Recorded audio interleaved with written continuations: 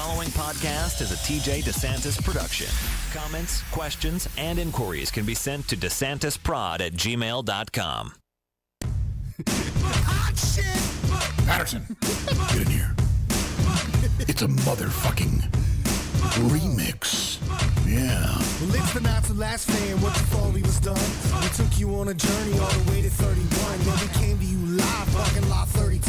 Now for 33, it's your honor for us to do. All up in your ass like rock and roll buck. But you wanna marry us, Billy and Chuck. You wanted it to happen, well I guess you in luck. Now we're spraying on you like an Austin beer truck. Dropping more truth than Lanny Poffo. Pull it out of pants, not talking Socko. We public enemies, Flyboy Rocco. It's the chairman and Postal Taco. Jacket JP, the mains 33. Rap your wrestling buddies, but no Bailey. Best podcast, we know you missed them. Let me welcome y'all to the solar system. Like a sun and planets.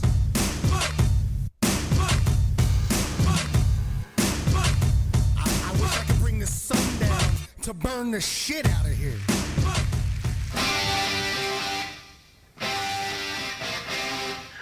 World Wrestling Entertainment proudly presents Wrestlemania Sunshine.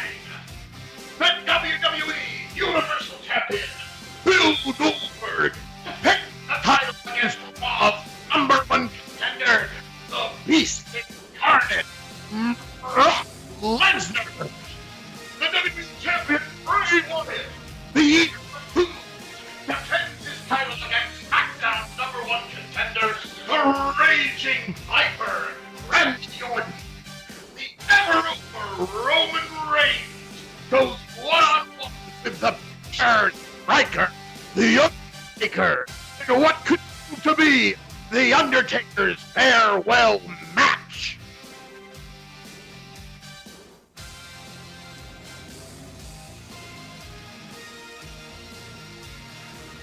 The journey continues, motherfuckers. It's WrestleMania Sunday, April 2nd, 2017. The Lapsed Fan Wrestling Podcast is lubed, primed, and laser guided for that taint.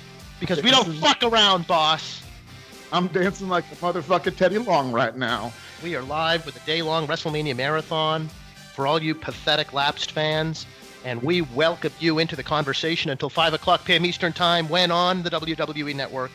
The WrestleMania 33 pre-show officially begins from Orlando. But until then, we'll get you primed as only TLF can, boss. A lapsed perspective on the biggest night in fake sports. Well, this is the real pre-show for the mains 33, the main Sunshine. Absolutely. I mean, it's certainly going to be the best one you'll hear. And it's for way more reasons than you could ever anticipate. It is the biggest night of live entertainment in all of professional sports. And it is the biggest night of live sports in all of professional entertainment. And as we say, it is the Super Bowl of professional sports. That's correct. And it couldn't get any bigger in terms of theatricality, in terms of scale, in terms of what they're expecting. Goldberg versus Brock Lesnar for the Universal Championship tonight. And, of course, Bray Wyatt versus Randy Orton for the WWE Championship. Undertaker reigns. I mean, I just want to say, I mean, first of all, let's talk about Roman Reigns here for a second. Can we talk about Roman Reigns? We can talk about Roman Reigns. Because here it is. This is the guy. This is the fucking guy. We got this Roman Reigns who, whether you want to believe it or not, whether you like him or not, he is your guy. He is your new John Cena. He is your new savior. Do you understand? And he, in his third, I believe it. I believe this is the way it's going to be. We're not sure until it comes, but I'm going to tell you right now. I'm going to call it right here. Roman Reigns will be in his third consecutive main fucking event at the main. So you're saying he's closing the show? I'm saying he is the show closer. You got Shawn Michaels, who's the showstopper. You got Roman Reigns, who's the show closer. Get ready for a decade of reigns, because you know what? Roman reigns supreme. Here tonight, and the Lapsed Fan Wrestling Podcast gets you ready. You know, we cater, needless to say, to the bygone era. And when it used to be better. And what we plan on doing tonight is not only getting you set for the one night of the year you may care to tune in. I mean, after all, how many people subscribe to the network just so they can get the shows under their belt before they take in the Lapsed Fans Penetrating Deep Dive? But put your network to use tonight and let us get you ready in terms of not only what's going on, but how it contrasts to WrestleMania's past and why it used to be better. We're going to bring that into full relief, and we want to bring you into the circle as never before. Patreon.com, patreon.com/thelapsedfan. If you're following along on YouTube, you see the URL right there. Here's the deal. For the next, how many hours? And 5 p.m. Eastern? It's 5. That's 5 hours. Holler. When I do math off the top of my head, I always get it wrong. So thanks for that. We want you to go to Patreon. We need you to go to patreon.com/thelapsedfan and pledge in whatever denomination you see fit. And once that fucking money ends up where it belongs in our wallets, we will call you if you send your phone number to us in Patreon. I've seen some people give us money and then not give us their phone numbers. Right. If you have to do that, that's fine. But please know, through the Patreon app, through the Patreon webpage, message the Lapsed Fan after pledging that fucking cash, tithing the income, doing the right thing, pushing against the cultural current of freeloading, which is out of control. And if there's anything you deserve to pay, anything that deserves to be paid for, it's the Lapsed Fan. You're damn right. Send us your number, we'll call your ass at whatever the fuck we feel like it. And if you don't pick up, probably out of luck, because we've got so many people hungry for it, boss. We can't call them twice. So many. I mean, that's just it. I mean, I'm going to say, if you get called, if you get that ring and you get that number coming up and you're not sure of what it is and you don't answer, you've lost your chance. Maybe we'll leave you a voicemail and say, hey, you fucking lost your chance to be on the air live with the Lapsed Fan. Maybe we won't leave a message. Maybe you'll fucking never know. Fuck you. How about that? Mm-hmm. Do what is right. That's right. Answer your fucking phone. Exactly. And like I said, it's a long day. We've carved out as much time as we can. You do need to know as well. Hey, come on. We've done longer. Yeah, we do go long and strong, and we never wilt. We never, come up lame. We're always fully engorged here at the Lapsed Fan. Yeah. And you got to go to patreon.com/thelapsedfan and send us money, and then give us your phone number, and you can join your co-chairman, and you can be part of the one day of the year that it's worth getting excited again about fake sports and theatrical athletics. And I want to say this. I want to bring this up. I'm going to keep it as vague as possible. For you Lapsed fans, so many treats. Especially for you long-term hardcore listeners, we have got a fucking treat for you. That's going to span the 5 hours. We've got 5 separate installments. Yep. And each hour, get ready for a new piece. Each hour, there's going to be a new piece. And I'm going to tell you right now, it is without a doubt one of the most thrilling things that Jack and I have ever experienced. And one of the, probably, I'm going to say it, one of the greatest things I think we've ever done with the Lapsed Fan. And that's all I'm going to tell you. That's all I'm going to tell you right now, because I want you to all experience it as we experienced it. Right. And to not know, and we will after we play each chapter of this saga, we will certainly comment on what you just heard and not give anything away for the next one, because it is worth the wait. A thrill ride of our very own here on the night of the ultimate thrill ride, WrestleMania 33 from the Citrus Bowl in Orlando, Florida. The Lapsed Fan getting you primed for the pump as only we can. Again, patreon.com/thelapsedfan, and please get on it. We do appreciate the support, and you also need to know that after the conclusion of WrestleMania on the WWE Network, we will be back up right here at the same, check the Lapsed Fan on Twitter, at the Lapsed Fan, to get all the links that you need for live YouTube and MixLR audio streaming coverage as the deep dive process continues. Mm-hmm. And because we'll be deep diving the main Sunshine hard, deep, and it's gonna hurt. Now, boss, we've got Goldberg versus Brock Lesnar for the WWE Universal Championship tonight. That is what you deserve in 2017 as a WrestleMania main event. Let me tell you, this is the funny thing how they've been pushing this fucking match, because the last 2 times we've seen these guys wrestle, back in November Survivor Series, and of course their epic encounter at the Mains 20, not so great. So I expect there to be a lot of fires and reflections in this match, aka smokes and mirrors, because it's going to be, I don't know. I mean, part of me, I'll give them this. And I don't know about you. I don't know about you guys out in the solar system, but part of me gets at the idea of Brock and Goldberg. I get excited. Yep. I get excited at the idea that you're going to have these two guys who you know are you know, Brock's obviously Brock, and Goldberg, you know, God bless him for coming out, you know, at what, 52, 58, yep. 60, 70, what is he, 100? Goldberg is 63 years old coming into the bout. He's 63? No, he's not 60, for God's sakes. You know what he is doing now? He's eating 63,000 calories a day. How many interviews is he going to do about how he's got to bulk up because people want to see what Goldberg used to look like? What I love. Did he succeed? Does he look like he used to look like? Right. What I love about the way that think about it like this. How many times have you been employed by and promoting something, you know, a four-set employer? You know, you're getting money from these people, and then you go on live interviews to promote whatever your employer is doing, and you're saying you're miserable. You're saying your life sucks. He's miserable because he's got to work so hard to convince himself that he's an MMA fighter for whatever fucking reason. I'm doing Muay Thai, but I'm eating 2 cows a day. I'll tell you what. I mean, yeah, I'll have some more Thai as well. Give me some of that pad Thai. Well, we have our first Patreon caller here on the Lapsed Fan Wrestlemania 33 Marathon Special. Again, patreon.com/thelapsedfan. Give money. Send us your phone number via Patreon, and you too can join your chairman for a limited period of time. We first go to Will Winthrop, a true blue member of the Lapsed Fan Solar System, I believe, joining us across the pond in the UK. Will, can you hear your co-chairman? I can. God damn it. God damn it. Well, congratulations for being the first caller, and let us know what's on your mind as it regards WrestleMania 33 as a lapsed fan.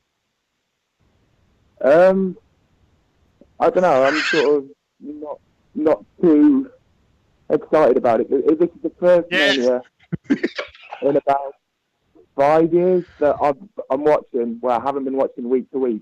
So I dropped off Raw 6-7 months ago. Yeah.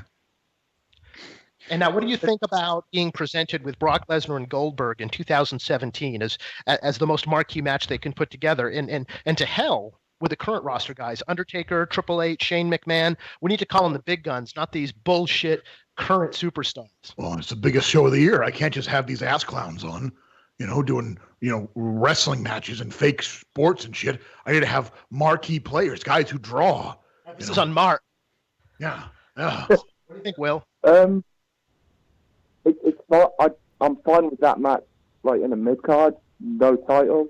That'd be all right. But to have your big Universal City title thing, to have that as the main focus, the two old guys in a 6-10 minute match.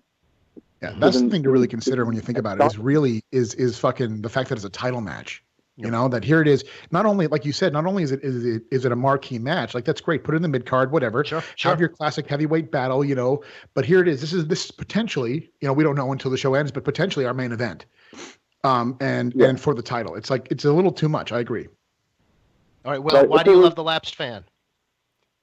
Yeah, I understand to have the match, bring in old fans, makes sense. But then I don't know, put them with a new guy like Goldberg against, I don't know who's there nowadays, but the Strowman guy.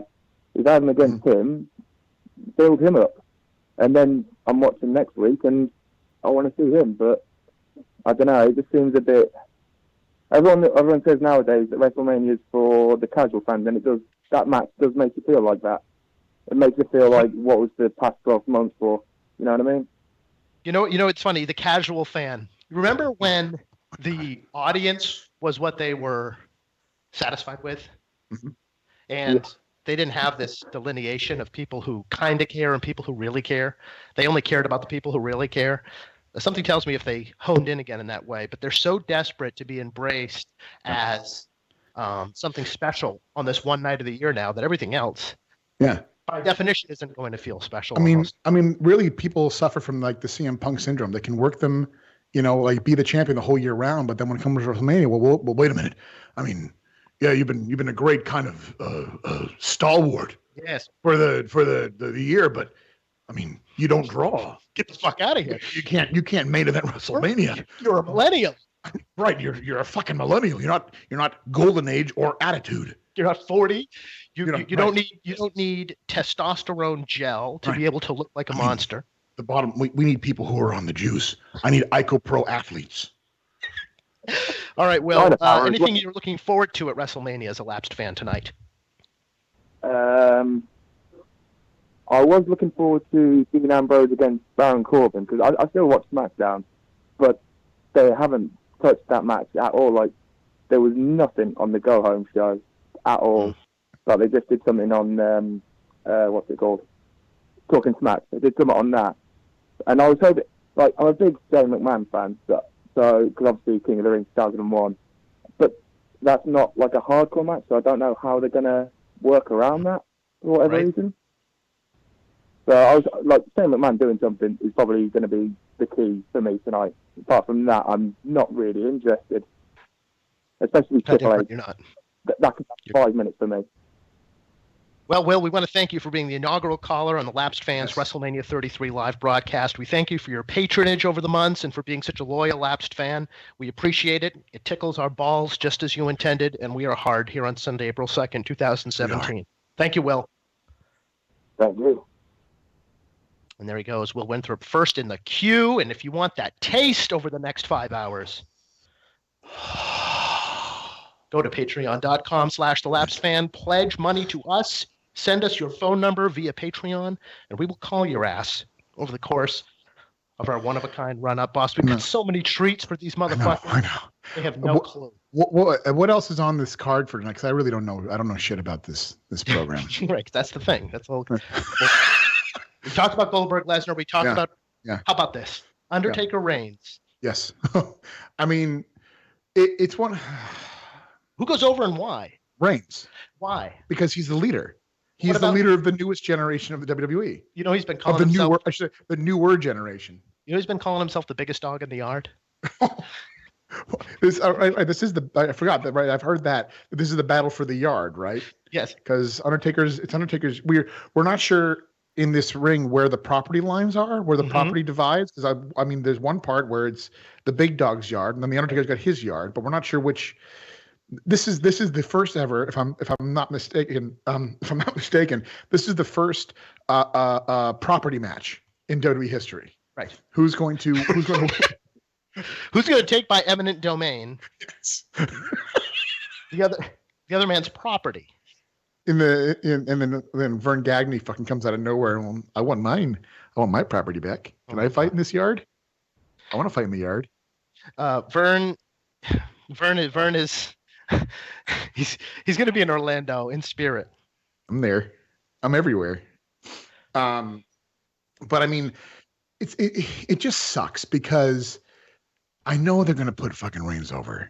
You know they're going to put Reigns over because he's just this fucking guy. He's the guy. You know, he's not a good guy or a bad guy. He's the guy.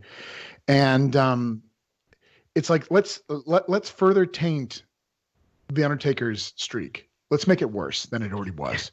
You know, we already. Yes, boss. Fucking give it to me, boss. And so part of I don't know. But it's going to go on last. I guarantee it's going to go on last. Yeah. So they can fucking have that moment. So fucking, like I said before, Roman Reigns reigns supreme as the fucking 3-time main event WrestleMania champion, fucking winning 2 years in a row. He's the guy. Get ready for it. Eat it. Puke it out and eat it again because that's what Roman Reigns tastes like. It kind of reminds me, boss, of being in Detroit, Michigan in 2007. And Yes. And if you've listened to Lapsed Fans WrestleMania Journey, when we made our 223 stop, we talked about attending that show and you being up in the parking lot of Ford Field overlooking the masses who had flown from all over the world. And at the time, John Cena was in precisely the same position Roman Reigns is in, wholehearted rejection of the heir apparent to the WWE throne, yet he elicits some of the most passionate reaction of anybody on the card. You stood before those people who were, you know, bearing all kinds of innovative and clever signs about how much John Cena sucks and why he sucks and why he's counter to what fans want out of the fake sports product. And you let him have it then. I did. Let's say you were in Orlando today. What would you let Oh these my fuckers know about the reality of Roman Reigns? I would say this. The fact is, you guys can all chant for the fact that you want The Undertaker, who's your fucking pure athlete, your fucking pure striker, the guy who reigns supreme as the Streak and this and that. Undertaker is a 60-year-old part-time bitch. Roman Reigns is who you want. Roman Reigns is who you need. Roman Reigns is who is going to save you. Wow. That's the bottom line, whether you like it or not, because this is the thing about it. This is the thing. You know what? Here it is. Have it, boss. Ready for this? Roman Reigns is just like the lapsed fan in a way. People don't know that they need us. People don't know that we're going to save them, but we're going to do it anyway, whether you want it or not. You're going to say, no, no, no, no, no. Stay away from me. Stay away. Leave me alone. Leave me be. But the bottom line is, not leave you be. We will be there. We will penetrate. We will go deep. We will go hard. And you are not going to like it at first. You're not going to say, like, oh, God, it fucking hurts. Roman Reigns hurts me inside. Get that fucking chest. Get it. Soon, you're going to say, wait a minute. Yeah, soon. Any minute now. It's been 4 years. Any minute now. Roman Reigns is my guy. We got our next caller here on the Lapsed Fan Wrestlemania 33 day-long marathon, and we want to go to the phones now. Carl, can you hear your boys? Carl, are you there? Hello, Carl. Hello. I got him. You can hear him now. Carl, what's going on? Hey, guys, how's it going? Good. Thanks for your fucking money. What do you think about Wrestlemania? Oh, fuck. Well, I wish I could say it would be enjoyable, but I don't think it's going to be. Why? Well, I mean, it's obvious Taker's going to fucking lose, and we have to watch Roman Reigns win a fucking match again that no one wants him to. We have to watch the best wrestler in the world wrestle Shane fucking deep McMahon. down, you want Roman Reigns. He's your champion. He's your guy. You love him. You need him. JP's been deputized by JBL to provide the WWE perspective. I don't know if this is Labs Fan or Brian James Twitter right now. Go ahead, Carl. Yeah. Let's hear some more. Yeah, you guys actually caught me at a perfect time. I just finished practicing for a paintball tournament, literally getting in my truck right now. So this was perfect timing for me. Great. Anything else for us tonight, and why did it used to be better? Oh, so many reasons why. Not much else, but you guys have a good day, and thanks for giving me a call, and stay fucking lapsed. You goddamn right. That's a professional. You want to warm the cockles of our heart on this WrestleMania 33 day. Conduct yourself like Carl just did. Yes. Nice, clean call. Just wanted a taste of being on the air with the co-chairman. Make sure that payment clears, and drive on through. Right? Damn right. He does what's right for business. Boss, okay. Here we are, and you've got Triple H out there doing interviews saying 70% of the crowd boos him, so he's a heel. What do you mean turn Roman Reigns heel? He already is a heel by definition if 70% of the fans are booing him. He does not say that. He goes out and says that? He has said that in interviews, yes. Oh, my God. But why are you going to turn him heel? He's already healed. You see, your brain has not evolved as a fan, like ours has evolved as a publicly traded corporation. Right, because we're always ahead of the game, because I am the game, and I'm always ahead of myself. Oh, how hard is he fucking going over tonight? Seth Rollins, complete shit. You know what? This is. I picture this. This is what it's going to be. All right. Seth. He's going to give Seth Rollins. This is why Triple H is not the guy to put you over, because we all know for a fact, like, just because you win a match, you can still put another guy over. Right. What's going to happen is that Triple H is going to do this. He's going to give Seth Rollins some offense. It's going to be here and there. They're both going to kick out of their finishers like 18 times each. And then Triple H is going to fucking drive him. He's going to hit him with a move. And then Triple H is going to pop back up. He's going to give him a crotch chop. He's going to fucking, pose to the crowd, break all the rules, break all the fucking rules that wrestling has determined for this modern age. And he's going to go over. He's going to like do the classic, Rollins is going to be out. Yeah. And Triple H is going to go over and he's going to point at him. Oh, you want me to get him? You want me to get him? Fuck yeah. Because he's a heel. Because he's a heel. Right, exactly. And why do you got to turn him heel? He's already a heel, except he kills everybody, just like everybody wants every babyface to do. He gets over on the mic on them. He gets over in the ring on them. He has one appearance a year. He has the biggest entrance. Are you ready for that entrance? Hey, look, the bottom line is you can't help the fact that this guy's over. He comes back once a year. I can't help it if I get cheered by the fans. And what's going to happen is he's going to put Rollins' head between his fucking legs. He's going to crotch chop again. And he's going to do like probably one of the more vicious pedigrees. Go up and pose around again, like walk around, arms out, pose around, and then he's going to like turn over Rollins and just fucking pin him. And because like the match is hold harmless, no stipulations. Triple H is going to be able to use all the gimmicks, the tables, the chairs, everything everyone else isn't allowed to use all year to get over. And I guarantee juice. We're gonna get a blade job. But the time blade job.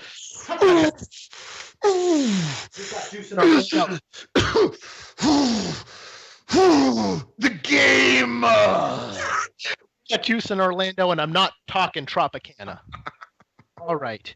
So we get back to the phones. The lapsed fan solar system coming out in droves, pledging and tithing is like putting money in the basket at church. And the next person to do the right thing is Robert Reynolds. Robert, welcome to the live cast. Your thoughts on WrestleMania 33, bitch. Hello. Sorry, man. My signal dropped. It's fucking embarrassing. Sorry? No, it happened. Hey, you gave us money, so you get, a few seconds of our time. Go ahead. All right. Thank you so much. Man. It's fucking WrestleMania. This is like the biggest day of the year. Doesn't it feel like it, though? Oh, man. Are you kidding me? I had my classic WrestleMania music waking me up this morning, my alarm clock music. Got my I support pro wrestling bracelet on. Got my steaming tray of hot dogs, bundle of bananas. Fucking ready to do this, man. Hold the relic. There it is. Yes. That's amazing. Now, if they were still doing this music, we wouldn't even have a lapsed fan. There'd be no reason because it would be better. Absolutely. It would be. Even with the fucking music, it'd be better. So, Robert, what are you looking forward to tonight most? Oh, jeez. I mean, I'd like to see a full Reigns heel turn. Just completely demolish The Undertaker. Triple H, he's already a heel because everybody boos him. What the fuck do you want? Why do we got to turn him heel? He already is a heel. Yeah, maybe even, like start a fantasy book on the air here. Like, give The Undertaker a sneaky veteran win after getting his ass kicked. Yeah. And then, Reigns just fucking snaps. No, that's not going to happen. Reigns is going to win. Yeah, you're wrong. Lapsed Vince joining us here on the live cast. Robert, why did it used to be better? Long title reigns, jobbers. Yes. There we go. Yeah, I don't know. Jobbers. Totally agree with you on that. Jobbers are such a forgotten art in this business. Yeah. The idea of putting a guy over somebody who doesn't matter. Managers as well. Oh, absolutely true. Stop. You're making me hurt. I'm already crying today. And you're making me palpitate, man. I'm nervous as hell, and I'm going to get the fuck out of here. That's the man. Have a good day, guys. Thank you, for the memories. Thank you for there's many more to come, and it's no small part thanks to you. I mean, part of the thing we're going to deliver on fuckers today that they're going to hear for the first time is made possible by the generous donations, the digital tip jar that is our Patreon, and folks saying, this is good enough to pay for, and they get to fund, let's say, initiatives from your co-chairmen as we continue rocking and rolling here on the Lapsed Fan Wrestling Podcast, special live WrestleMania Day edition for that ass. And we're just overwhelmed by how many folks are stepping up to the plate. Patreon.com/the lapsed fan. And we'd love to hear from you. Keep in mind, post-show, after WrestleMania, we'll be live on the air, and you can join us then with your feedback as well. And it'll be a remarkable day and one that you won't soon forget. So, boss, Chris Jericho, a culmination of probably the best bit of storyline coming in. It feels like it's supposed to feel. Well, right, because you get a long-term build. How long have they been pushing this since fucking like the fall, right? They've been building this matchup, building this potential thing. This is probably the match that I know. I mean, I don't know anything. I mean, like I don't know much, but because I think the two are both such phenomenal in-ring workers. This is probably the match I'm excited about the most because I'm very curious to see how these two guys. I feel like they're going to put their fucking. I think they're going to go balls to the wall with this match. I think they're just going to go absolutely nuts. So I'm very excited for this one. Yeah, I think. What do you think of Kevin Owens as a lapsed fan, as somebody who appreciates what makes a wrestler feel make you feel not like a fucking asshole for liking? Yeah. Right. Why does he fit the category? Why do people? I think that Kevin Owens is a little bit of a throwback. He's not your classic good looking, ripped muscle head. That works in his favor? Yes. To me, I mean, it's a bad example. It's a very bad example, but I'm going to say it anyway. He, in a way, reminds me of I can't think of his name. Just start saying AWA fat guy.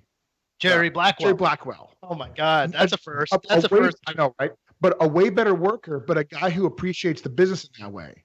I think Kevin Owens is a phenomenal athlete. He's a big guy. He's a phenomenal athlete. He's a guy who goes in there. He works hard. He knows how to tell those proper stories. He knows how to build a character in terms of a wrestling perspective, not just as a character, from a fucking TV show. Right. He's a wrestler. He's a wrestling fan. He gets it.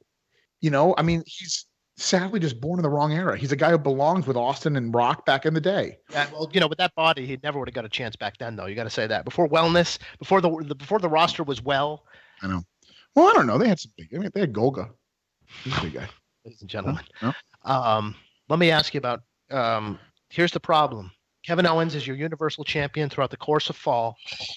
He gets elevated into this position as holding the championship. It's starting to sink in that he is of that level. Pay-per-view for pay-per-view, he's putting in great matches. The interviews are some of the best in the company. But, boss, when it comes time to really do business in February, we're going to make a hardcore change. Exactly what happened to CM Punk vis-a-vis The Rock. Get the fuck out of the spotlight. I mean, he's just not a main event draw. He's a guy you can have, be in that position. But, when was the last time he drew a gate or drew a house? Question. I mean, I need somebody who's going to bring in the WrestleMania money. It's on a different level. There are very few guys who are of that WrestleMania caliber who can be in that main spot. And the bottom line is, they don't work full time. We want to keep them special, right. not be a regular guy. We want part timers to come in to really sell that special event of live entertainment. We want, because this is the problem. Okay, if your guys don't feel like big enough stars to headline WrestleMania, then you have a problem that you need to fix. You don't have a problem that you need to get around. You see, it's. Kevin Owens should feel. Fix the problem we brought in Goldberg. Yeah, that fixed the problem. Look at that. Well, let me ask you this: in the mid '90s, in '97, they said, Austin just, he's not quite there yet. I mean, he's a great hand at the top of the roster to carry the television and carry the house shows, but when it comes time for WrestleMania, I don't know. Well, looking at a different time period. The bottom line is, I was being attacked with knives and guns from WCW. I was being physically attacked and beaten. And so weren't you at your back was against the wall, and shouldn't those practices be the one that carry over as a general rule? No, but the thing is, see, what you don't understand is that with Austin and with The Rock and those superstars, they were able to help me complete my personal dream of unifying the wrestling world. Right.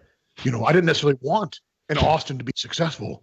Austin just happened to be successful because he was part of my grand scheme and dream. Are you sure about that? That's the reason he was successful. Yes. He wasn't successful because he knows how to get over, because he's a brilliant mind for the business with great charisma and talent. I mean, really, the question is, what is being over? We'll get to that. That is the question. One person that's over is John Bonney, who's been a longtime Lapsed Fan Solar System supporter. He pledged and tithed that income because he knows the truth, and he knows that in 2017, good work deserves to be rewarded. We go to John now, who is on the phone. John, joining us from the UK, correct? Pleasure, as always, co-chairs. Yes, your co-chairs are in that spot, in that ass. It's WrestleMania Sunday, and what are you looking forward to, if anything, tonight as a Lapsed fan? Well, I'm looking forward to going to bed about 3 hours before it starts. Probably, and then probably watching it on Tuesday night, as is the tradition around these parts.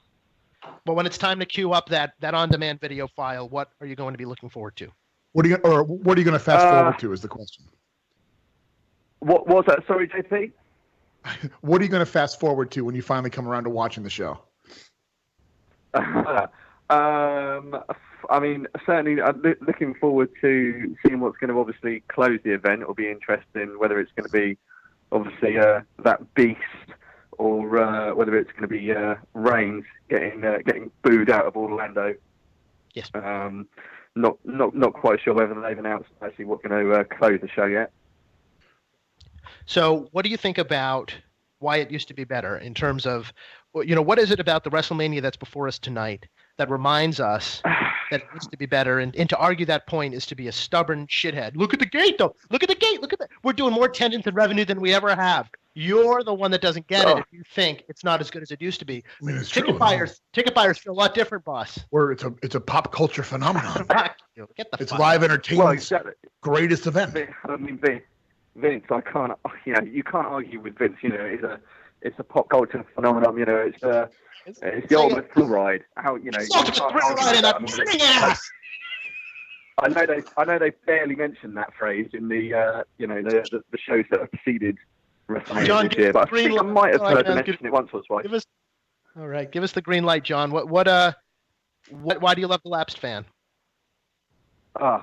What's not to love about the Lapsed Fan? I mean, it makes housework, more than tolerable.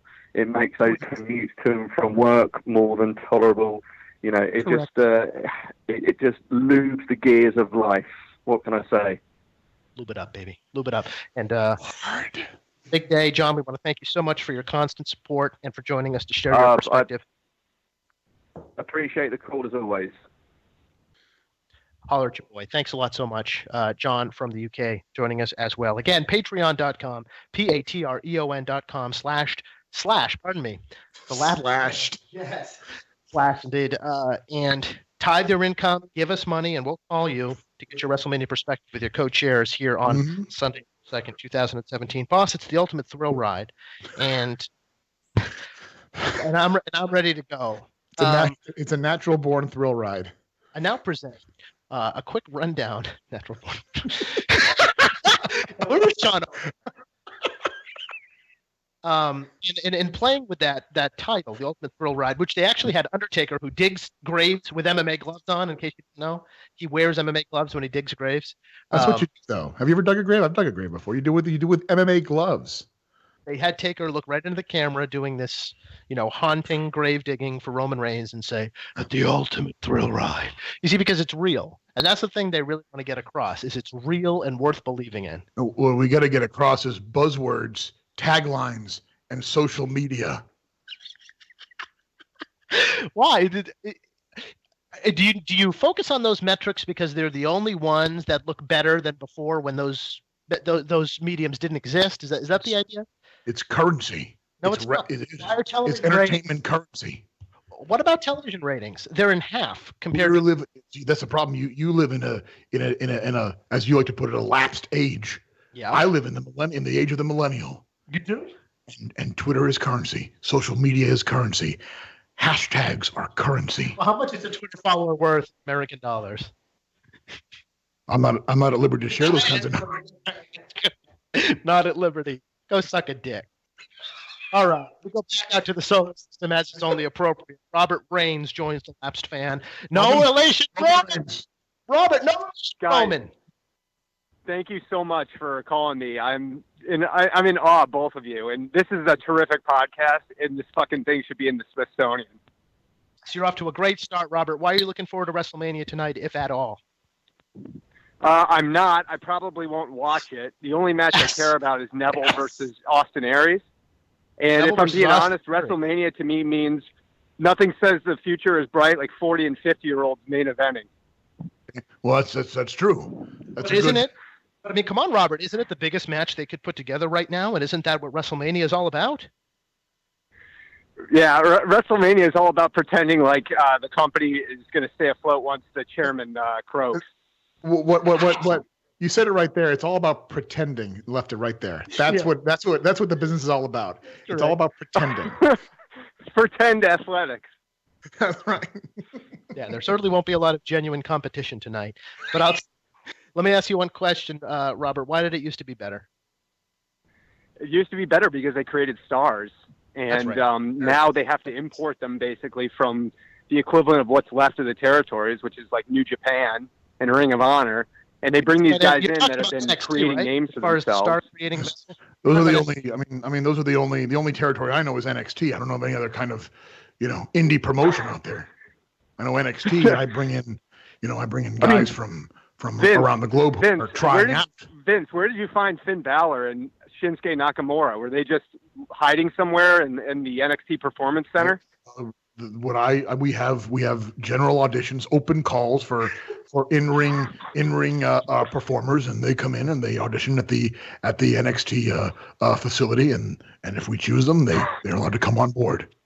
Here's your answer. What does it say about the company if AJ Styles is able to completely rocket to the top of the roster in about a year, and he never performed for the company before that? Oh, when I saw him, he came in and auditioned. He read a monologue and because that's what wrestling is. That's what wrestling is. Read that monologue, you piece of shit. Read it. Fuck off. Read it. And we had him run the ropes, and I immediately saw star quality. They don't want none, boss. I'll tell you that much. All right, Robert. We appreciate the call, man. Thanks for being part of a very special day for the Lapsed fan and for being in our corner. You holler at your boy.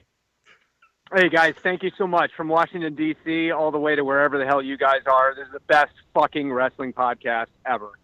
Damn right. That's sweet, sweet sound. That's what I want to hear. More praise, folks. More praise.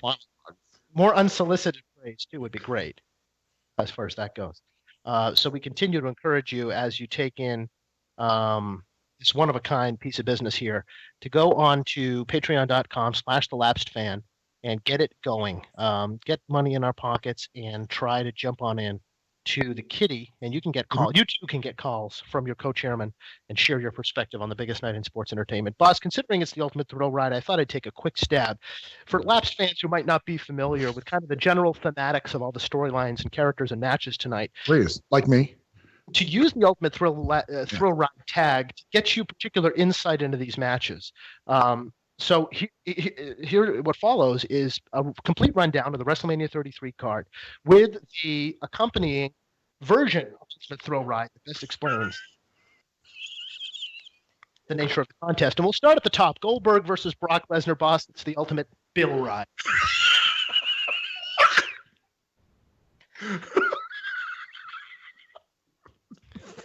Fucking A. Undertaker versus Roman Reigns. Strap yourselves in for the Ultimate Last Ride. That's good. I like that one. Triple H versus Rollins. I'm sure we expect Stephanie McMahon to have some level of involvement in the contest. Huh? And if she touches a microphone, you can be sure it'll be the Ultimate Shrill Ride. And they're ready to go. When it comes time for the Hall of Fame intros and Kurt Angle takes the stage, it'll be the Ultimate Pill Ride. Yes, it will be. In terms of what it's going to take to get him in that ring to do what it takes to live up to our expectations. Right. Absolutely. What do we want on Angle tonight? Well, I want Angle to interfere in Brock and Goldberg, and I want to set up Brock and Goldberg Brock and Angle next month. I want Angle and Brock Lesnar for the title next month at Backlash, whatever the fuck it is. What is it called? What is it? Jared knows. What is it? What's the next pay-per-view? Jared's on the spot.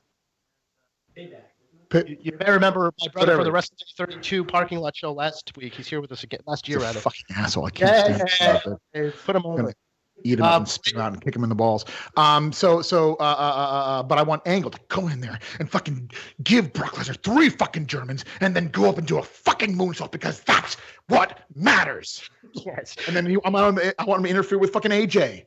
And fucking Shane, I want him to get in there. I want him to fucking throw Shane through another goddamn window. And then I want AJ Styles. I want to set up AJ Styles as well. I want Kurt Angle to fight on 2 brands, 2 pay-per-views next month where he fucking does top rope moonsaults and lands in his fucking face because he knows how to make it real, and that's what he deserves. Very nice. You may have seen the Bray Wyatt Randy Orton run-up has included Randy Orton burning Bray Wyatt's home to the ground, and so therefore that WWE Championship feature tonight will be the Ultimate Grill Ride. As far as the as far as the charcoal on that match goes, AJ Styles versus Shane McMahon, and if Shane McMahon's reputation precedes him, there's going to be some big risks taken tonight by Shane O'Mac. I look forward to the Ultimate Kill Ride. Yes. As it regards Shane McMahon, Chris Jericho, and Kevin Owens. Me too, for that matter. Looking forward to Shane ultimately killing himself. One match for my approval. We'll talk about that, Pops. Outside of the matches that we can make fun of, and we'll get to the next one here. We've got another caller on the line. We've got Curtis from the Lapsed Fan Solar System, who's put that cash on the table and wants to join us. Curtis, welcome so much to the WrestleMania Live pre-show here on the Lapsed Fan. And what are you looking forward to tonight, if anything? I am 100% looking forward to my friend's wife's appetizers. Always knock them out of the park every year at WrestleMania. There it is. What is the WrestleMania appetizer of choice? What is it, an egg roll or a leg roll? She makes these great little sandwiches, and I will sit there and lampoon the shit out of the current product. Yes. Love it. Is she preparing nacho disasters? I hope so. I'm trying to get the last menu in front of me, but they're not quite hip to the cast yet. They still watch the current product, but I'm chipping away at them. I'm getting them there. So what are you looking forward to besides the match? What match are you looking forward to, I should say? As much as we complain about the old guys, I'm so lapsed. Bring on Goldberg. Bring on Lesnar. Keep reminding me of those times it was better. Keep reminding me of those times when it was great. Mm-hmm. I can feel that. I can certainly feel that. Well, right? Yep, go ahead. Oh, that was it, man. This is your platform. You're damn right it is. I don't want to cut folks short, but at the same time, boss, we've got something very, very important to get to. Yes, we do. Tell them. Yes, we do indeed. As promised earlier when we first started, we have got a very, very special. If you're listening to us on the, I'm going to say this. If you're listening to us on the Mixlr feed, I would suggest you go over to our YouTube feed because it is going to be a mix of an audio and a visual spectacular a feast for your senses. I don't want to spoil it. I just want to get right to it because what you're going to experience something that was pretty magical for both Jack and me. All right, the handoff's a little bit botched here, but I can only work so quickly. So sorry. That's all right. Our producer TJ DeSantis, rocking and rolling. Yes. All right. That live cast. Here we go. We continue 30 weeks, 30 WrestleManias every Wednesday here on the site, here on the cast. Your co-chairman, Jack Encarnacao and JP Sarro, taking a look at WWF WrestleMania 3. I agree, Jack. Things do come better in threes, and because when they come in threes, they come bigger, better, and badder. So, I don't know. I mean, it doesn't wear on me as much as it does on you all these years later. I mean, it's certainly a missed opportunity, but at the same time, I developed a distinct impression that kid went from being fine letting us in to being somehow convinced that we were just going to get, convinced to string us along and see if we went away. And I'm okay, and I get it, but you know what? I would have waited 1 hour. Yep. I would have waited 1 hour to see if this would, because again, when are you and I going to go to Detroit again? Well, when are you and I ever going to go to Pontiac, Michigan? Probably never. Right. All right. Finally, been spotted. We're here. It is March 28th, 2017, a day before the 30th anniversary of WrestleMania 3. And where are we right now? I believe, if I'm not mistaken, we are currently in Detroit at the airport. Well, it's the Lapsed Fan, man, #1 in the ring. Forget about Sarro, we the real king of swing. When the bell goes ding, you get kicked like Ming. Thrown in the corner, make it splash like Sting. Even Jerry King would take off the crown, nodding his head like he's D-Lo Brown. We just get low down, but we go even higher. Flip you on your head, but you no cool driver. You be spitting more knowledge than Dragon spits fire. Leave you more shocked than when Edge retires. Dropping more truth than Recon and Sniper. Bless you with a coconut. Roddy Piper, Jack and JP be like JYD, dropping cupcakes and quoting the brain Bobby. The best podcast from start to close. Now if y'all benefit, here's a 5-second pose. Good evening, Lapsed Fan Solar System. This is JP. It is the evening of Monday, March 27th, 2017. We are less than a week to WrestleMania 33, and which marks the 30th anniversary of the mains 3. Now, I'm talking to you right now a day before Jack and I are to fly. We're taking a lapsed pilgrimage, and I'm going to give you a pretty much as I can, a blow by blow leading up to when I get off the plane at my destination, at our destination. Jack is flying by himself. I am flying by myself. We will meet at our location. I'm not sure if I want to disclose that just yet, so I'm not going to. I'm not sure how this is all going to turn out, but this is the calm before what I expect to be a raging storm over the next couple of days. I'm currently sitting in my home office, alone, mentally preparing for the task and the mission and the adventure that Jack and I are going to undertake, which you will be hearing Wrestlemania Sunday.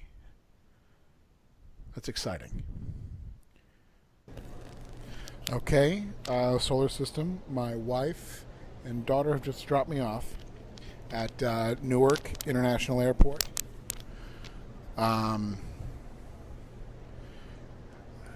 So this is getting a little real. I'm very excited for you to when the time comes to disclose where we are, where we're going. I would be lying if I said I didn't call Jack last night nervous with some apprehension and some cold feet. I'm sure he and I are going to discuss that much later on this very special Laps Fan podcast. But I'm going to keep you on a moment-to-moment update here. Like I said, currently at Newark International Airport, getting ready to go through security and going to board my plane. This is going to be a very exciting trip, a very interesting trip, maybe a little bit of a risky trip. I'm not sure yet, but there is potential of that. Either way, it's going to be pretty interesting, and both Jack and I are very excited to be doing this. And here I am now through security at my gate, sitting waiting to have some breakfast.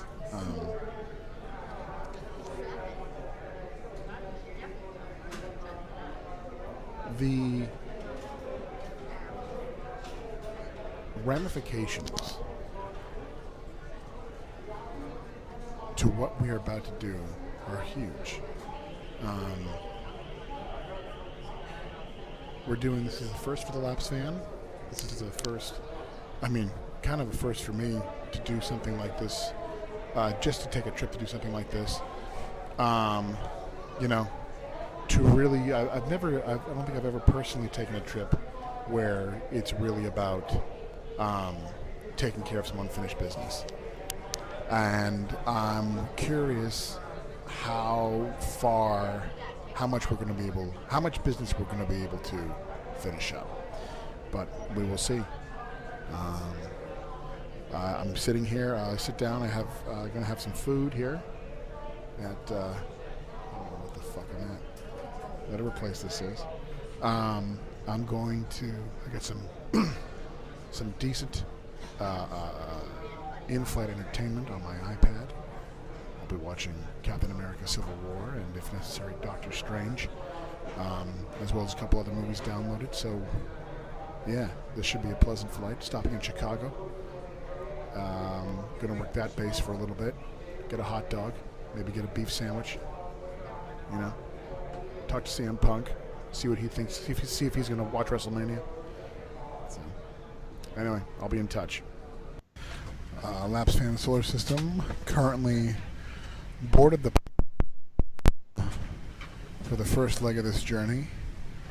And yeah, this journey has now begun. There's no turning back. It's game time.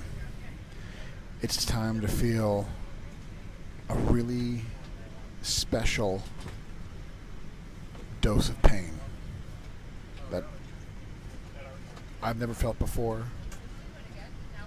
that I'll never feel again. This one's gonna hurt.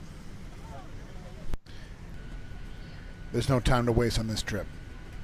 We have things to do. Shit needs to get done. And there's no time for nature, for God, for any sort of element to interfere in the business that we need to finish and get done. Solar System, I'm in Chicago. Had myself a Chicago-style dog. And a beef sandwich. Working that style. And here we are boarded. Next flight. Home stretch. To the next location.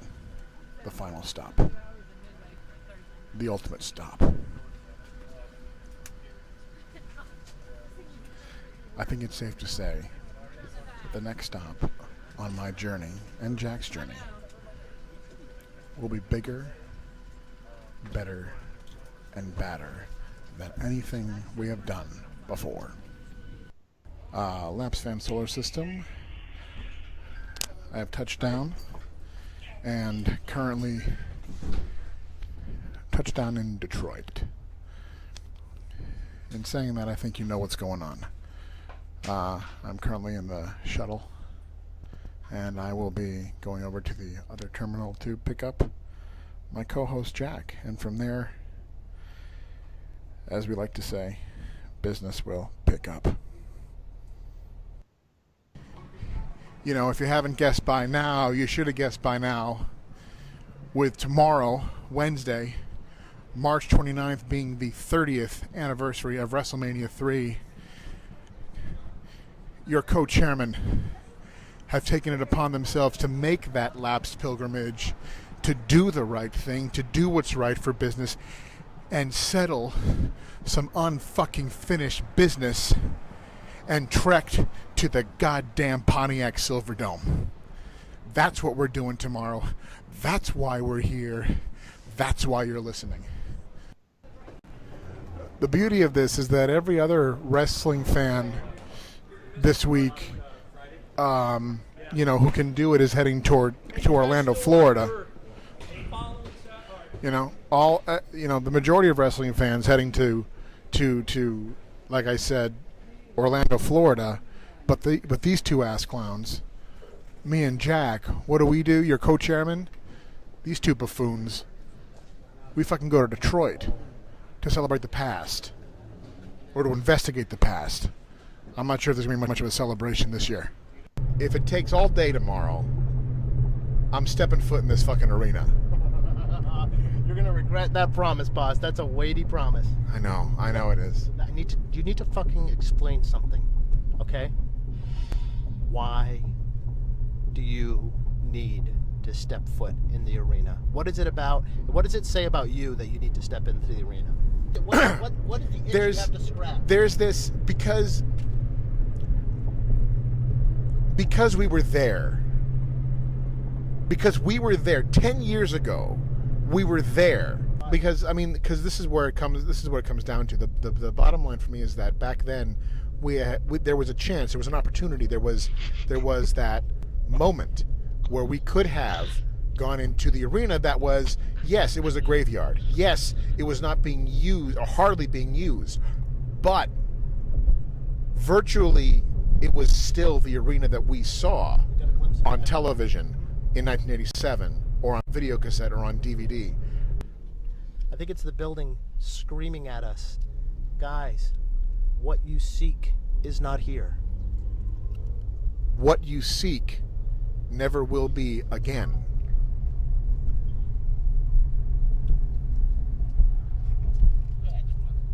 When we were here 10 years ago, Trump was in the featured match at WrestleMania. Yeah, he was in the featured match at WrestleMania, and it was his ability to convince people in hard-up, middle-class blue-collar states like Michigan, that he would restore things to the way they used to be, that somehow he would provide the bridge to a day when your dad has a pension again.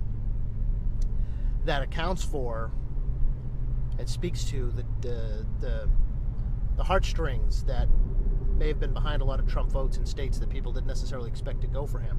And here we are chasing, much like perhaps those electors, a nostalgia, a feeling of the past. And I worry that we're going to end up being confronted with a horrifying reminder that there's a reason it's the past, and that it never, perhaps, the ability to go back never was real. That's the truth right there. That's it. We can't go back. Your dad's never going to get that pension again. We're not going to be satisfied making this trip to the Silver Dome tomorrow. All the future... This is the thing. The only guarantee that the future can give us, and the future is willing to give us, is pain. Boss? Mm-hmm. What are we doing to these poor people in the Laps fan solar system? I think that was part one of a 5-part journey that you will be listening to over the next several hours.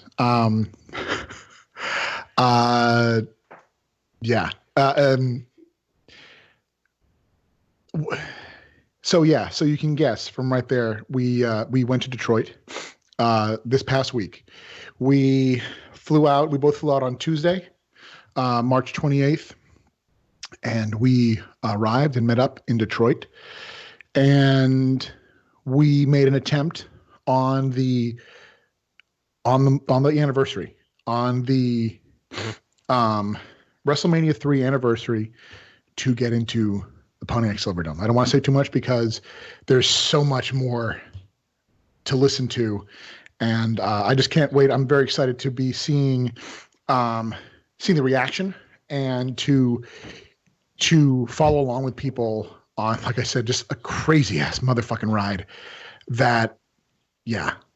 Over the course of today's Laps Fan Live pre-WrestleMania 33 marathon in chunks. Stay tuned. Don't fucking go anywhere, because your co-chairmen were on the ground in the city that really counts this week, Detroit, Michigan.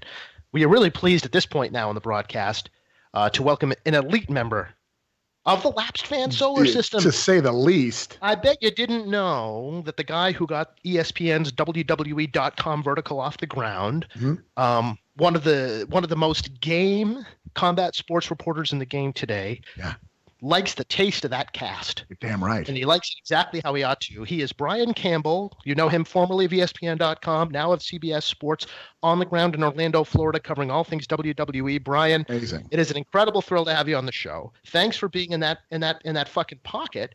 And how are you feeling in Orlando today? First of all, guys, the pleasure is mine. First time caller, long time lapse.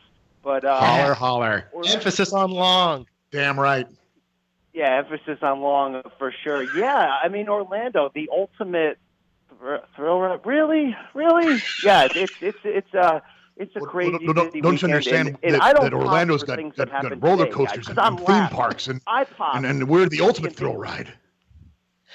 I pop for seeing the old school guys. I pop for seeing Pat Patterson in the hotel bar, and that's what I've been down for this week. Yeah, fuck. Brian wrote that great piece. Probably saw the oral history of Ricky Steamboat versus Randy Savage at WrestleMania 3. Just brought together all manner of perspectives on that all-time legendary WrestleMania match. Brian, talk to us about putting that piece together and talking about, reliving those memories through the people who were there when it was better.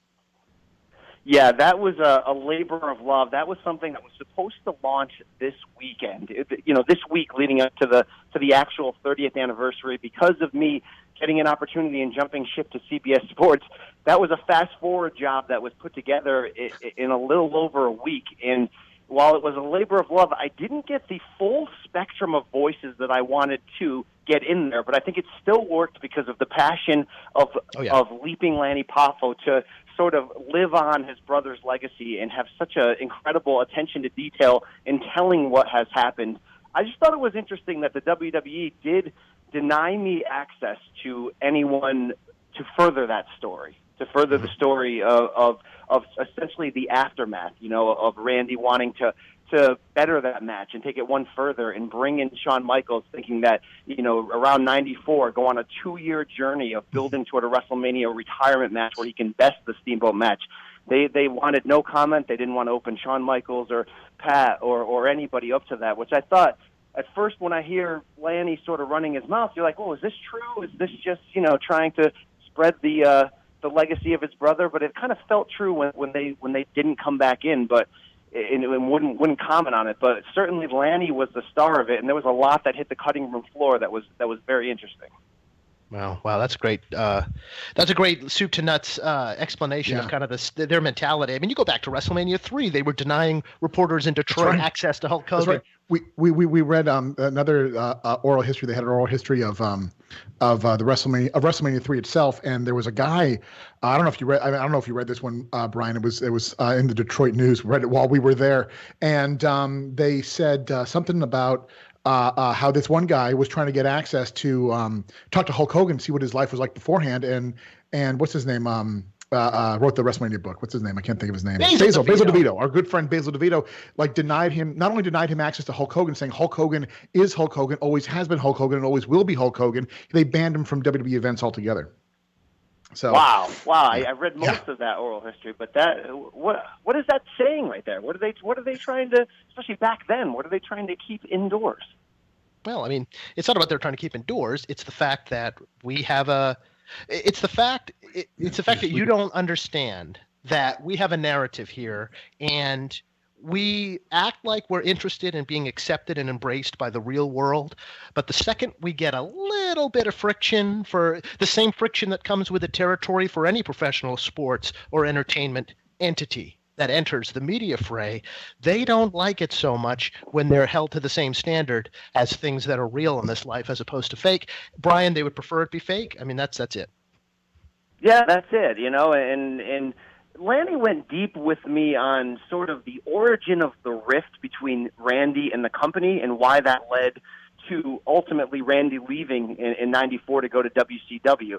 And this was something that I wanted to really flesh out in the oral history to sort of tell the overarching story, but again, didn't have the time, didn't have the access or a comment on the WWE side. But the origin, he said, was that his dad, Angelo Poffo, and Pat Patterson always hazed each other. And that was sort of going back to the 60s and 70s of some early rift. And that played itself into Randy's career because it was supposed to be a Legends Battle Royal at East Rutherford, New Jersey in the late 80s, a house show. And the only legend that wasn't invited was Angelo Poffo because of Pat Patterson. So according to Lanny, that rift Randy never forgave the company for that. And then when it led to him wanting that WrestleMania match with Shawn Michaels in the early 90s to best the Steamboat match and not getting it because they wanted him to stay as a commentator, Lanny says that's why the rift ended. But what I did is I interjected. I said, hey, Lanny, are you sure it's that? Are you sure it's not these rumors that Randy slept with a teenage Steph? I mean, I'm like, this is a little ridiculous, Lanny. I get it. But, is there any truth to that? He did a long pause, and he said, let me just say it like this. My hat didn't fly off my head each time my brother ejaculated. And it was hilarious. And then he went on a 15-minute run comparing the age of consent between the state of Florida and the state of Connecticut. So it was inconclusive at best. Now, I got to ask you this, Brian. When you first met Lanny Poffo, did he recite a poem? He did not, but he did put over his poem abilities, and he did say that I have been a jabroni my whole life, but because I had 4 months on top feuding with Hogan Saturday Night's Main Event in 1998, I'm allowed to remember myself as a hero. So take that for what it is. Brian Campbell, elite combat sports journalist, joining us here on the Lapsed Fan Wrestling Podcast, WrestleMania Day Journey. Now, folks in the solar system just got finished with the life and death of the AWA, that one-of-a-kind Lapsed Fan tour through the history of the American Wrestling Association in Vern Gagne. Brian, we talked a bit about your crafting a great piece on Ricky Steamboat as he trains the next generation of fake athletes. And I had to ask you if you could share with the solar system a moment an opportune moment for you where you got to ask Ricky Steamboat about being trained by Vern Gagne in the famous Minnesota. Absolutely. In response to hearing the incredible deep dive by you guys, which really just kicked it, it touched a spot deep in me, having grown up in the 80s, seeing AWA on ESPN after school every day, loving the hokiness, the pure nature of it. And I was more interested to hear some Vern stories about eating steak than I was, necessarily even about the Savage match. But he basically says that old Vern, very hands-off in being trained, but had a game plan that was so militant to separate the strong from the weak that when the Iron Sheik, Khosrow was the guy that was the lead trainer. Vern, very hands-off.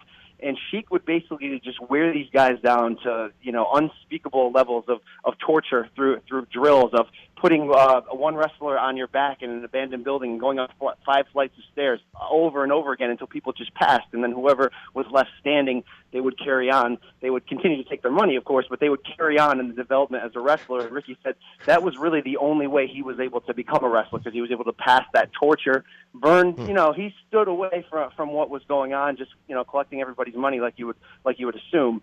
But when talking to Gene Okerlund for this oral history, he did put over Vern, though. He goes, Vern, he was a straight shooter. He would take you out if he had to. And Gene believes that straight shooter mentality is what was the foundation of the toughness inside of Ricky, which led him to become a superstar. But come on, Mean Gene, I don't believe you on that.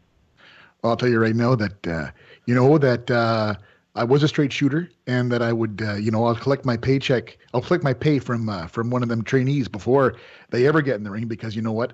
I'm going to take care of myself first, because that's what straight shooters do. It's not a bad thing. It's not a bad trait. It's a human trait. It's survival. It's about taking care of yourself, taking care of business. And Ricky Steamboat, he denied me some of that hard cash that he thinks he earned, but he wouldn't have gotten into that ring without me. So really, I'm still expecting a 90% cut of whatever he's earned in his lifetime in the ring. Talking about Gagne metrics, right? I mean, Greg, is that why Greg never was able to get muscle definition? He was focusing too much on girding up to the door hinge and humping it? I love that Brian Campbell looked at Ricky Steamboat at this tryout and said, "Now, was Vern really hand-on with the training, or did he just sit around and eat steak?" And I waited for Ricky to pop, and he just gave me this weird look, like yes! What angle are you taking? And then he went off. That's great. Well, Brian, thanks so much for joining us here on a very special day for the Lapsed fan. You've been, you've been in the front row for quite some time on this cast. We deeply appreciate having an emissary out there who's doing great work in kind of, creating the idea of pro wrestling journalism here in this current, era. And we appreciate it. And just what should we watch for tonight? It's interesting with that set, right? I mean, it's all about the theatrics here, but I thought that then picking the stadium in Orlando, this city and the stadium this year was sort of like a step back from the big domes, but obviously they wanted to show off the Performance Center in NXT, which they did at home this week, and they really refurbished the stadium to put on, I mean, there's roller coasters on the top, there's a ring on top of the ring, there's this ramp that goes from the top of the stadium that shoots down to the ring, and I'm thinking, throwback 30th anniversary of the WrestleMania little tiny golf cart rings, that they might, what are they going to do, a roller coaster that shoots you down to the ring? Something crazy is, going to go off here. I was sort of told to, when the new day gets announced, get ready, because something's going to happen tonight. There you go. A little something to look forward to. Theatricality, always on tap, something you can't take away from them over at WWE. Brian Campbell, thanks so much for being on board with that cast and joining us here on the Marathon. Oh, you guys are the best, man. I mean, the Pritchard Show, that's Powers of Pain compared to the true Road Warriors, which are you two right there, all right? Look at this beast. Thank you, Brian. We'll talk to you again real soon, my friend. Thank you. Later, guys. So it is Brandon Campbell. Pardon me, Brian Campbell. Thinking of Brandon from New Jersey. Who wants so badly to be on these airwaves. And he's going to get it. Right now, he's standing. His hair is standing on edge as he realizes that his turn is up. You sure he's with about Adam that? Copeland? You sure about that? He's with Adam Copeland? His hair sure. is standing on edge? No. Well, he is a Christian, and so he doesn't. Speaking of which, how about another triple threat ladder match? A little WrestleMania 2000 action tonight. I'll tell you. I mean, I'm excited about that match. Except there are two I don't. What is it? Is it what End Zone and Asshole? Who are they? End Zone Cass versus Sheamus and Cesaro versus Gallows and Anderson in the right. I like 4 of those guys. I don't know. Is Enzo is End Zone the guy who talks? Is he the guy who talks? Yeah, he's the guy who says, Yeah. I don't care. I don't care. I fucking hate him. He's Why? fucking. He's annoying. He's one of the best promos in the business. Great, wonderful. He's got that fucking stupid ass hair with it. Like he looks like he just walked out of a fire all the time. His fucking hair is wherever it is, which is fine. You get a look or whatever. But he's got a whole like smoke because he's been through fire. He smelled like smoke because he's been through fire, Michael. I'm gonna say he's just a WWE champion. I'm JBL and my whole. Listen, all right, we're gonna lickety split. All right. Teddy Long. There's a black man in the ring. Teddy Long. All right. And I'm gonna start talking. When I'm gonna bring it to the table, I'm gonna start talking like this. Is just the thing I have to say is the most. You don't have to do. You need any common sense to understand this. Get away from the table. Can you go away from? May go back to the kitchen and fucking stay there. Throw your face in the fucking garbage disposal, please. Go through the table, maybe. So we've got Brandon from New Jersey. He has pledged the Lapsed Hopper, so you've heard him select shows. He put Thunder in Paradise, the Hulk Hogan vehicle, before your co-chairman for the deep drive treatment, and here joining us on the WrestleMania 33 Lapsed Fan Marathon. Brandon, welcome to the program. Thank you. Yeah. Are you fucking happy now? Are you fucking satisfied? Jesus Christ. I thought this day would never come. Well, there's something you should know about the Lapsed Fan. It does come, and it comes hard. And hard, and again. Absolutely. TJ's still at the controls, Brandon. There's nothing you can do about that. No doubt about it. It brings me back to the days when we weren't even allowed to talk MMA pro wrestling around TJ, right, Jack? Oh, quite the difference, isn't it? Is it not? It just writ large, I mean, everybody kind of over the whole, I'm such a hardcore MMA fan that I pretend I didn't grow up reading Dave Meltzer's newsletter and geeking out. So dig it. No doubt about it.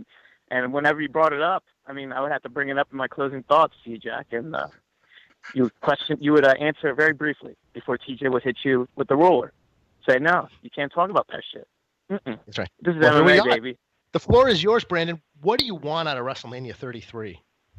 Well, what do I want is entertainment. I mean, like last night, that was good stuff with the ROH show and NXT. I want a really damn good show. I want surprises. I want Shane McMahon to get powerbombed off the roller coaster. I want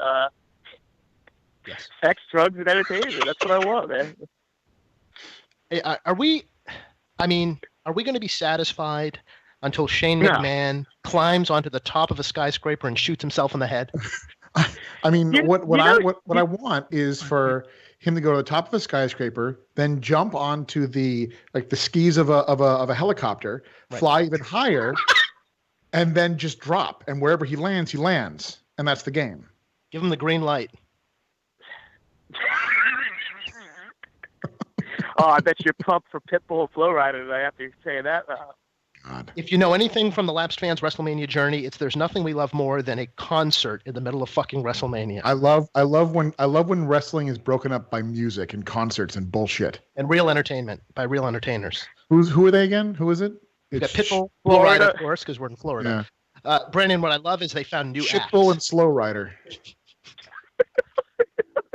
Rocksteady and Bebop are performing tonight. Well, then fuck it. I was waiting for Casey. Well, all right, that's enough. Here's Pitbull's music. Yeah, go ahead. At least at our WrestleMania in New York, where we saw the drunk Daniel Bryan, we got In Living Color, and he did. Amazing. That guy was fucking amazing. I wish he got color. It would have been amazing if he got color, like waiting around at fucking concessions. Anyway, sorry, Brandon. Keep going. Yeah, he was having too much fun. But listen, we're not going to be satisfied. I mean, come on. I mean, if The Undertaker goes over on Roman Reigns, I'm done. I'm going to throw my phone. I mean, especially with that bad wig on the Raw before the go home show. Come on. What happened to his hair? I know. No, poor Undertaker. I mean, he looks like death warmed over finally after being called dead all these years. I mean, his hairline is receding more than Raw ratings. I'm gonna tell you. I'm gonna tell you right now. Haven't seen his fucking face at all since he came back. Whenever that was, haven't looked at him. Haven't seen him. Don't care. But did you see his hands in MMA gloves? That's the question. You can't miss those fucking things. Jesus, the fucking ham hocks in soup bones. Jesus. Locker room Brandon, let me leader, ask you: if JP, you're gonna locker dig a room grave, leader. do you do so in MMA gloves? Locker room leader, JP. Can you imagine all the bullshit that's going on backstage right now about how like Taker's making his last walk and they're like making this thing about it, and he's carrying himself with a quiet dignity. More like Taker's making his last crock of shit. All right, Brandon, what else you got for us? And all the new guys have to shake his hand because they have to show respect. Right. Everybody, yeah, I heard. Like it's in his contract, like he has been put in his contract. When I get to the arena, everybody's gonna get in line to shake my hand. What is he, the Pope? That Chinese guy from NXT is going to be fucked because he doesn't even know about the handshake. He doesn't even know where he is. Oh, Bing Ling. Yeah, Bing Ling. Oh, shit. Anything else for us, Brandon? We appreciate the time. Oh, well, I love you guys. Did you see a couple things I'll get out of here? Did you see the WWE 24 with the night before WrestleMania documentary? I mean, the night after WrestleMania documentary? I did, yes. I didn't believe that thing about shaking everybody's hands until I saw Gallows and whatchamacallit, shake everybody's hand when they got They actually show some backstage footage of how ludicrous it is that you have to shake the hand of every single fucking person you see in the back before a show at WWE. It's locker room etiquette, boss. I mean, come on. It's fake. It's fucking fake. Go get your fucking makeup put on. Do a sound check. Fucking warm up your goddamn voice. You're doing musical fucking theater out there. Stretch. Do your ballet dances. It's not fucking real sports, you jackasses. It's not a fucking corporation. You come out there. It's a grungy, dirty, professional form of entertainment with sports mixed in. It is dirty. It's meant to be dirty. Stop making it this corporate clean bullshit. Fuck. Or this eternity, too. Like, these guys wouldn't cut each other's throat in a fucking second. You're damn right. Give me a break. Shake the hand of the... Yeah.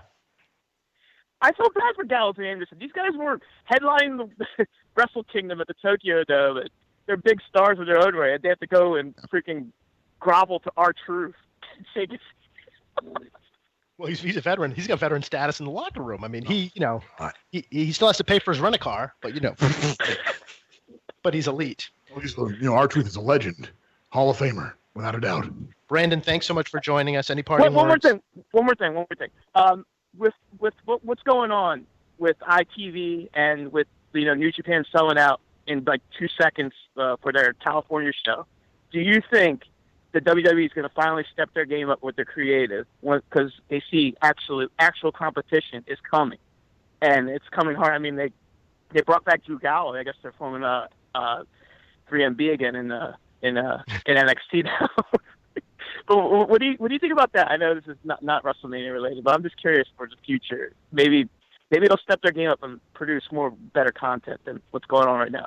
I'm out of here. Peace. Drink it in, Brandon. Thanks so much for being on that show. They don't give a shit. They think there's nothing wrong with creative, and if you have a problem with the way they do business, then you would show that by not giving them money. They continue to make money, so nothing's wrong. Whatever.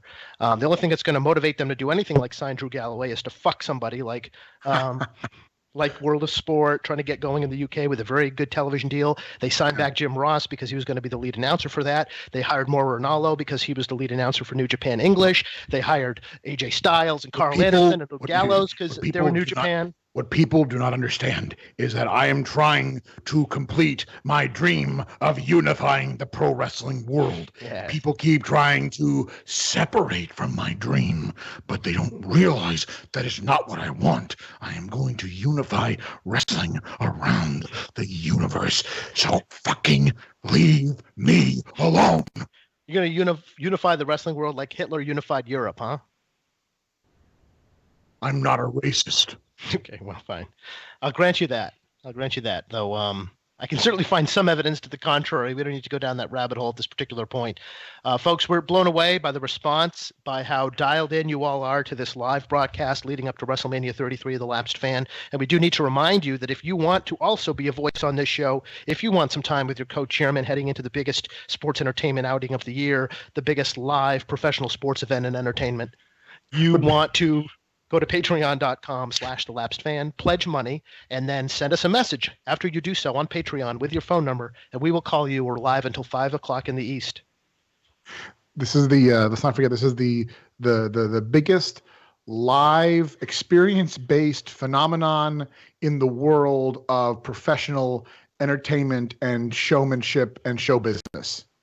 Emphasis on show business. Cody now joining us. He is in the spot. He has put money on the line. Therefore, he is honored with the chance to talk to the co-chairs. Cody, welcome to the show. What are you looking forward to, if anything, tonight?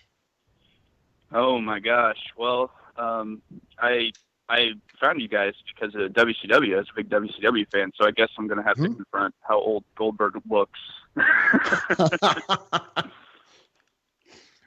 Well, he's gonna. I mean, from what I've gathered, he's gonna have to. He might look exactly the same because he's been working so hard and making his life so miserable, fucking cutting himself with fucking 80,000 calories and not jogging 18 miles a day and not being lean and trim because he's got to be fucking whatever Goldberg needs himself to be because he's a jackass. So you're gonna get the dream. Well, the last time I was thinking the last time I've seen a WrestleMania was 10 years ago. I think when Donald Trump was on there, so it's all kind of bizarre. So I got to be really honest. I have no idea what I'm going to see tonight. I looked at the card briefly, and I saw a couple names that I recognized. I'm probably going to hate everything. So what I'm doing is I'm making you and me both, brother, and I'm just going to get through it. Well, Cody, why did it used to be better, my friend? I don't know, because I was a kid and I was stupider, maybe. I don't know. Now that you're an adult and you're smarter, you realize it's what? A carnival? Yeah. No. I think you guys hit the nail on the head very often. It's because it's all homogenized into this one sort of corporate product, and it doesn't have that spark of I'm at a county fair and anything could happen, and that's kind of a big problem. That's so essential to making it fun to watch, for me at least. Well, I know one thing that will happen tonight that will be couched and packaged and presented as if you didn't expect it to happen, and that's kicking out of finishers. Lapsed fan drinking game for y'all taking in WrestleMania 33 tonight. A shot every time someone kicks out of a finisher. Watch Taker Reigns closely. If I play this game, there might not be any fucking post show. We passed out. I mean, all they can do, especially Undertaker in his physical state, all he can do is finishers. So the bell rings, we go right to last ride. Because it's real. Cody, thank you so much for jumping in. Any closing words? Yeah, thank you guys. Lovely. That's how you get it done here on the Lapsed Fan Wrestling Podcast Live WrestleMania 33 feature. We are coming up on the second piece. Yes. So you guys we're going to get the second piece, the second installment of our trip to Detroit. The big mystery is, of course, do dreams come true? Does unfinished business get finished? We'll find out. And I believe the next installment starts on the morning of. Indeed, it starts the morning of.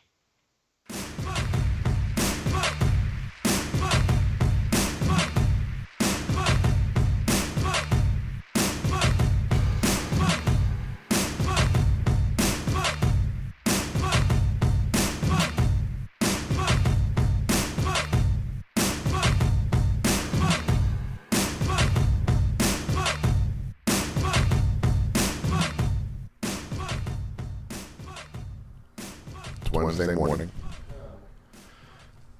March 29th, 2017. This is the day. Today is the 30th anniversary for WrestleMania 3. Took place up the road from where we are. We're in Auburn Hills, Michigan. And then up the street is Pontiac, Michigan. Home of the Silverdome. It's beckoning. It's calling our name.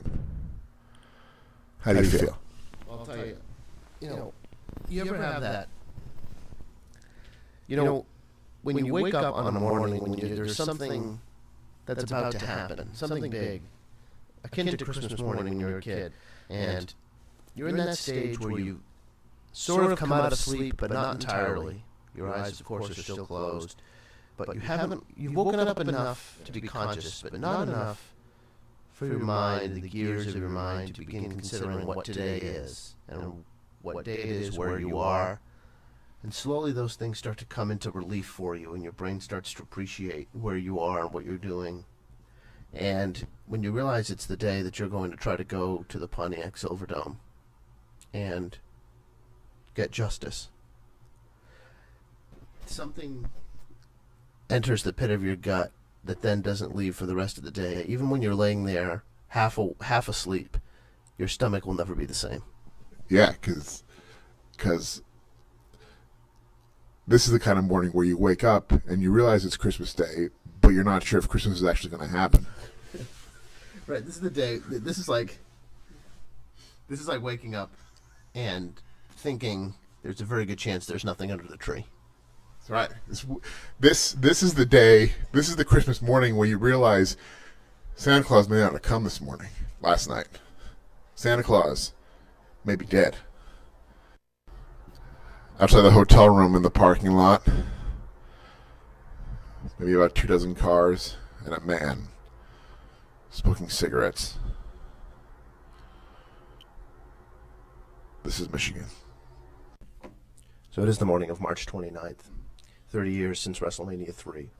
And we talk about lapsed serendipity a lot, boss. We failed to realize here in Detroit, as we turned in for the night and kind of strategized one last goodbye to the Silverdome, that precisely as we were sitting down to dinner on that exact day at that exact hour, the city of Pontiac and the owner of what's left of the Silverdome, a Toronto developer, announced in a press release a formal schedule of demolition for the Pontiac Silverdome, the precise day we touched down in Michigan. No planning at all. And it turns out that when we make our way over there, it's quite likely that the Silverdome is going to be lined with people saying goodbye. Last night's newscasts in Detroit were full of overtures as if you want to say goodbye to this building, you better do it quickly, because wow, get the fuck out of here. Because by the end of the summer, it'll be gone. Holy shit.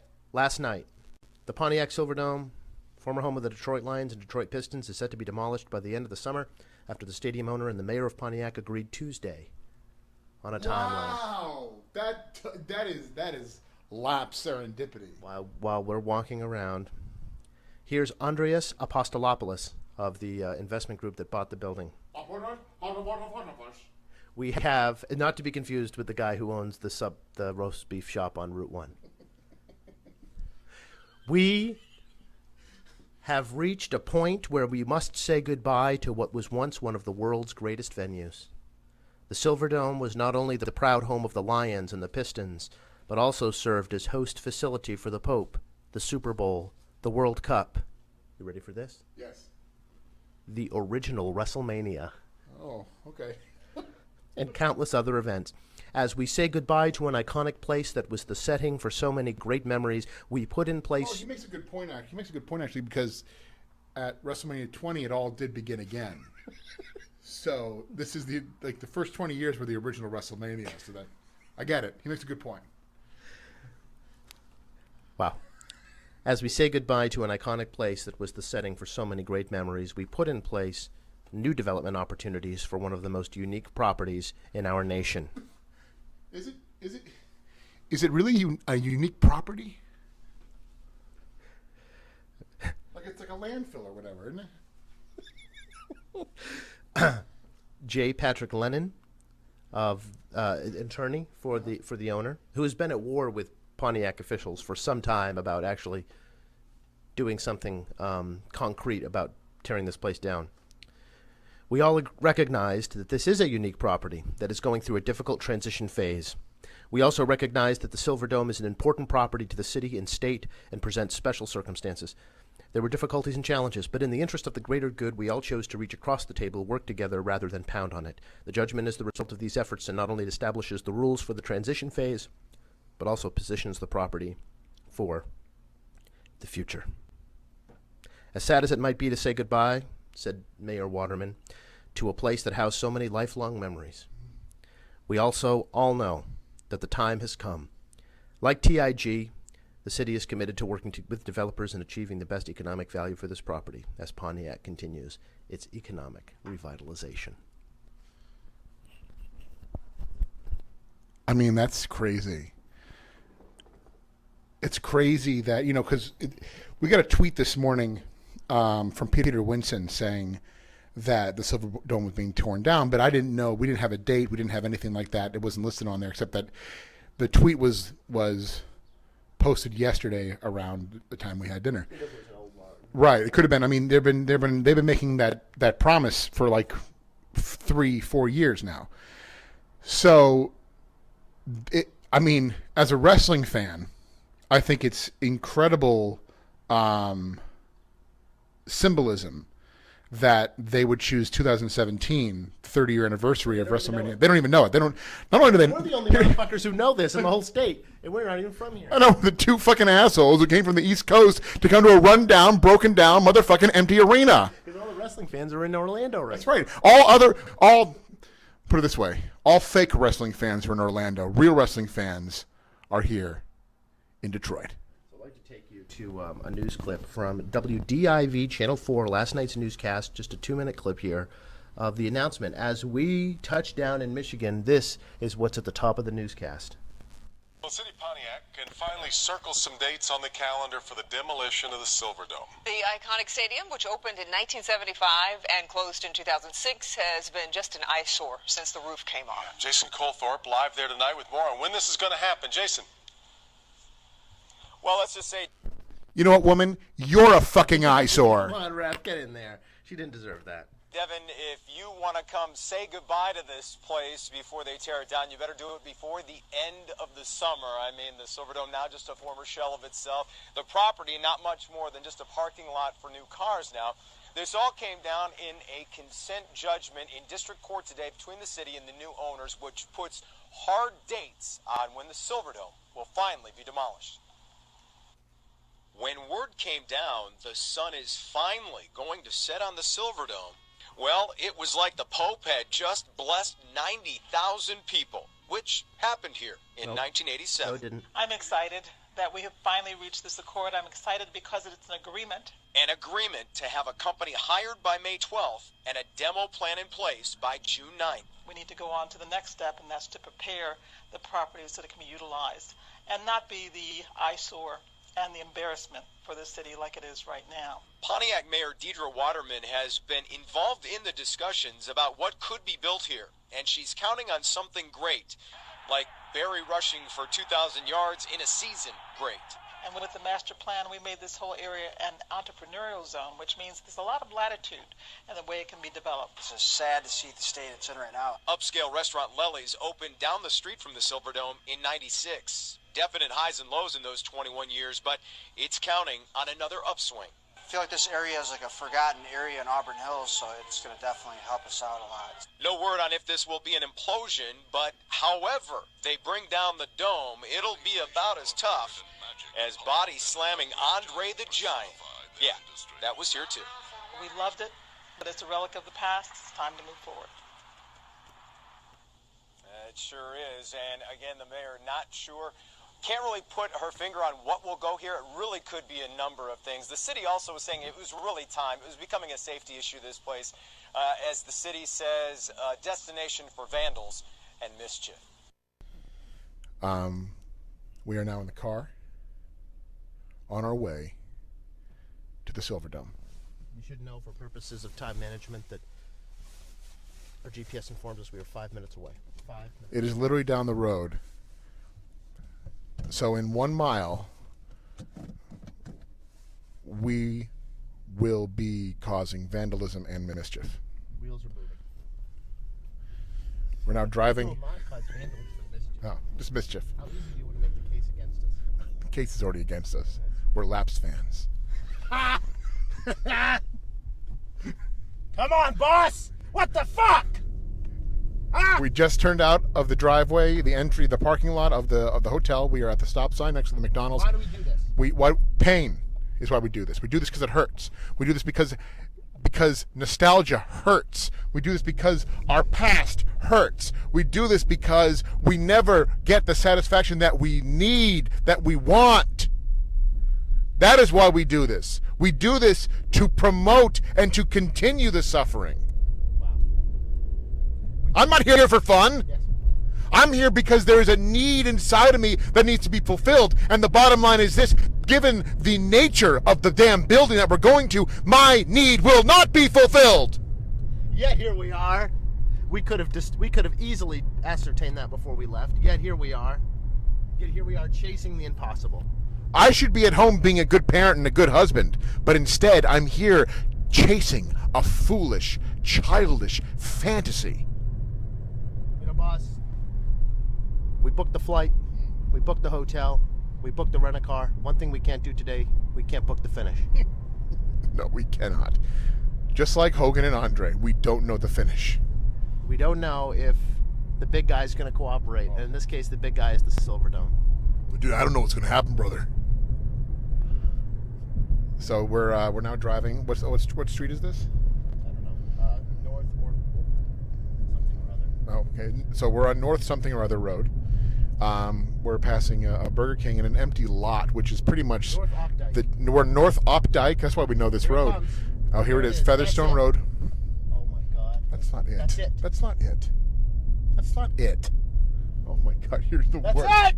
No, it's not. Here we go. We're about to turn the corner. We're turning the corner on the road. There it is. Oh my God, there it is. It came out of nowhere. Oh God. Lost my breath. Doesn't look torn down from out here. No, it's not. It's not torn down yet. We have view of the east wing. Yeah, we're going to drive around. There's an entryway right here. Gate 3 is open. Or is it? No, it is not open. We can see all the numbered parking garage sections. There is fencing lining the building with barbed wire. Not sure if that was there before to protect the building or if that is something new. I see the north entrance now. Yep. Plenty of houses right across. There are those cars that we talked about. The parking lot is lined with cars. There is a barrier in front of one of the main driveways, but it's not easy. It's not hard to hop over. Jersey barrier. Yep. But there are cars. All these Volkswagens and stuff that apparently were recalled are brought here to the absolute disdain of the locals of Pontiac. But there it is.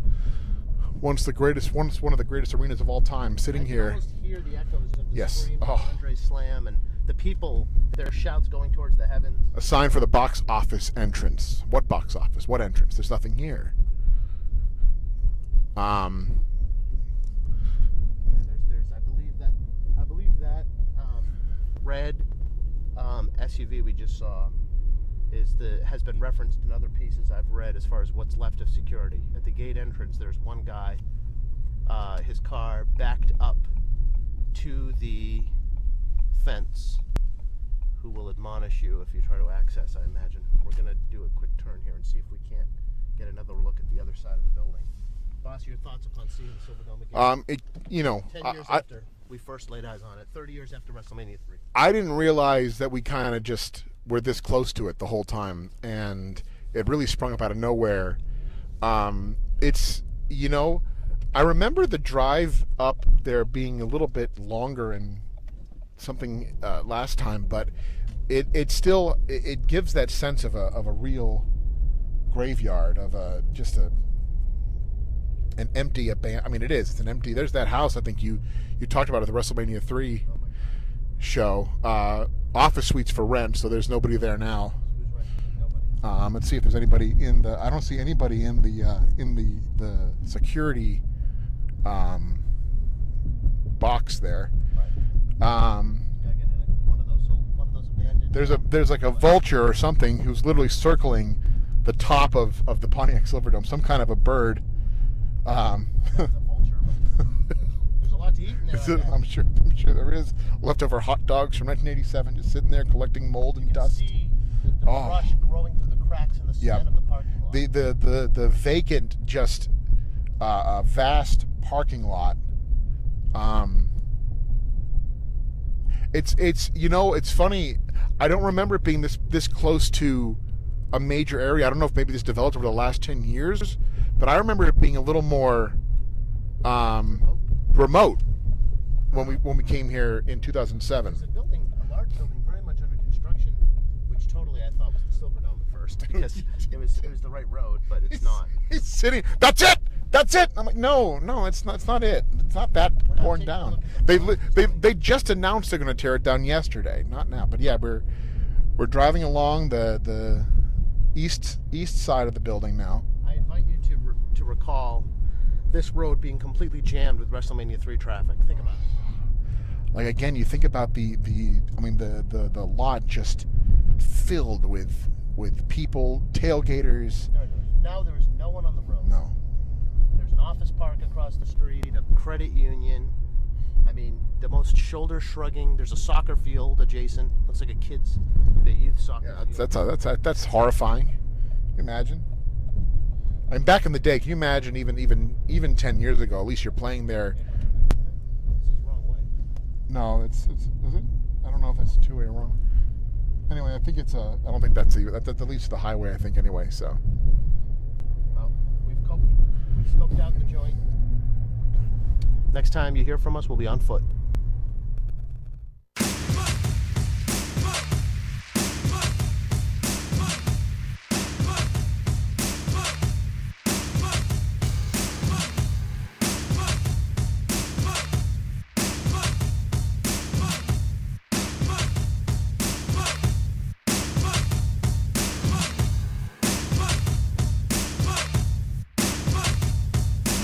Podcast that knows the boys need their candy.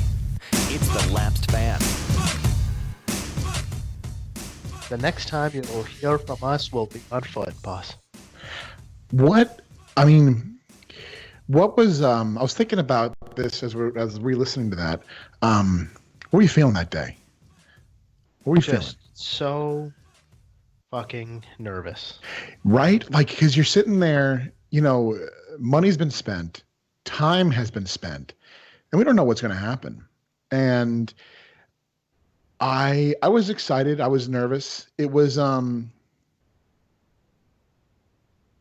pretty crazy to see the like I said there, to see the building just kind of pop out of nowhere, because I again didn't expect that. I remember, for some reason in my memory, I remember this long drive up kind of a barren road, and I remember kind of being in the middle of nowhere, and literally this was in the middle of everything. I mean, as we were literally, I don't know how, when we were driving to the hotel, how we missed it off the highway, because we saw other times when we drove around that we could see it from the highway, from the exact highway that we drove in from the airport. So, but it was it was nothing funnier than you fucking think of that broken down a building on the corner, which was not even close to the size of the Silverdome, was the Silverdome itself. All I can tell you is it will continue to unfold over the course of our pre-WrestleMania 33 marathon here on the Lapsed Fan Wrestling Podcast, and it's one for the ages. And I do encourage you, at each step of the journey here, to join us on YouTube, on our YouTube stream, to see some audio-visual now that we've kind of touched ground, so to speak, there's there'll be more visual aspects. So get on that and get to patreon.com/thelapsedfan. Pledge to the TLF. Put money in our fucking pockets. We're not sugarcoating this thing. We're not beating around the bush, acting like everybody who starts a podcast doesn't hope that it provides some degree of pecuniary reward. Fattens that wallet. We're up front with you. You're up front with us.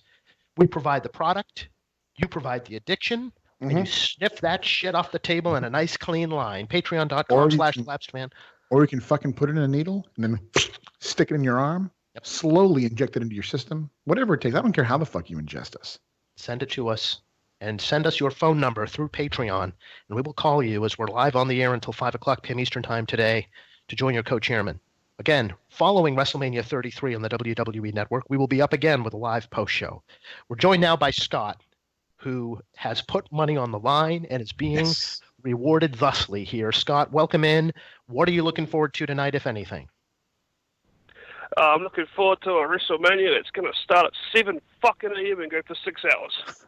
My man, where are you at? I'm actually excited about it.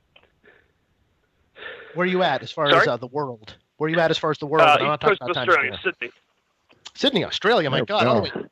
we are international here on that cast. So, are you feeling like it used to be better today, or are you actually excited? It used to be better, there's no doubt, but I'm still pretty excited for this. I think I'm one of the few Laps fan callers that's actually looking forward to this show still. Mainly because it's still camp, but I'm still looking forward to it. Well, I think you're probably one of the few that admit it. I mean, the truth is that it never really gets out of your bloodstream. If WrestleMania is live, I mean, you're kind of a weirdo if you don't want to tune in, especially if you're on the network. So, what are you looking forward to tonight? What's got your interest as far as what match? The cruiserweight match, Aries and Neville will be the one I'm looking forward to, and I also think Owens and Jericho is worth a pretty good shout. It's been a good build, so those are the two that have got my attention. Are you feeling like there's a whiff of desperation in Goldberg and Lesnar being your main event? Yes, that's just a shocking state of affair, but it is what it is, and no one's going to change Vince's mind, so we'll just have to deal with it. Oh, finally someone who understands. Yeah, Scott nailed it. Nailed it. You got my fucking money, Vince. Yeah, and so do we here at the Laps Fan. Scott, we appreciate you so much. Thank you for joining us. No worries. All right, so we continue rolling in phone calls from the solar system. People who give a shit, and therefore we give a shit about them here on the Lapsed Fan. It's a closed community, boss. I'd rather have 200 paying customers than 2 million fucking freeloaders. Yep, you're damn fucking right. Can we talk for a second just to go back to our Detroit story? I want to talk about the crazy serendipity that we touched upon. There's no joke that when we got to the hotel, and this was not a joke, like this was not planned. We got to the hotel, and the very nice women behind the desk gave us room 303, which you all know is Hulk Hogan's trademark, right? Wait, room 303. How fucking wacky is that? And then to go and get and to find the news about the Silverdome being like officially, being announced being torn down. It was pretty serendipitous that we be there. Just hope we make it. It was so, there, and we'll talk about it as this thing unfolds here in our multi-part special presentation. The surreal how circumstances took on a life of their own, and how suddenly we didn't have to push this thing along. Yeah, it started pushing itself along, and it started pushing itself rather deeply. Boss, how about the state of the WWE women? Mm-hmm. We've spent a lot of time in our WrestleMania journey.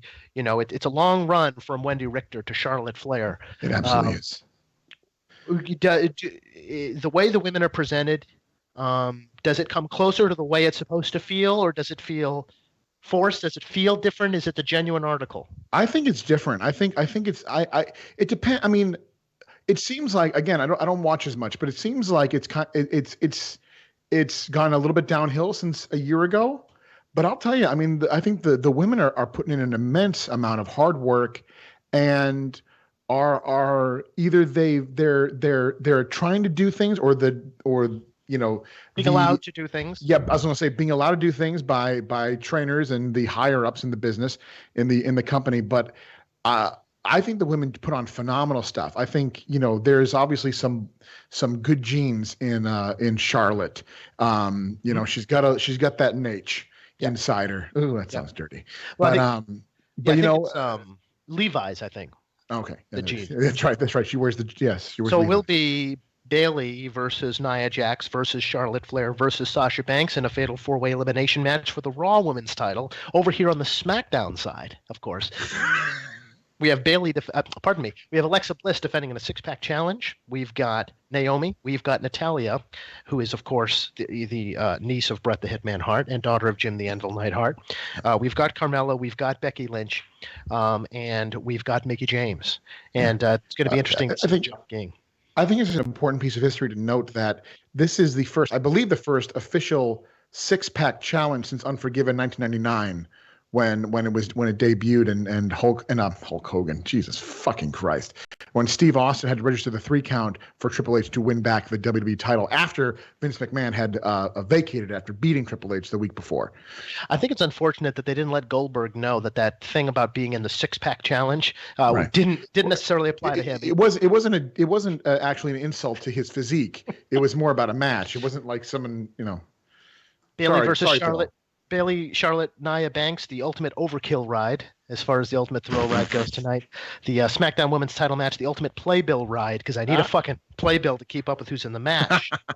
Go back to the fucking phones. Brian Blake, a true lapsed motherfucker. There we go. Put money in the kitty so we get some time. Brian, welcome in. What, if anything, are you looking forward to tonight? Hey, guys. How you doing? Just, I don't know. I'm kind of looking forward to the card maybe overall a bit. Like, no match really jumps out to me. Like, the build for Owens Jericho has been good. The build for Miz and Maurice versus Nikki and Cena has been good. But it's kind of up in the air what's going to be match of the night. I think Neville and Aries could be, but I don't know if they're going to get the time. I don't know. You're talking to the wrong guy with that stuff. Well, do you think that Goldberg and Lesnar, Undertaker's position on the card, the way that Triple H is inserted back into things, these perennial names, do you think it's becoming problematic, Brian, for WrestleMania to go back to this well? I know it's kind of a tired talking point, but there's only so many years we can go WrestleMania to WrestleMania without new faces really being given the shine, that we can't help but think that everything else for the rest of the year is pretend, and they know in the back of their minds, heart of hearts, who the real stars are. Yeah, I do think that's starting to become a problem, and that's actually one of the reasons why the solar system's going to hate me for this, but that's why I'm hoping that Roman Reigns actually beats The Undertaker, just because I'm getting tired of him coming back. He really hasn't had a good match, I don't think, since the CM Punk match, and he was carried really bad in that match if you rewatch it again, like I did in preparation for this show. So, yeah, I think I'm so tired of Roman Reigns whenever he has to talk. But his matches are okay. I just want to see welcome on this show. Welcome to the right side of history. That's correct, Brian. You've been fully co-opted by the WWE vision, and of course, you're rebelling against the corporate vision by subscribing to the network, buying tickets, buying flights, buying hotels, flying to Orlando, getting inside the Citrus Bowl, and giving Roman Reigns shit. Hey, man, that's one of the reasons why I'm not going to the show. I'm not going to give him that much, but I'll watch the old stuff on the network and still watch some of the TVs now and then. Well, all right, Brian, thanks for joining us. Why did it used to be better, my friend? Oh, man, not as scripted. That's probably number one. The other thing, they just know how to write baby faces better. It feels like it's been a long time since they've really had one that's connected other than Daniel Bryan. Oh, and one question for JP. Besides Roman Reigns, who has the most stupid and annoying face on the show? Oh, my God. Oh, Jesus. I don't even... let me think. Enzo Amore, you didn't see yeah, fucking Enzo. This fucking end zone here. I wish really? they'd put him in the end zone and get him out of my fucking TV. Enzo's got that crazy hair and shit, though. He's just a fucking asshole. If Boss can't get a kick out of Enzo Amore, I'm afraid the current product is not for him. There's not much else. End zone and asshole. Right. Brian, thanks so much for joining us. Holler at your boy. Holler at your fucking boy in the Lapsed Fans Live WrestleMania 33 broadcast. We invite you to log on to patreon.com/thelapsedfan and pledge your money. Once that clears, send us your number through Patreon, and we'll call your ass on the lead up to the biggest show of the year, WrestleMania 33. Boss, it's the ultimate thrill ride. Why do they come up with these fucking taglines for these shows? Seriously, they sit around at the table 6 months out, they get the marketing people there, God knows what the fuck they do, and they decide on ultimate thrill. Why do they need to give it a name? I mean, literally, I don't know why they have to give it a name, but the only reason I can think of is literally because, I mean, I've joked about it earlier, but the fact that they got which that they're in Orlando. They're like the king of the fucking theme parks. You know, you got Disney World, you got all these things. But it's like, and I don't get why you have to try to cash in on that stuff. So that's the problem. It's like, why do you feel like you need that? Like, you're not. First of all, let's be honest. The people are going to Disney World. They're just going to fucking Disney World. They don't give a shit. You know, like that's not going to get people to. I mean, I guess it's an attempt. It's like to draw people to fucking. I mean, I'm trying to think this through. Like they're trying to draw people to Orlando. Say, well, if we give them an idea of maybe Disney World or Universal Studios, maybe they'll make a family vacation out of it and come see WrestleMania. The show's going to sell out despite of itself, and then later they can claim it's because they had such a brilliant marketing scheme. Right.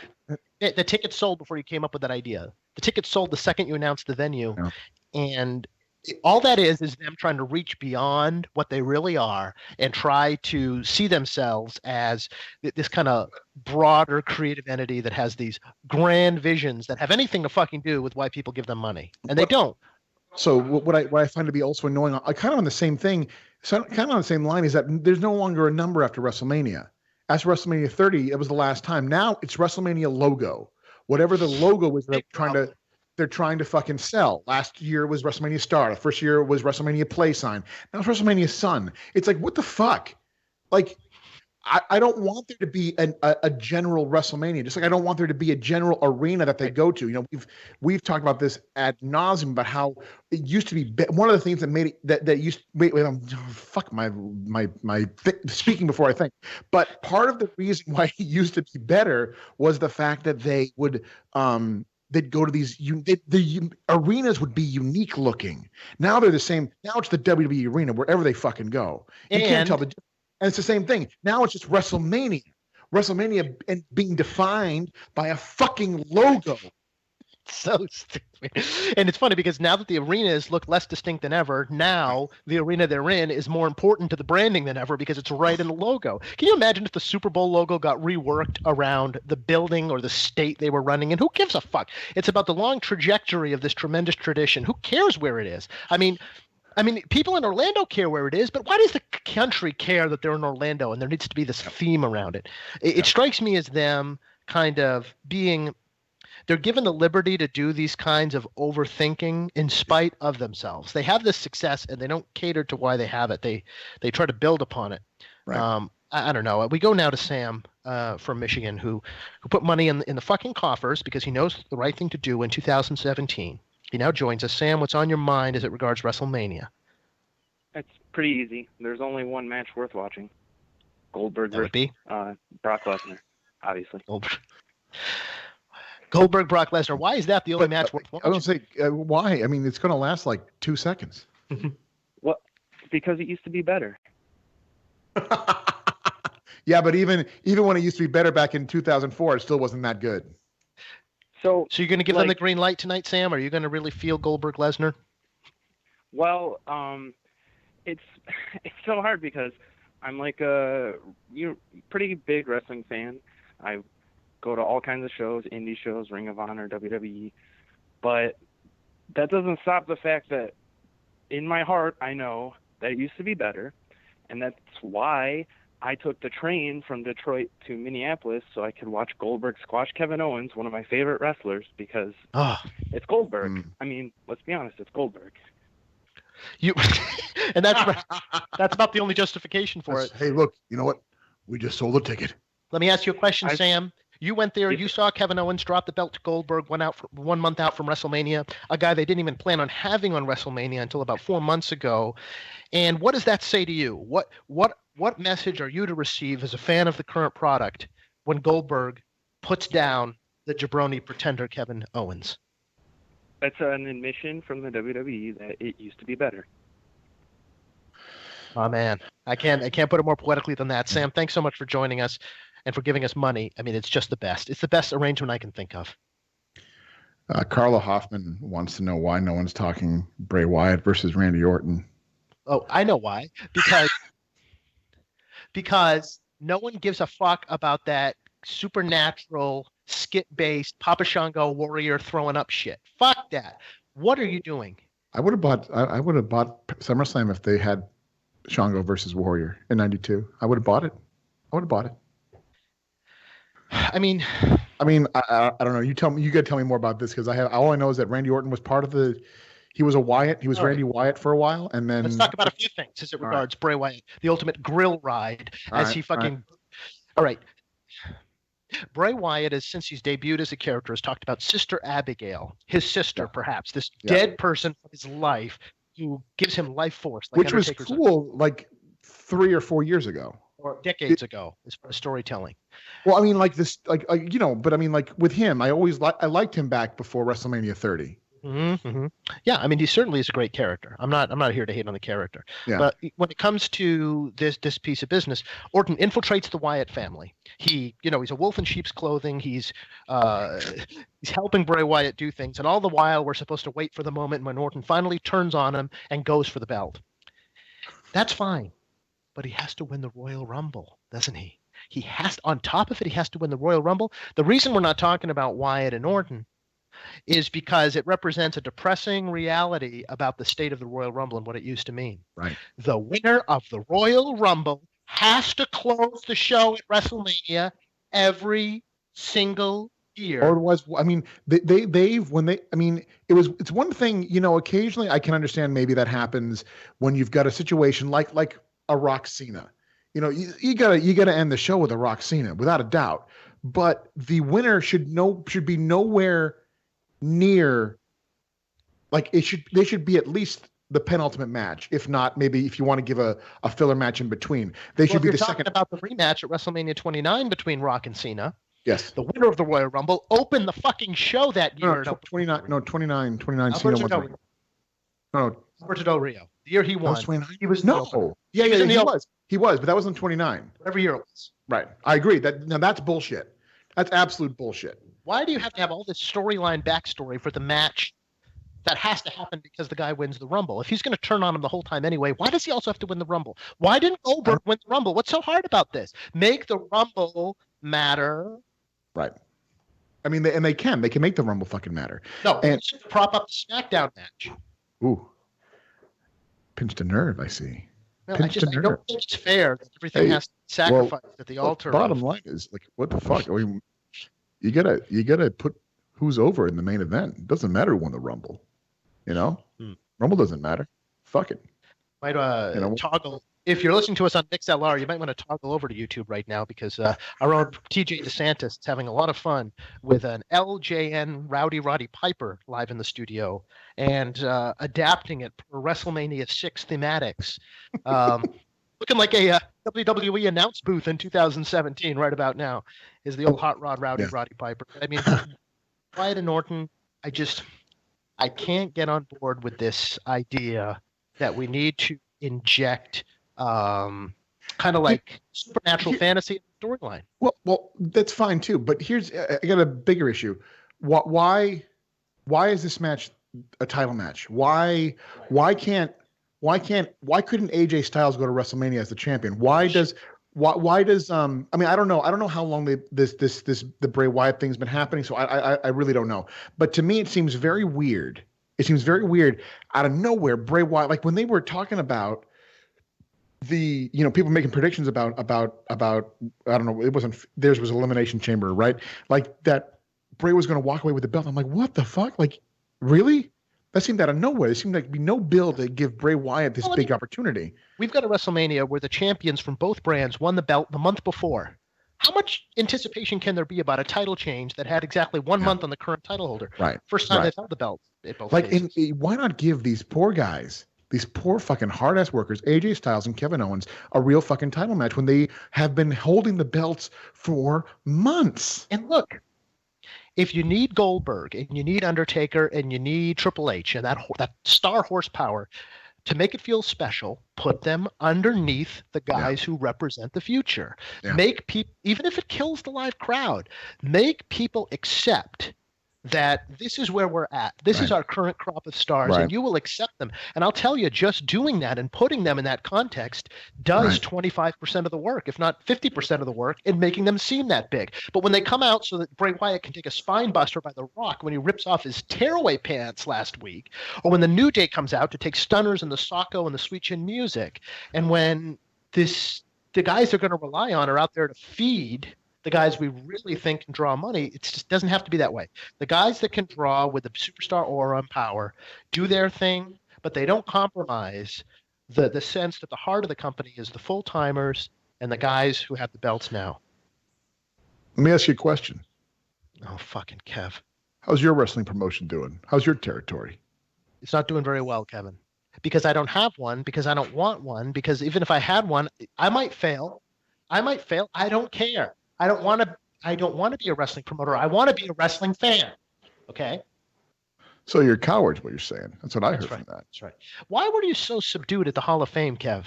What was on your mind? I mean, you look like you just found out, your father just got murdered. Hey, I was having a good time. I was just sitting there.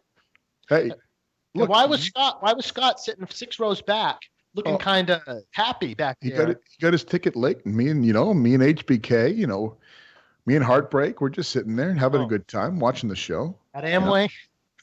I had to take a drive from the airport to Amway. We were right there, Can't help it that the airplane came in late and was a little jet lagged, Had a couple drinks on the plane, It's feeling good. Yeah. If only we were. We go to the phones. Devin joins us here on the Laps Fans Run Up to WrestleMania 33. Devin, thanks for the cheese. What's on your mind? How's it going, co-chairmen? Holler, holler. Oh, fucking well. What's up? Hey, by the way, you know the real reason why Kevin was so subdued. It was 6 somas and 3 bottles of wine. The wine part I'm feeling. You know what? I like to have a little, a little refresher when I get off the plane, make my way to Amway, taking the drive, So what are you looking forward to, if anything, tonight, my man? Shane McMahon killing himself, I guess. There goes the money, huh? Mm-hmm. What do you hope he does? How high do you hope he goes to potentially end his life, or to attempt to potentially end his life? I saw the stage. That roller coaster is like 70 feet high. I hope he just goes for it. You think he's literally going to go for the ride, the ultimate thrill ride? I hope it's long and drawn out. He gets in a roller coaster, gets up to the top, click, click, click, click, click, and jumps on AJ.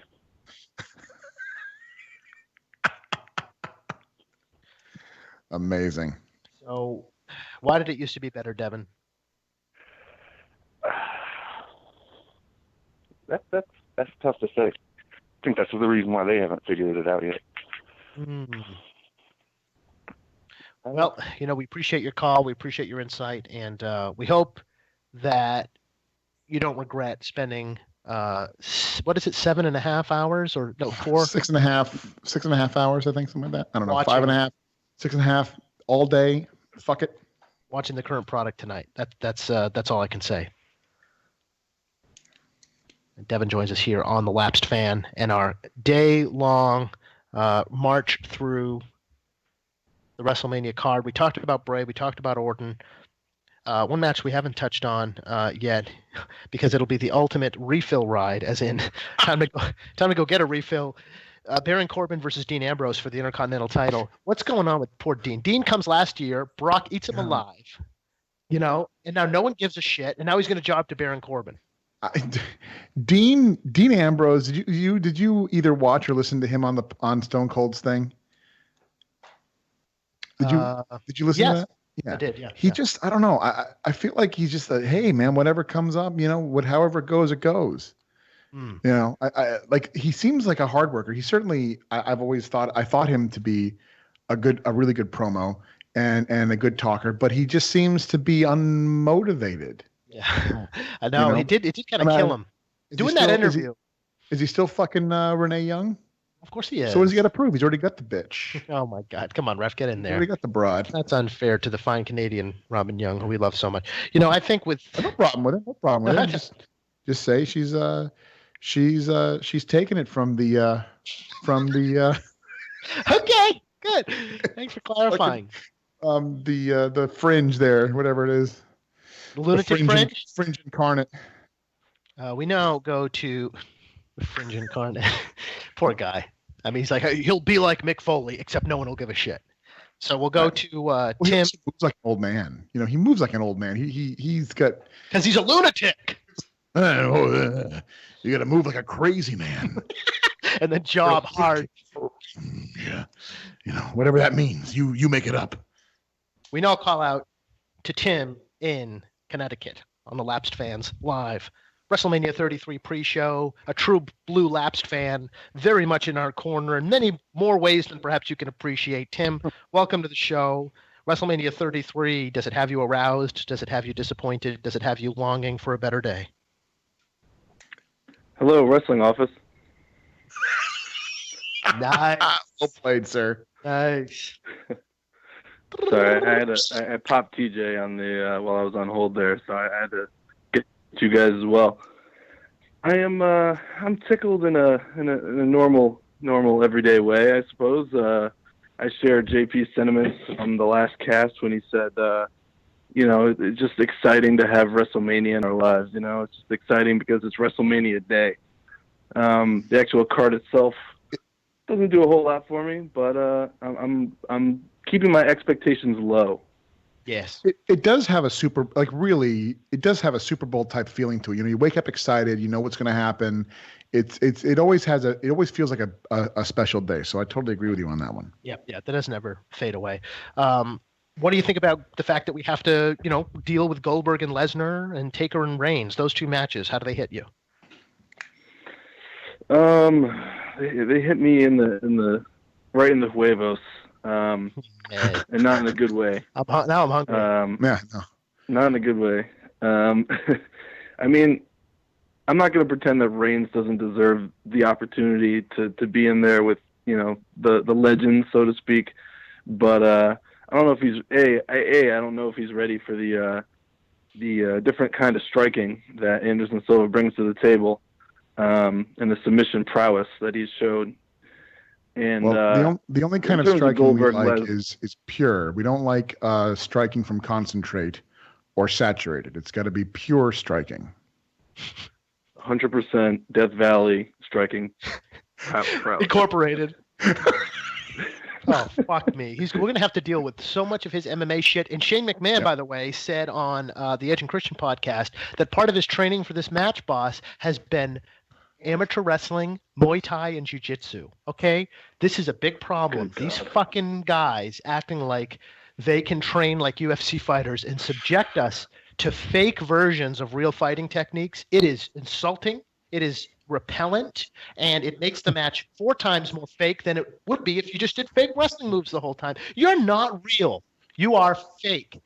Embrace it. We have to make the rest holds like actual submission moves now. Like last night, I think I forget who it was. I want to say it was Nakamura. Someone pulled off an omoplata, and Nigel McGuinness called it as such. I mean, shouts to him for calling it an omoplata. But really, we've gotten to this level where we can't just get a rear chin lock. We gotta pull off a top side Kimura armbar transition. Like, the fuck out of here. Well, Tim, if you don't know, knows mixed martial arts really well, so he comes from a real soft spot on this, a real, kind of point of strength, I should say. He has a soft spot for MMA. And, Tim, are we really going to have to watch Shane McMahon put a triangle on AJ Styles? Like we had to watch him put a triangle on Undertaker? Just because these guys watch MMA, they take these liberties, don't they? Oh, my God. You know who I blame? I blame Jorge and Gracie.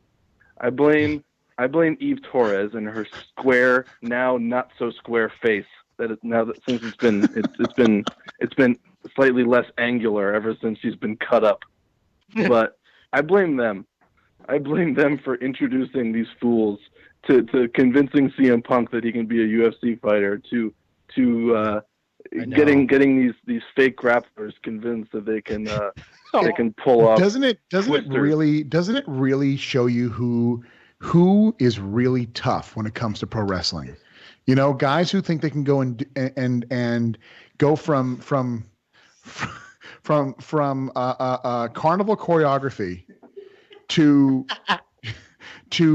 actually fighting a real person without a planned outcome.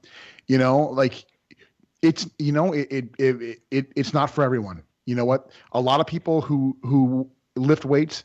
Just because you lift weights doesn't mean you're tough. Yeah, well, wrestling has taught us Right. quite a different lesson. Goldberg's going to throw knees from the tie clinch because he likes kickboxing. And listen, a real Jesus motherfucker Christ, 'cause walks he in there called like some- Brock 'cause he Lesnar, called and some everyone elite bows XT down. fights. And nobody gives him any shit, and nobody acts like they can trump him in the creative room. No one can tell him anything, because when he's looking in the eyes of Triple H knows full well that he can smack a Kimura on that ass Yes. and can make him cry. And that still counts for something backstage in pro wrestling. They give you more respect if they know you can actually whip their ass. That still counts for so much. But you don't see those guys then going out there. You don't see Brock Lesnar going out there and being like, look at my triangle. It's like, no. The fact that I don't know. Look at my diverticulitis. Absolutely. Tim, thanks very much. And we really appreciate you joining us. Why did it used to be better? Because they didn't give away every match on free TV every single week. There was actual build. There was an anticipatory ambiance that we got for each of these big matches. Instead, these guys just get put into. We had jobbers. We got to think. We got to imagine what these two would look like when they finally start off. Instead, they get put together in 6-man tags every week on Raw, and we already know what it's like when they get in there and butt heads. But before I go, I just want to hear your guys' thoughts on Kurt Angle getting into the Hall of Fame. There's a legitimate tough guy that could slap an ankle lock on a motherfucker and really work him over, and how absolutely broken he looks up on stage with just his red, pain-filled face. And I will get out of here. #Lapsed forever. Take care, fellas.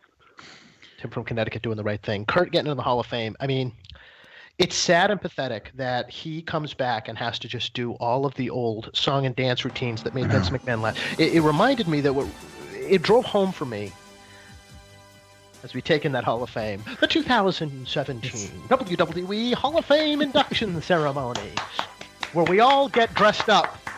And pretend we didn't all try to sabotage each other in the locker room. Where we all where we all get dressed up and we go out and try to have a night as real people, yet people in the crowd still boo and or cheer us.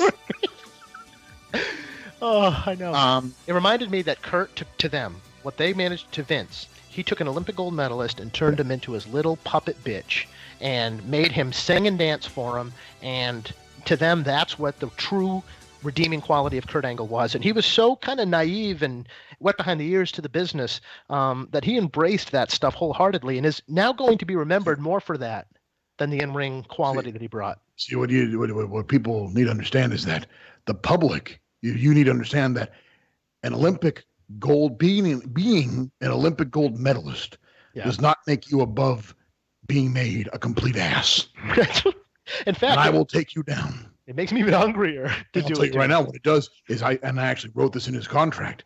I, Vince McMahon, hereby own and have control over any individual's dignity, and I have authority to diminish said dignity as I see fit. So there. My God, did he get it done? I mean, part of me wants to believe that I sit and hope as I watched the ceremony yesterday that Kurt Angle at least enjoyed doing some of those goofy things because he actually I don't know if that was a pre-written requirement. I mean, part of it does seem like it, that he would go in there and like be given, well, here's some notes on just want to give you some notes as to what you need to talk about. Kurt, we want you to go out there tonight and say whatever you feel. But here's a couple of things you might want to mention. But here's a couple of things that you need to say before you say how you feel. Yeah, and if there's time left, you can say how you feel. And if there's time left, which there won't be. But I want to believe at least he had fun doing those things when they happened, and it was fun to call back.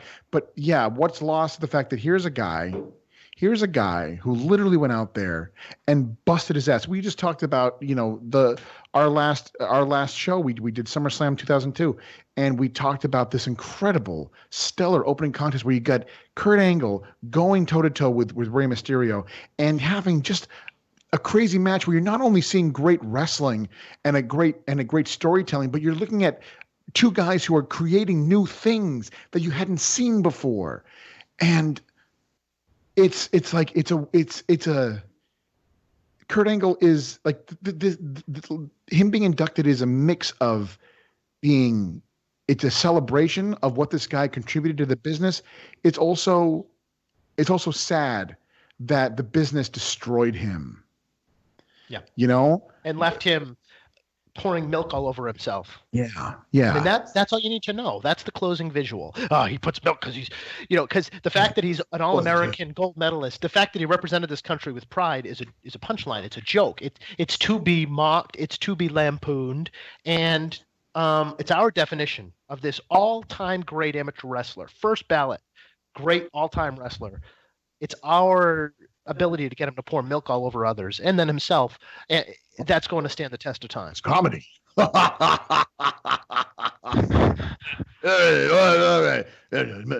are you going to do at the end of the speeches? You got to take, Austin would pour beer. You got to do the milk thing because that's fucking funny. Bitch. I don't want to. What I'm not going to do is allow you to think that what you're doing here is making fun of yourself. No. This is honor. Right. We want you to say something in the speech about how your whole career really was about those moments and not the fact that you're one of the greatest in ring performers. I want you to certainly bring up the wrestling, but I want you to make sure you emphasize your character was hilarious, and emphasize those a little bit more than the wrestling, because I think you take for granted your character here in the WWE. Now go out and have a good speech. It's the ultimate pill ride. That fucking asshole. I hope he makes a complete ass of himself. I hate Kurt Angle. Get him back. They always get him back. Nick is joining us from the Lapsed Fan Solar System. Nick, thanks for tithing the income. What's on your mind, man? Well, as a native Orlandoan that's never been to a WrestleMania, I'm excited to, get my Larry Nelson on, get completely fucked up, and take in the show. Yes, do that line. Stand in that line. Get it done, son. So, are there any matches that have your lapsed balls tickled, or is it just all lame-o? Yeah, I'm extremely lapsed, so I kind of have been keeping up a little bit these past few weeks just to kind of get an understanding of what's going on. AJ Styles is awesome, obviously, so like many others, excited to see what he can do with Shane, and if Shane does indeed finally die in front of our eyes. But that's about it as far as the current product and excitement. I'm just kind of more looking forward to being in the building and seeing the greatest spectacle in entertainment. Well, there is value. Live entertainment. But I did get to see, just the other day in Orlando, I got to see Dink the Clown, I got to see Glacier, and I got to see Dan the Beast Incarnate Severn make his return, and that was pretty the awesome. Original Beast Incarnate. What was Dan doing? He wrestled Matt Riddle in a what? match that they really attempted to make look like a shoot. And there was a lot of pancrase-style open-hand slaps, and it was funny watching Dan Severn's old body get completely covered with red hand marks. It was pretty entertaining. Those are the slaps. I smell those pork chops. I don't know. There's something that I love MMA. I love pro wrestling. There's something about like this bullshit virtue signaling that goes on in these hipster wrestling crowds about knowing about MMA and appreciating a match that looks like an MMA fight that's so far removed from what I turn to pro wrestling for. It's like, right. I want my pro wrestling matches to feel like a fight, but I want them to feel like their own unique version of a fight. Right.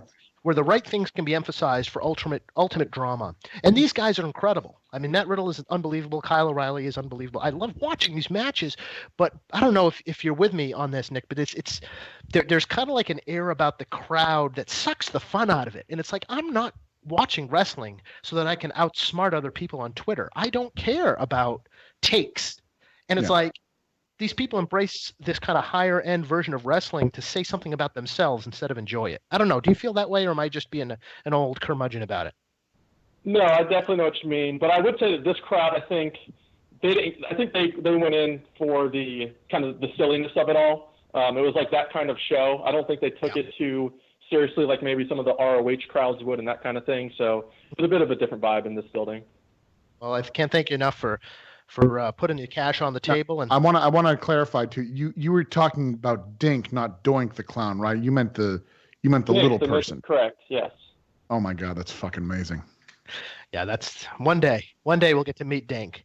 And certainly for you, Nick, no shortage of good times had there. So Absolutely. we thank you very much. Thanks. Hey, this is Dan to be served, and you're listening to the Sure Dog Radio Network. You better listen, otherwise I know where you live. Well, that's horrifying. That's horrifying. That's when a certain co-chairman interviewed Dan Severn for about an hour and a half about how the Hoist Gracie fight at UFC 4 was a work. About real sports? Oh my God! I just want to clarify that you'd better listen. Otherwise, he knows where you live. Right. He doesn't know where you live if you do listen. Right. As soon as you admit that you don't, as soon as you admit that you don't listen, he suddenly has like something go off in his brain. I know where you live. The text goes off. All right, fans. A couple of programming notes. First of all, if you're listening to us on MixLR, which is the audio-only stream, you're going to notice that it's going to terminate here in a second. All you have to do is then reload the stream. Correct, TJ? Is that all they have to do? Yeah, they'll just have to hit refresh. So when we go to the next segment of the pilgrimage, we'll play the bed music, and that'll be the time that I'll shut it down, and then everyone will have to just refresh their page, and in a couple seconds, probably 35, 40 seconds or so, we'll be back up and running. And if you're catching us on YouTube, you don't need to change anything, but there's kind of a certain limit to MixLR live broadcasting. We just need to restart. So don't think anything's wrong. Simply refresh. If you're on YouTube, change nothing.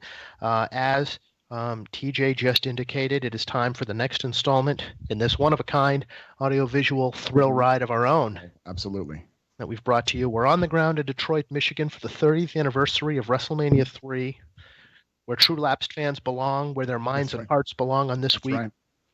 And we take you now to the third installment of this one-of-a-kind journey.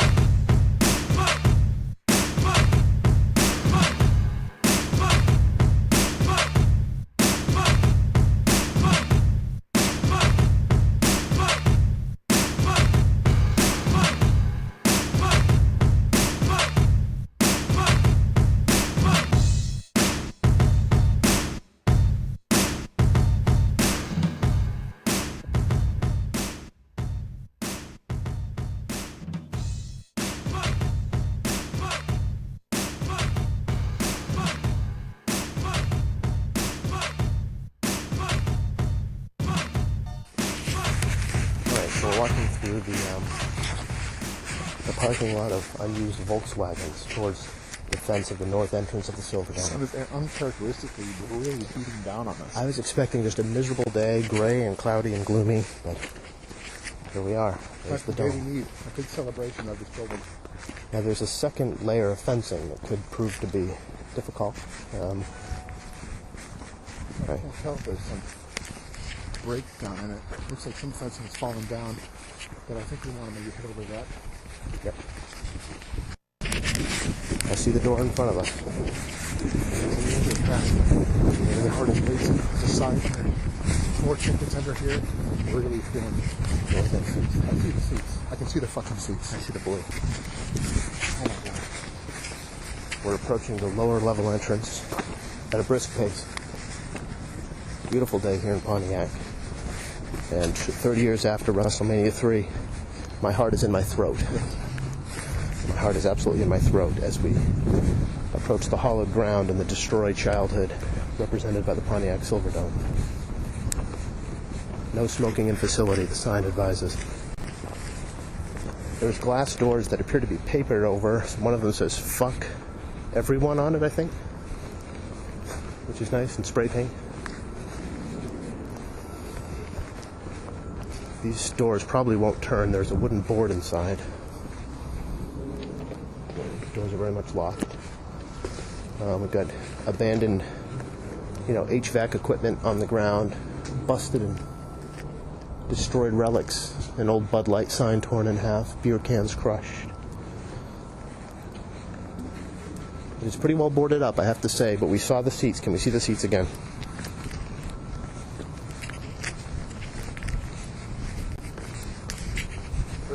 Right there. Take a seat home. Well, I think that'll get us arrested for sure, but there are blue pieces of the old Silverdome seats littering the floor. These are among the seats Right there, through the window. asses sat in. Yes, you can see there's a small sliver of glass remaining where there's a lot of boarded up doors. There's a rustling of some kind of wildlife, a bird, several birds inside one of the HVAC pipes.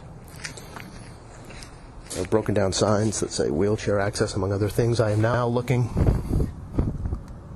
through a piece of glass at the incredible expanse of the floor. It is stunning to see, even in its complete state of disrepair. There are broken pieces of these old seats everywhere, and just the non-stop rustling of wings above me. Very disconcerting. Broken glass on the floor. Here's seat 7, and what's left of the top of it. Savage Steamboat, Piper's Retirement, Adonis. Such a sense of foreboding above our heads, I can't tell you. Just shattered pane of glass on the ground. Well, this tells us one thing. I mean, even if we were able to get this close last time, we wouldn't be able to get in. All these entrances having been secured.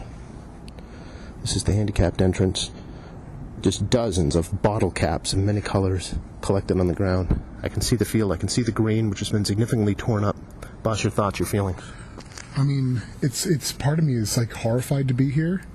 The idea that how safe is this structure? Mm-hmm. How safe is this building? Is this building going to come crashing down at any second? I assume not. I assume that it's. But the weather has beaten down this stadium over the last couple of years since the roof was torn off. You can see parts of the roof all over the place. What was the ceiling? You can see again where there are these lines down parts of the certain stairs where when the metal cables broke during the roof being taken down, crushing some of the seats. But can you still glimpse that grandeur? Yes. Oh, absolutely. I mean, I can feel the people, like what was the excitement, the anticipation, the grandeur of the moment, of the show, of the building. But again, I have that haunting feeling again, like I did 10 years ago, of just like, as if, I couldn't describe it when we talked about it on the show, but what it feels like almost is almost like the Titanic. As if the people who were there, as if there was a tragedy that day and people died that day and they're all there. Something did die. Yes. What died? It died. What died? Childhood. Innocence. I think part of what might be unsettling us is the realization that leave the memories alone may have been prescient. Because look at the state of this place. I know. This doesn't engender nostalgia. No, it actually, it's worse than, obviously it's worse than when we were here 10 years ago. But it shouldn't be this much worse just 10 years on. No. This is a different feeling. And it's set to come down within months. And we're here, and we're trying to remember Hogan Andre. Yep. We're trying to picture this place overrun with humanity. And you can see the water down there. Pooling. Yep. It's I an don't know, amazing boss. sight. Can you go home again? You really can't. I think we're kind of learning that when you peel back the onion of nostalgia, you realize the core may have been rotting the whole time. Ooh.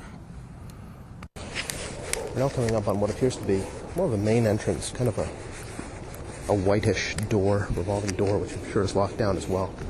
Handicap access. Maybe this was some kind of specialized access to the building. I saw a photo of Andre the Giant getting a tour of the building the night before WrestleMania 3, the afternoon. He was probably around here somewhere. learning about the scope of what at the time was the largest indoor stadium in North America. Now, perhaps the saddest symbol of industrial decay in North America. This is here. Think about this. WWE trucks lined this place. At the loading dock, shipping and receiving.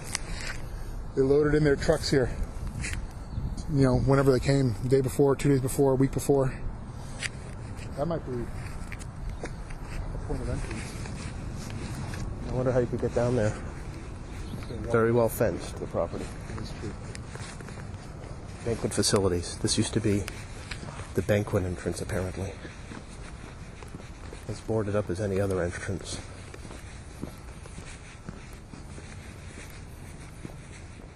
Well, that would be quite a plunge.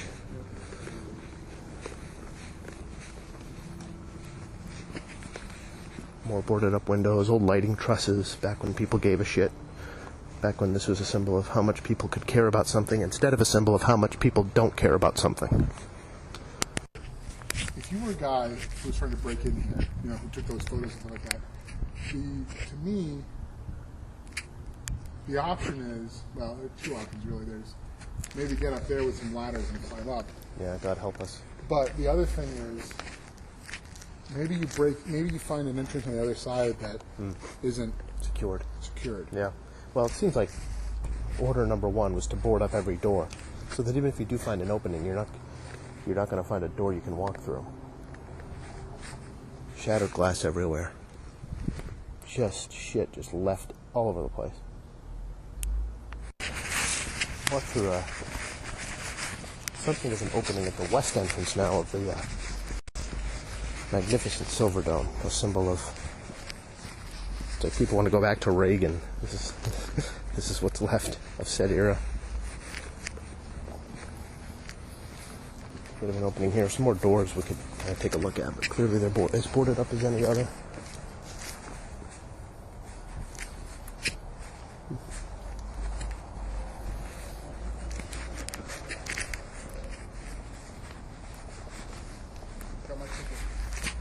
Oh, is that the ticket?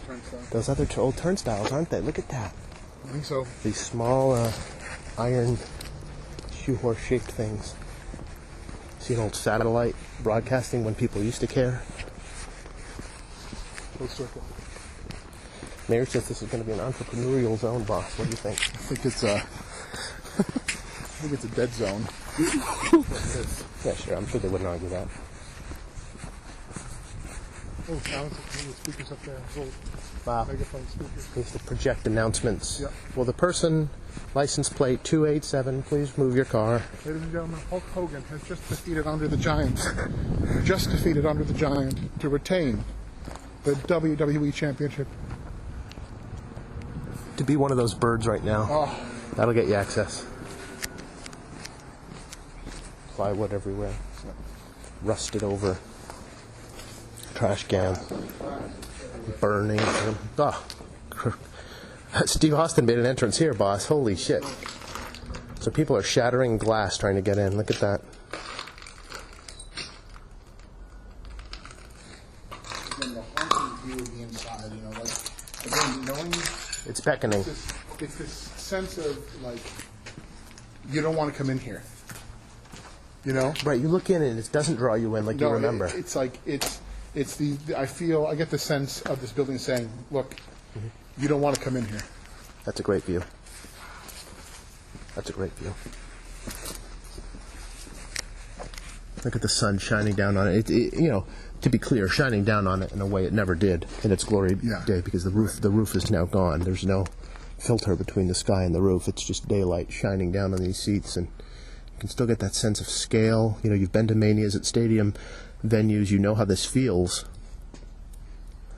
But the fact that an entire community remembers doing this and will never remember doing it again is, you know, and they drew from all over for WrestleMania, including from Canada, the entire Midwest.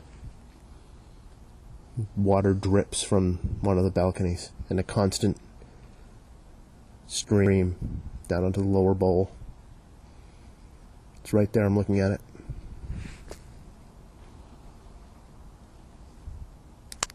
What's that, Buff? Walking down, thousands of people walking down here. Like we're walking back up this ramp to the west entrance. Thousands of people are walking down here with their tickets, their families, their children, Their merch. their merch. And here we are looking at vegetation growing through the cracks in the cement. Everything is rusted.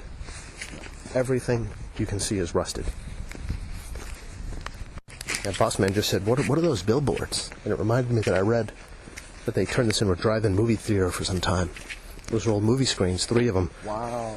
Overlooking the old parking lot, the old... An access point. Yeah, there's a little square postage stamp, although certainly to scale, square carved out in one of the inclined parts of the roof, right where the upper bowl starts. Someone literally cut a hole there, a perfectly square hole. You can see the blue sky through it, but there's no way we're getting up there. What makes this more haunting is you got to be here to understand this. Is that the parking lot is filled. Okay, the parking lot is filled with these recalled cars. It's like people are here. You know, it gives us extremely full parking lot. Yeah, I mean we're talking completely packed. Minus there's one whole section that's completely abandoned, but it's creepy. We're now approaching the club level entrance of the building, which is a different look. Oh, boss, so much for the idea there'd be crowds of people saying goodbye today, huh? No one cares. Just like we banked on. No one gives a shit. Club level, also boarded up in its entirety, as you can imagine. Look at this. Old pipes.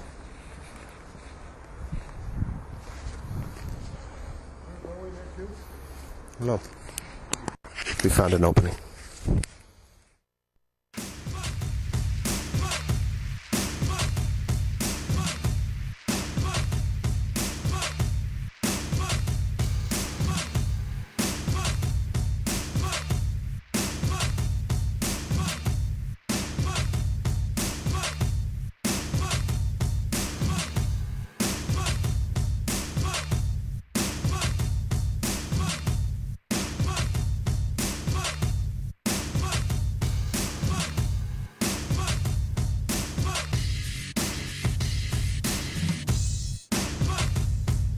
Back to the show that knows Hogan was the one that really got over at WrestleMania 6. It's the Lapsed Fan. Ain't that the truth? We found an opening. We did find an opening. Doesn't that kind of sum up the Lapsed Fan writ large? Yes, absolutely. Because if there's one that isn't there, we're gonna make one. We're gonna find one.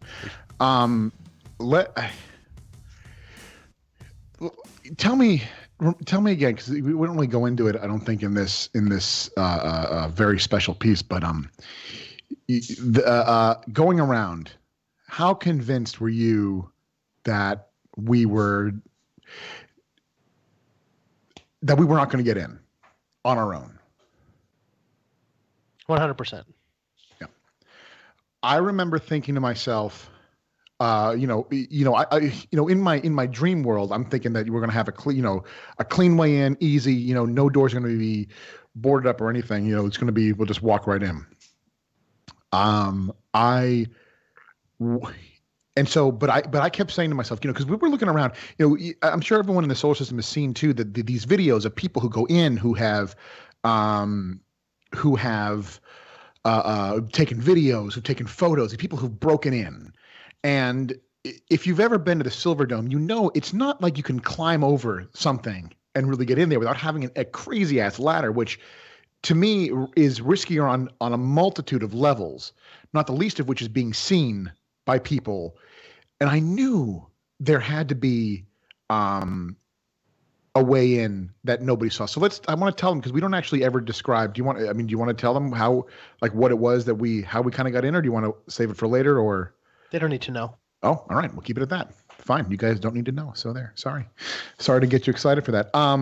But something you said to me, was something because leading up to this moment where we finally found the opening, you were determined the only way we were going to get in was by talking to the lone security guard who was about 100 to 150 yards away. Yeah, which is the same thing as admitting defeat.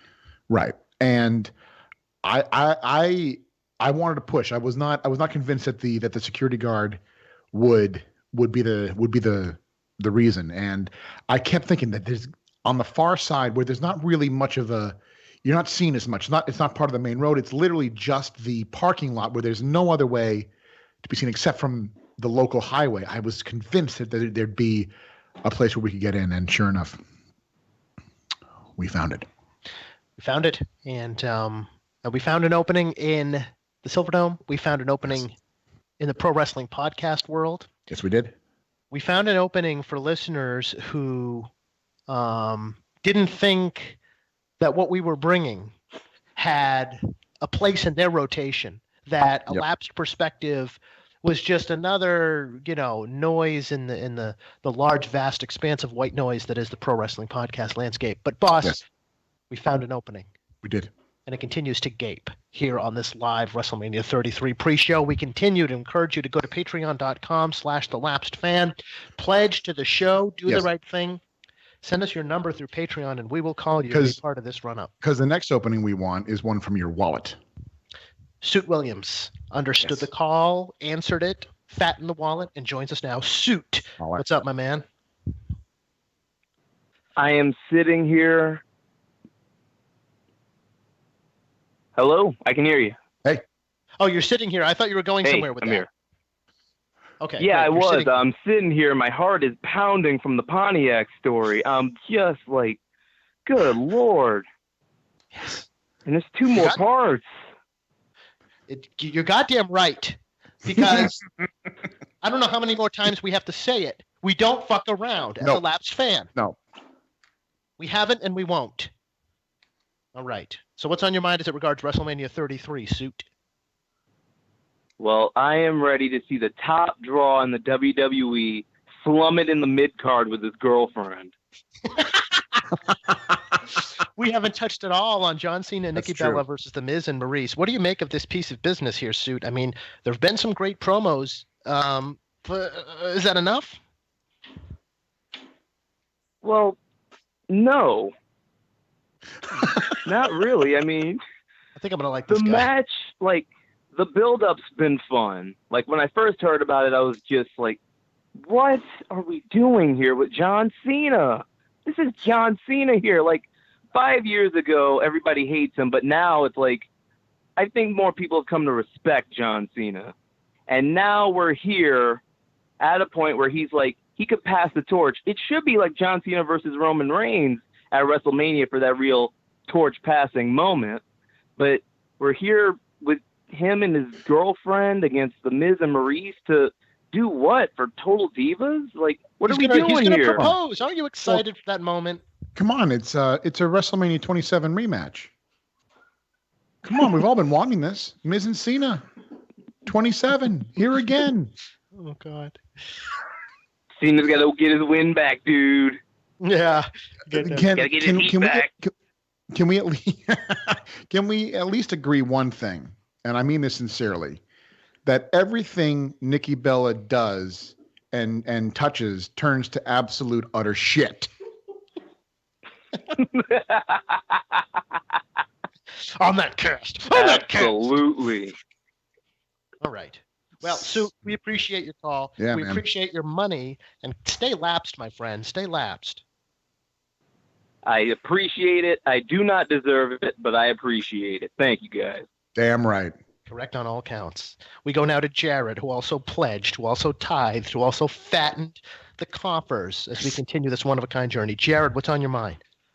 Hey, what's going on, guys? I'm just getting ready for my Nitro party tonight. Lee Marshall there? Well, so fans, we're having a big Nitro party at Jared's house right now. We're going to get some naked bitches, and we're going to be fucking all night long. Each match, you're going to have a different hoe come out and sucking my junk. So it's going to be quite the big party here. Get the I don't have a Stagger Lee Marshall, but I do have a Bob Cottle. My friend Jim falls asleep every WrestleMania about halfway through. Oh, and you're looking at... Give him the green light because he's about. Glad to be back here at the show of shows and the ultimate thrill.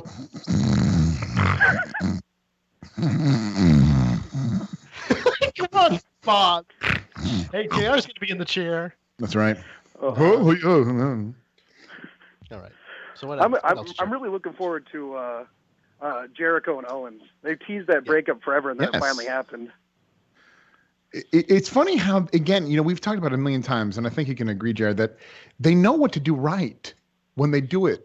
But then they choose, which again makes it so much more painful that most of the time they choose not to do it right.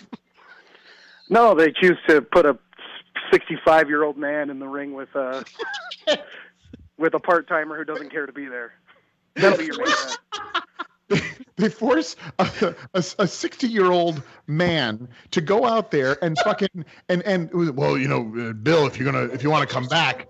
If you want to come back, what you got to do is you got to get back to that Goldberg physique. Otherwise, people aren't going to buy this as a comeback. You got to rip your body to shreds to get shredded. Oh, and then I don't know. I'm not looking forward to Reigns beating Undertaker, but it'll happen, and that's what should happen. But I'm still not looking forward to it. Well, great. So why did it used to be better? Oh, it used to be better because they used to put the time in to care about it, like they did with the Owens-Jericho thing. They just don't care anymore because they get their 2 million viewers and they have their million subscribers, and they don't have to work that hard for it. That's right. Beautiful. Beautifully put. Well, thanks so much for joining us. Thanks for tithing to the Lapsed Fan Church, and we appreciate you and hope you appreciate what we're putting out there for that ass. All right, thanks, guys. Have a great day. Excellent stuff. So you can go to patreon.com/thelapsedfan, pledge, give us your phone number through Patreon, and we will call you. We are on the air until 5 o'clock in the East as we continue this one-of-a-kind run-up to the biggest show in the pro wrestling calendar year. Boss, the journey continues. We went WrestleManias 1 through 30. Look at the Lapsed Fan catalog if you don't believe us. And we went through 31 and 32. We're there. This is it. The journey, the WrestleMania journey is a never-ending journey, which is a good thing in a way, and also kind of a troubling thing when they, fuck up WrestleMania. Well, they do. I think when it comes to John Cena and Nikki Bella versus The Miz and Maurice, that I am impressed. They managed to make it feel like the WrestleMania match, the celebrity match on the show. There's always a celebrity. Because you've watched Total Divas, right? We used to. We don't watch as much anymore as we did before, but yeah. But you saw enough of it to know how John Cena comes off. Absolutely. How does he come off? Most of the time like an asshole.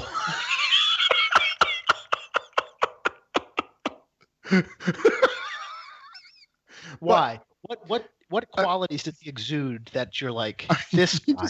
He just always seemed like he always seemed like I mean, again, it's been several seasons since we watched, but the last time it was right after Daniel Bryan retired.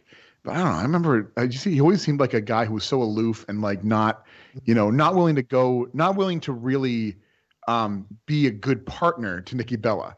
He's always he's basically saying like, hey, you can be with me, but it's my rules, it's my house, it's my yard, and I'm the big dog here. No. But I mean, I don't know. He always just came off like a complete douche. Yeah, and I think they kind of brilliantly lampooned that for the storyline. The Miz really grabbed hold of what that was, and Cena. What's great about it? Any great storyline has its base story that's great. Can I say one thing too? He also came across as a complete fucking robot.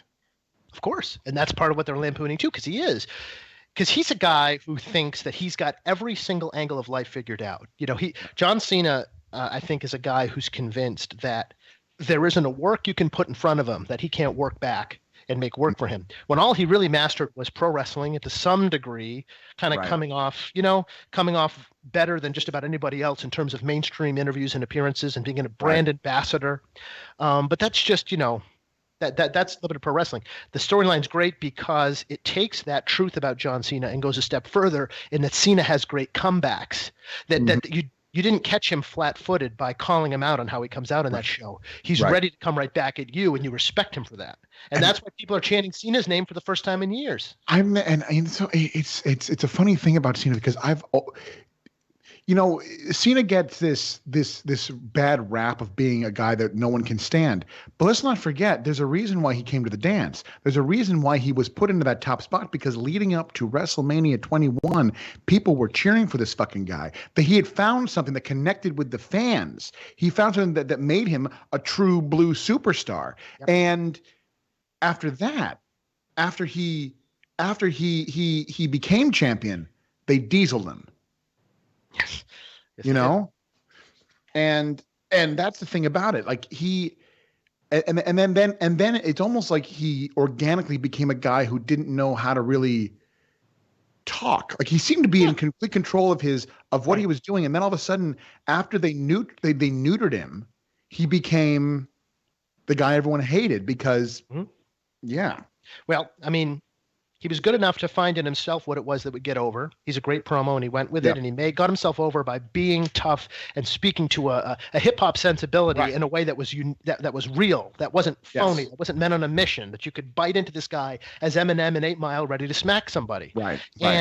And after he managed to do that, we learned he was so talented that he not only could pull that off tremendously, he could pull off any script they handed him to their satisfaction. And that's when the problem comes in. They start to see him as somewhat boxed in by that initial character that got people to give a shit and he's so good at delivering that corporate message that they completely prostituted him to deliver all manner of unrelated messages that had nothing to do with what was money about his character. Now he's finally coming back around to that, and look at the reaction. It's quite something. So we go back to the phones now. Rudy is on the ground in Orlando. He's put money in our pocket, so he gets some time with us. Rudy, what's going on out there? I'm in that ass outside the gate. I don't see Arnold Strowman around counting the gate, though. Oh, the gate's already been counted, brother. This is a publicly traded company now. Yes, I know. I have my Laps fan shirt on. Yes, you do. And I fucking represent. Yes, because it's time I gave back to the business that made me. Damn fucking right. And I have a sign. I have a sign. So Rudy, what's you know what it what's says? the reaction You want to know to what the it says? It says, "I'd rather be at Scarblade." We didn't drown you out unfairly, Rudy. What says you'd rather be at Scarblade? A sign you have? Yeah, what's that? What says I'd rather be at Scarblade? Yes, #Laps in that ass, of course. Yeah, it's okay. That's amazing. Awesome. So what's the reaction to the T-shirt? Does anybody care? Does anybody give a shit? If no, that's fine. No, they're all wrestling fans. You know what wrestling fans look like, so you know. They're all wearing they're all wearing fucking black shirts from 1998 and 99. They're pissed off because people are calling it out that it's fucking fake. They got belts. I know, Bullet Club shirts, like they think they're an alternative. So you're about to enter I brought my girlfriend here, what and she thinks it's all real, so don't try to smarten her up, okay? Say that again? I brought my girlfriend here, and she thinks everything's real, so I don't want to smarten her up too much. Oh, don't have her listen to our show then. Yeah, but I've been a listener so much. I follow you on Twitter. You guys are the best. You're damn right. And finally, you're going to be in the building. You're going to be at Citrus Bowl. Yes, the gate is about to open. I just want to say, JP, is that you've done a show at the Morgan Wixon Theater in Santa Monica. I know exactly that theater. Oh my God, that's hilarious. That is so fucking. I've done a few shows there actually. Back in the day. Yes. No, thank you. And thank you. I mean, like, I'm glad. I love all of your work. I'm such a big fan. So I'm finally glad I get to speak with you. And one last thing is that I will give you $200 if you review TNA Week 1.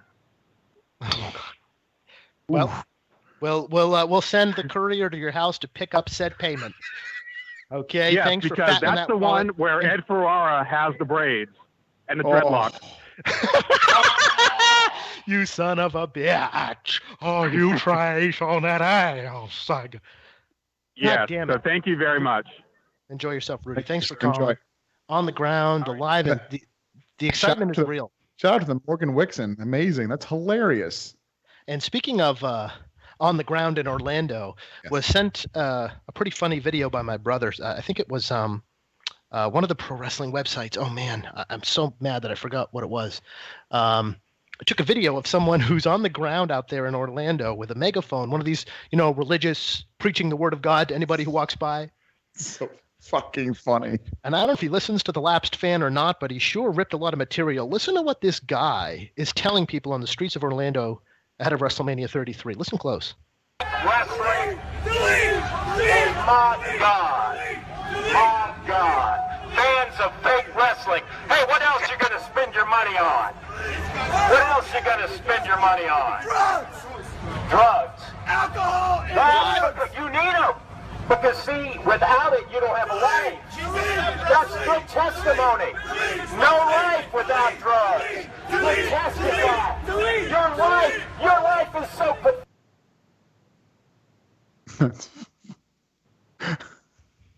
Your life is so pathetic that you watch this fake wrestling. Fake wrestling. You're damn right. He's just out there in their face. That's hilarious. Oh my God. It's just, I don't know. I don't want to be that guy, but I do want to be that guy. And when it comes to making fun of fellow wrestling fans, I love them in small doses, and I love them when they give us money. I hate them in large. Let's drill that one right in, please. I hate them in large doses, and when they don't pay us shit. Wrestling fans are very. They're wrestling fans who can talk about it like I can talk about it with you. Yeah. And then they're wrestling fans like your brother. How so? And I want to like who think they know everything behind the scenes, but don't really know things behind the scenes. Like there's a weird mix of being smart, but also still being a mark. Well, it's being a mark for wrestling websites is what. Right. That's exactly it. A mark for the wrestling news cycle. Like everything. Right. Like every 10 minutes, something big is happening, and it all stems back from what, for the most part, the talent and the promoters are putting out there willingly on Twitter. Yep. It's like. And all the sites just feed off of what the actual actors in the space are publicly putting out there, as opposed to tracking down any kind of, independent verifiable stuff. So it's hard to say. We're running into a bit of technical difficulties here, but it's a hell of a day. We're the Labs Fan Wrestling Podcast, and we're rocking hard, and we're about to. We got to figure this out here live on the radio because it's driving me crazy. Sorry. Can we hit him a bed or something? Give him a little something to listen to, boss. Give us a moment here on the Lapsed Fan as we reconfigure our shit. Got some kind of technological issue that's going to just decide to pop itself up without any forewarning. It seems to be okay now. How are we doing, man? That's not good. That's not good. It sounds like a internal microphone is now. Me. Wouldn't be me if I didn't have a fucking. Yeah. Hold on, here we go. I think your internal microphone, yeah. Hi, there we go. Perfect. Jesus. Sorry about that, fans. No problem. Well, in the spirit of trying to give some extra special treats to the Lapsed Fan Solar System as part of our WrestleMania 33 marathon here live, I figured we'd satisfy a particular curiosity that a lot of fans have. That's true. That technical issue may have been fortuitous because it allowed us to lay down that Lapsed Fan theme. Right there, even if just for a snippet. And folks always ask us, where did that song come from? Who does the song? That's right. That is true. He also mixed the unique, exclusive WrestleMania 33 pre-show song that we kicked off today's sick-ass broadcast with. Post Dog, Postal Taco. What's up, Chairman? Who steps into the fucking booth. Yes, he does. On the show, we got the guy who does the Lapsed Fan song. What's going on with WrestleMania 33 here, Postal? What's good? Oh man, I look forward mostly to the Hall of Fame stuff. I mean, I was telling TJ the other night, I'm tearing up listening to DDP talk about Dusty and the Mosh. And then I'm like, oh yeah, there's other wrestling this weekend. You hunger for those old days. So what are you looking forward to tonight? What actually will feel like quality, do you think? I guess Shane. I don't know. Just seeing him.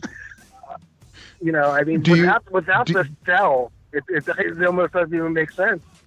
But Do you hope that Shane comes close to death tonight?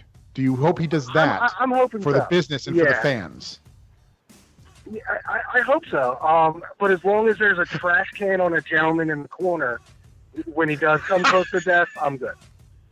I was gonna say, Shane isn't the only guy on the card tonight without a cell. Undertaker also on the card tonight. Well, yeah. I mean, not even a casket match.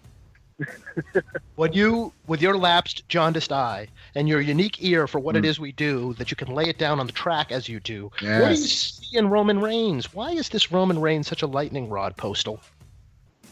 I mean, he's got the classic Vincent look. But, I mean, that's all I can... I mean, he can't even say believe that. He has to fully enunciate believe that. It's like Harvard's version of gangster with a vest on. Do you know there's one other thing that makes me not want to watch Roman Reigns? And it's awful. It's awful. Being a father, it's awful for me to say this. But that fucking goddamn commercial with him doing the fucking teapot in front of his fucking daughter. You don't kick ass doing that shit. You look like a fucking pussy. I mean, to me, Enzo Amore has way more street cred. No. And With his Enzo's got chicken much commercial. credibility as a I don't know what, but You know, you touched on something there with the parents. I'm getting a little sick of Goldberg doing this for his kid, of Shane McMahon doing this so his kids can see it, of Edge hitting us over, and Christian hitting us over the head with the fact that they have kids. Look, everyone loves their kids. Doesn't make it special, just like George Carlin said. And no one gives a shit that you're doing it for your kids. In fact, poor Goldberg's kid, he looks like he's enjoying it the least of anybody in the arena the last 3 times I've seen him. He's looking at his dad like, Dad, I'm not going to give you this moment. Will you leave me alone? probably you can imagine like if you watching wanna- your dad like completely disintegrate his own body for the shit that he gave up, 13 years ago. God damn. That's a sore spot for me. It's getting a little old, but I don't The know. only kids I want to see now after Hall of Fame is Rick Rude's kids. He's got that monster son and the daughter.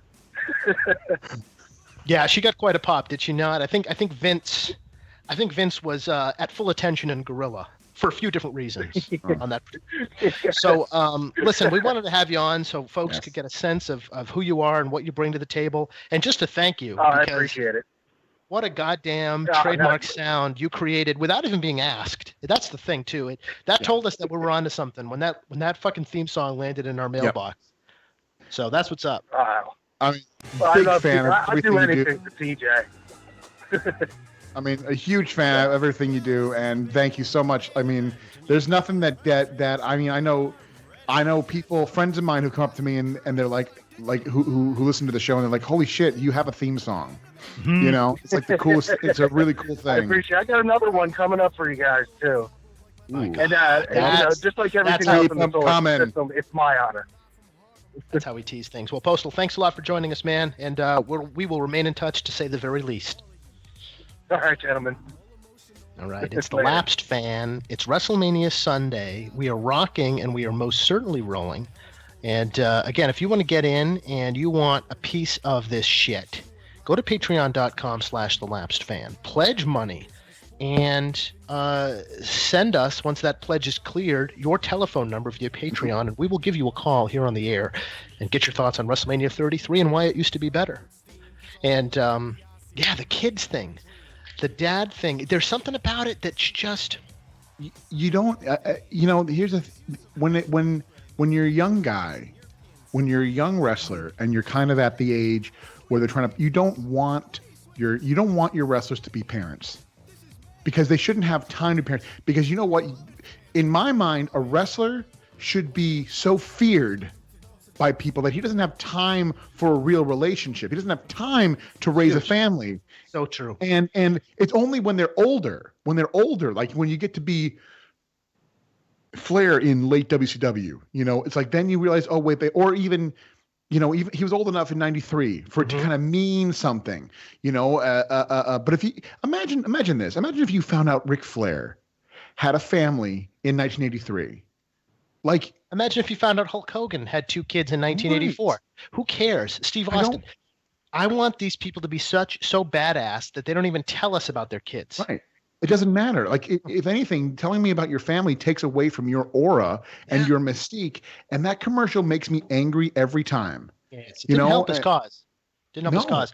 And it kind of proved the sort of square peg in a circle hole dynamic with Roman Reigns. It showed that they had this spot for this guy, and they just were trying to find the things in Roman Reigns that fit those kind of PR. Which is great. You know what? Like, I think that's a great general business mentality. You know, you find someone you like, try to make them fit something. Try to find out where, instead of trying to make them fit, find out where they fit. You know, like, absolutely, of course. I mean, let it bubble up organically from what it is they present, what it is they bring. But no, I mean, it's very simple. They're going to succeed or fail on their own terms. Their ideas are either going to work or they're going to fail. I don't know about the first part. I don't know about the succeeding part, but I'll certainly say that they'll fail on their own terms. Well, it's gonna be their. My point is, it's going to be their ideas and no one else's. Right. And just the goddamn history of the business is so ripe with examples of how that's just not the best way to approach it. That you got to think they're doing it on purpose, and they are. I mean, they're because they've set up this whole writer thing with the big goddamn writing room. They've got to be able to have something to show for it. They got to be able to say that because we have. Here's a storyline our writers came up with to create. It's like with Kurt, it's like all they're focusing on is what the writers gave Kurt, not what he brought to the table. That's what they want to be his calling card because it's about them and not about Kurt.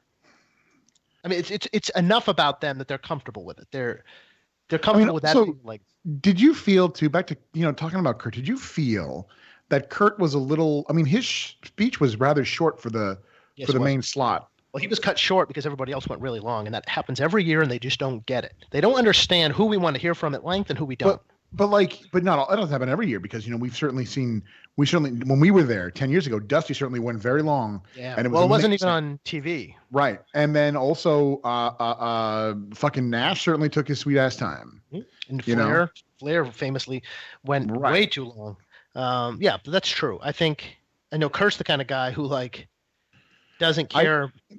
I will say the sad thing is I think Kurt is so desperate to get back into this company. I know. That he doesn't care. He I'm sure he even volunteered. I'm sure at one point he's like, I'll do, if you don't want me to give a speech, I won't even give a speech. I'll just walk in, I'll take the honor and I'll go away. We continue here on the Lapsed Fan with this flood of calls from people tithing income. Clifford is in the spot where he belongs. Welcome to the Lapsed Fan, sir. What's up tonight? What are you looking forward to? I mean, I'm not really looking forward to any one match. I'm looking forward to the whole card in particular. I'd like to see Shane and AJ just to see what kind of stuff gets pulled off. I think that's going to be pretty cool. I like the Cena Miz mixed tag match for the build. I don't know if the match is going to really match the quality of the build, but I'm looking forward to it. Absolutely. So, does it feel like it's supposed to feel on WrestleMania Day? I mean, it's one of my favorite days of the year, so I always have a good feeling when it comes around. But as far as the card, no, I'm not as hyped about this card as maybe past Manias. All right, and what can you tell the people about the Lapsed Fan? Why are you lapsed? Why are you giving us your fucking money? Why do I like you guys? Yeah, why are you giving us your money, son? I mean, honestly, you two guys, I'm going to be totally serious here. You guys are in my ear all the time, not in my ass, but in my ears all the time. And I mean, well, we're in your, you just don't know it. That's all. Well, you know what? I am sitting right now, and it feels kind of weird. I don't know what's going on. But you guys have personally, made my life better and my family's life better over the last year. I mean, you read that email and you made my dad crack up on Father's Day. And, there's some other stuff I won't say over the air you guys have done, for me. So you guys, you really are my favorite podcast. I judge every podcast of you guys now.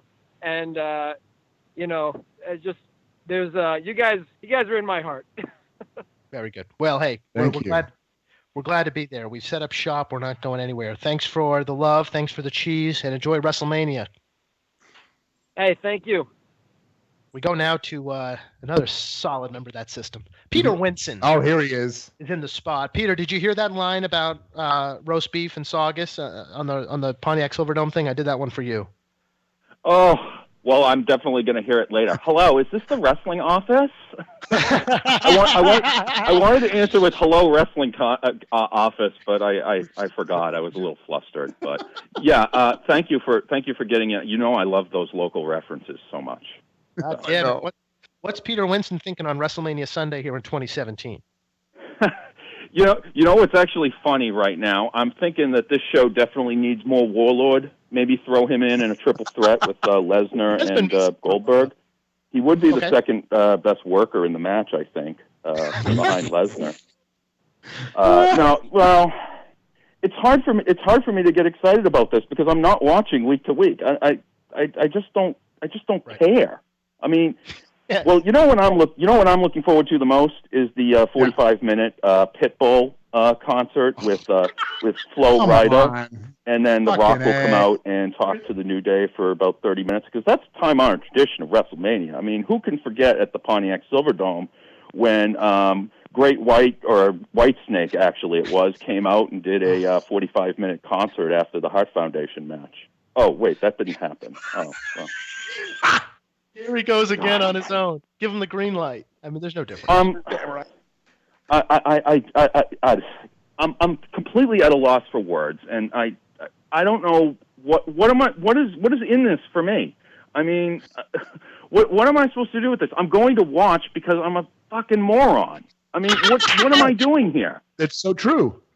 It's so true. That's what we fucking do. We watch these goddamn shows over and over again every year because you know what it is? I think deep down in our hearts, deep down in the gut where it hurts, where it constantly hurts, is we are saying this is going to be the year where they make the change and it gets good again. The problem is all we're doing is setting ourselves up for an immense disappointment. Yes, and in battered wife syndrome, you learn to accept that as part of your comfort, that wrestling will disappoint, and then you can vent about it on Twitter. I think for the generation that doesn't care to go to Twitter with their frustrations, it's just nothing but pain. And Peter, it sounds like you're going to subject yourself to that. Yeah, I said that somebody said, why do you watch this? And I think my reply was, well, the first reply is, well, wrestling is the purest American art form. But the second reply is, we watch in the hopes that it'll get better next time. And that's really why we're here. We're just hoping that there can be some kind of childhood, something that'll connect us back to our childhood, because that's pretty much my only explanation for why I'm, knee deep in this shit like every single day of my life. Like, why am I watching WWF 1984 on YouTube every single day? Well, part of it is because I have a podcast called Greetings from Allentown. So everybody, look that up. Look up my podcast, Greetings from Allentown, when Pitbull comes out, because you're going to have 45 minutes, and that's about the length of my first show from several weeks ago. So I just snuck in a plug there. How about that? That's fine, man. Hey, absolutely. It's called paid time. You can consider it an advertisement. You can consider it whatever you want, but we're cashing that fucking check. Make no mistake about it. Well, I'm still going to go back and listen to this and be like, oh, my God, this is what I sound like? Oh, my God. Well, have fun with that, Peter. It's always a pleasure to hear from you, and thanks for joining us today. Enjoy the festivities tonight. Thanks, fellas. All the best to you guys. You too. We are now going to transition to part 4. Part 4. Of our very special presentation here today. I'll say it's safe to say I think this is probably one of the moments that everyone's been waiting for. The Lapsed Fan is on the ground on the 30th anniversary of WrestleMania 3 in Pontiac, Michigan. We present now the latest installment here on the Lapsed Fan.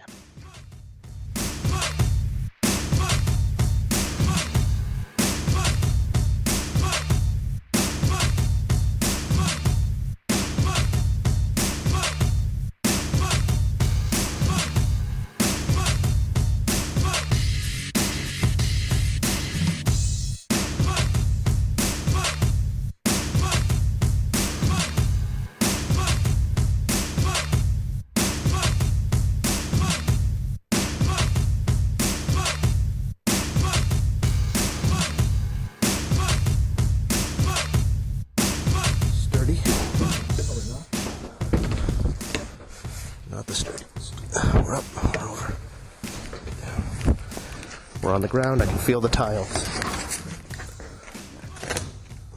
Step down.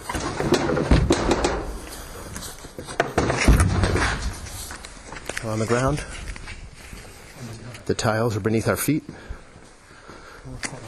There's missing ceiling tiles everywhere. Puddles of water. Walking through a very dark and dank hallway. There's abandoned office chairs sitting here in all states of disrepair. Big time metal overhangs. Here we are. Like the press box? Oh my God. Look at the hallway. This is a luxury box. We're looking out. Get your phone out. This is a luxury box. I can see the floor. I'm in Pontiac. I'm in the fucking Silver Dome. And I'm sitting where some mogul would have been sitting. Some VIP guest would have been sitting. And there is shattered glass everywhere. My God. Look at the old scoreboard. Time worn, to say the least. The field is destroyed, but you can still get the sense of scale. It's a massive building. It's not really the puddle we expected. I mean, in some spots it is. But it does appear dry on that floor. It does. I don't know. I mean, there's been talk about it. I'm going to put it on my phone, too. Like, at the same time, we'll try to sync it up. Mm-hmm. Why even bother? Why bother? So fine. Fine. Sure. Fine.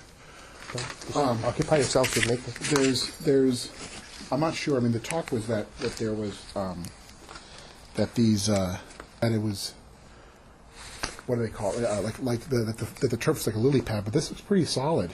There's so much moss growing on kind of the very edge of the luxury box that it looks like a small miniature forest. It does. Like an architectural model of a forest. My God, the old chairs. Look at this. These old cushions. There's moss everywhere. The fact that there's still chairs here, from the luxury seats or whatever this is. There's even a coat hanger over there. These hanging pieces of metal, some of them swinging. Yep. I mean, this is a graveyard. This is a graveyard. Go down here. There appears to be some kind of hallway along the luxury boxes. Wires and ladders. Even the ladders are all fucked up. How does that happen? I can't tell you. There's glass everywhere you step. I don't know why it was necessary to shatter all this glass, but I mean, maybe it was shattered for them. It might have been shattered before, weather or whatever, but I wonder also if it was people, who come in here after it's been abandoned. Yeah, I fully expect to come upon somebody who's been living here. Oh, I know. At this point. Look at all this. Look at this. These were rooms of elegance and luxury. Yeah, of things happening where people actually gave a shit. Or something. Who knows what that was? Not much to say about it. Is there a way to get down? We're going to find out. Follow me.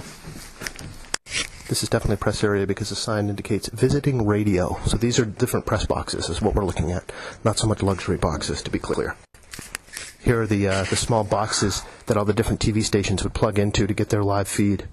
ABC 12, Detroit 2, WDIV-TV, WXYZ TV. Silence in this fucking place. Silence. Here's an old program somebody left out. Oh my God, of Tim Bradley Jr. This is that boxing match we talked about on the show. From 2011. Take a picture. The super fight, Alexander versus Bradley. January 29th, 2011, official program. Just in 2011, somebody was sitting here covering this. Yep. There's tarpaulin all over all these seats. And there's other chairs that are just like littered about. I don't understand how the chairs got down there. They must have been thrown by staff. By people or whatever. What they probably did is when they opened the roof, they realized that wind could break these windows, so they purposely shattered the windows and were throwing things that the wind could pick up down to the lower bowl. Yeah, look at this. These are all the old posters from the Timothy Bradley fight. What's this? Is it? Oh, limitless. That's funny. Yeah, that's bizarre. They'll take that into the program. Oh, yeah, the Timothy Bradley program, yeah. Actually here. Say it again? It's very, it's the only thing I can say is that it's surreal to be here. It's like, well, I don't feel like we're actually here. Ticket stubs? Those tickets? There are tickets here. 2. Oh, they're made out in different people's names. Wow. Donna, Michael. For what? It doesn't say. Are they dated? March 11th, 2011. This must be the boxing match. This must be a ticket office of some sort. We got movie posters. This is probably from the drive-in movie, all these movie posters. Right. There's a box marked throw out with just 2000 football playoff finals, Pontiac Silverdome, Michigan High School Athletic Association. What date? In 2000. God damn. Old files all over the ground. Look at this. With Ted Nugent and Kid Rock. These are December 31st, 1999. Kid Rock and Ted Nugent. These are like Xeroxes of tickets. I got a binder here. What year? Memorial 1999, April 28, 1999. I don't know what it is, what the whole thing is, but... Lion Season, Sweet Ticket. Sweet Ticket Trade Summary. And they've got all these, like, different firms, I guess, that had claims on the tickets. Backstreet Boys Sweet Summary. These are people that are allowed into the suites for the Backstreet Boys concert. Tons of just garbage and filth. Yeah, but there were important operations taking place in here, apparently. More movie posters. A book entitled Morir en el Intento by Jorge Ramos. For that asshole. Just a book. This is where they came to book. Old telephone. Or is that a phone? Door video intercom. That's an intercom. Wow. Got an lot of old intercom equipment. And this office would face out on a small inclined hill here. I'm not really showing much, but... Wow, look at these old yellow clippings. Look at these. Wow. This is all history in here. This is from 82. Silverdome ready for Who farewell concert. Yeah, it's all about the Who. The Who concert filled teens' dream.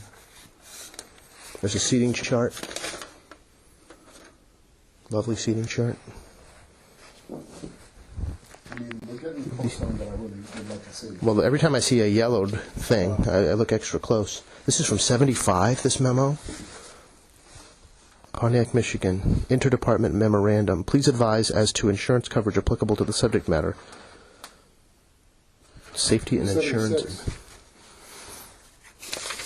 News clipping from 76.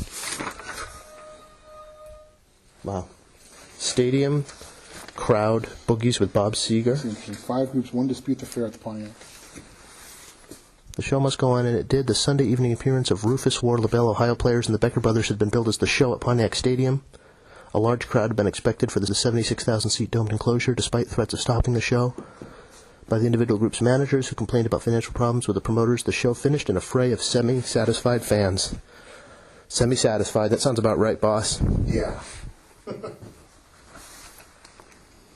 Fuck me. We're stomping in exactly the way we want. Curiana. What's that? Employment application for employment. She wanted to work here. Oh, look at her resume. Yeah. Don't read it. Don't read it. Poor person. Well.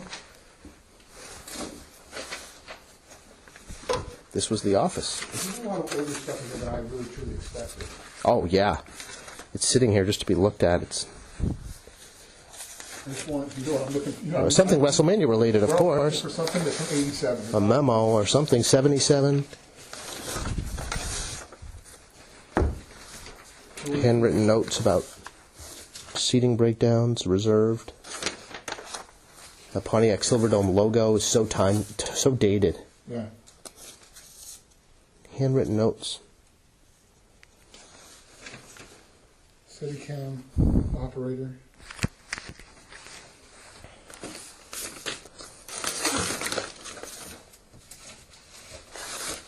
See, it's weird because 1976 memos are mixed in with 2011 memos.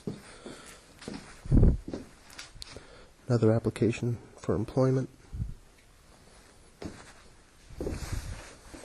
Parking records. It's a whole summary. It's an event quote form. This probably was the HR office. 76. It's amazing how keeping these records was someone's job, and now look, It's the last thing anyone gives a shit about. Except for us. We want one thing. I want a WrestleMania memento. This is a...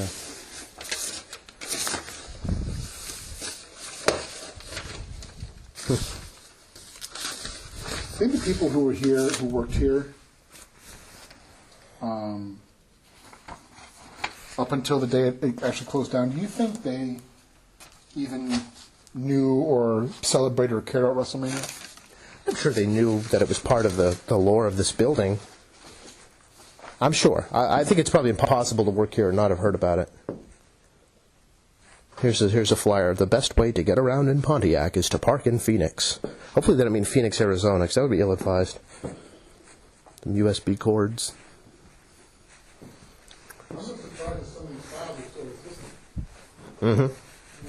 More memos in here, and some torn photographs. All the ceiling. Oh, is this a picture of the Pope? Look at this. Is it a real picture of the Pope? Look at this. This is a card from the day the Pope was here. September 18th to 19th, 1987. Prayer for the pastoral visit of Pope John Paul II. I'm gonna take I think that's, okay. Leave it. All right. Papal Mass, Pontiac Silverdome. Look at this. During the Mass celebrated. See, it was after WrestleMania, September 19th. And then they had to come back and say they did a bigger crowd than Vince, who came up with his number because it couldn't possibly fit that many heads. This is stunning that we're seeing meetings from the Pope thing. And that's fucking huge. That is huge. Why are they just sitting out here like this? Pope lecturer leads on rights. Not a dated clip, unfortunately. But it is yellowed.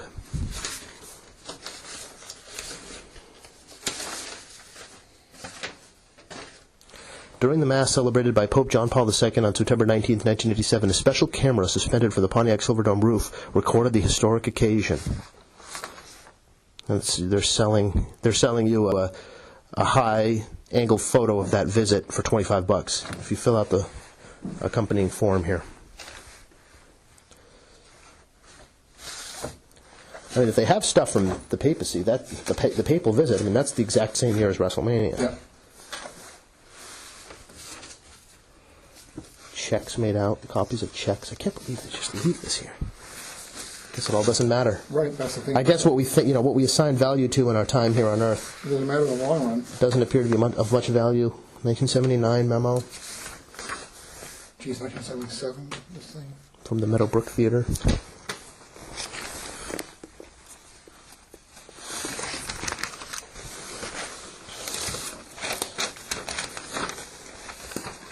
Look at this. There it is. Let's take a picture of that. We have a newspaper clipping from the Auburn Hills Argus, September 29th, 1987, and it's the crowd as attended the papal visit. Pope John Paul II visits the Dome. Look at all those people. And the Pope had to do more attendance. I didn't realize it was just 6 months after they were here.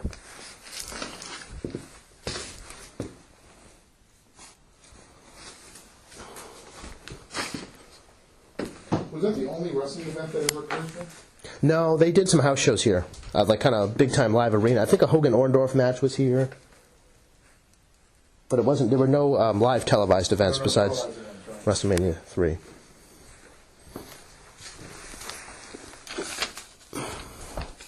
Elton John came here. There's a clipping from when Elton was here.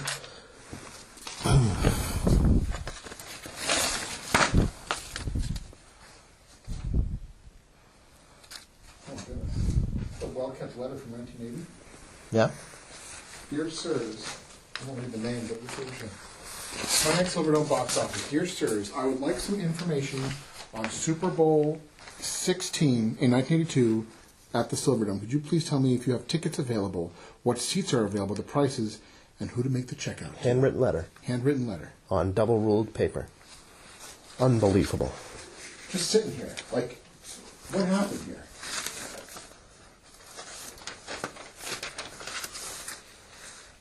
Bamboo Productions, 1977.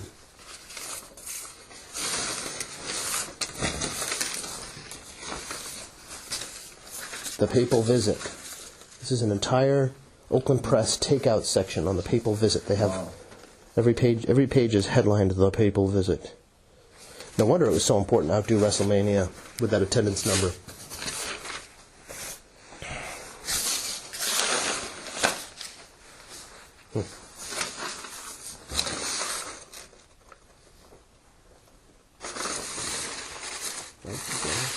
Nothing WrestleMania, though.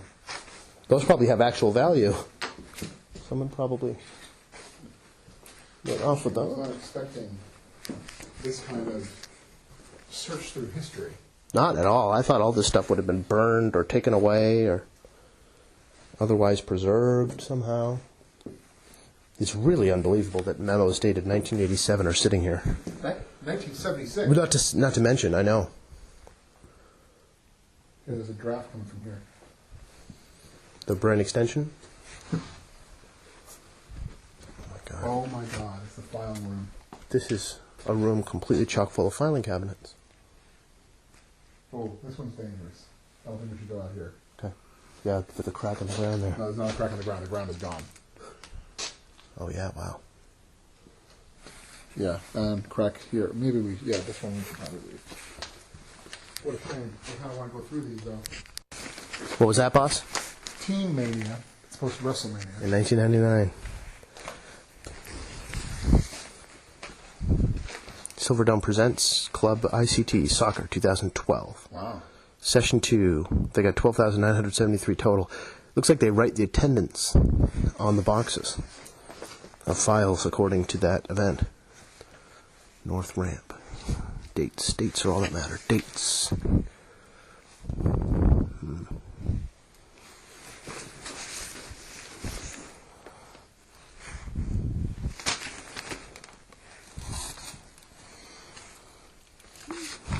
Michigan Competing Band Association, 1999. We're a decade ahead where we need to be. I wonder if they moved them to a different room after so many years. I wonder too. All right, let's get out of here. Wow. This is the pay window, as they say. We're looking at a ticket window. Now, why there would be cashing out your pink money slips. There's like instructions for employers taped to the ceiling. No bags, cell phones beyond this point. When going to sell, these items must be locked in a locker. Going to sell what? Offense? Suplexes? Suplees? Someone to spray painted on the wall. F-U-C-K. That's Here we it. go. It's a ticket booth. Where we just came from. Okay. Yeah, so just go fucking spray paint. My feelings exactly. See? Oh yeah, this looks like a bigwig's office, huh? Gregory Roberts, Director of Marketing and Events. His whole desk is tilted and bent, and there's a couch that's been ripped. And Director of Marketing, that's not a bad gig. Guy who's paid to have WrestleMania records around, right? He's something. We've gotten close. Good program.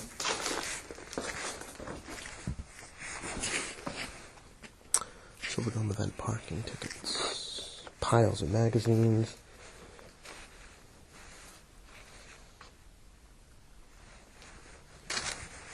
Whole section layout here.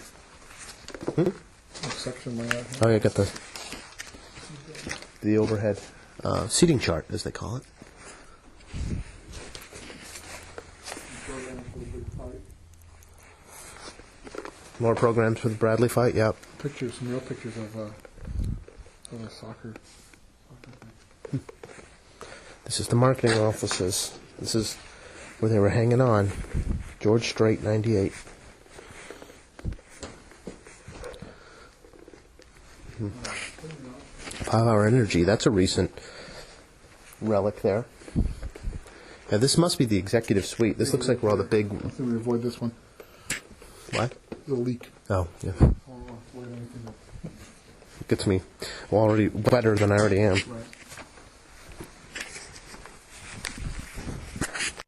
Somebody spray painted a swastika on the wall as well, so... up a flight of stairs here in the darkness.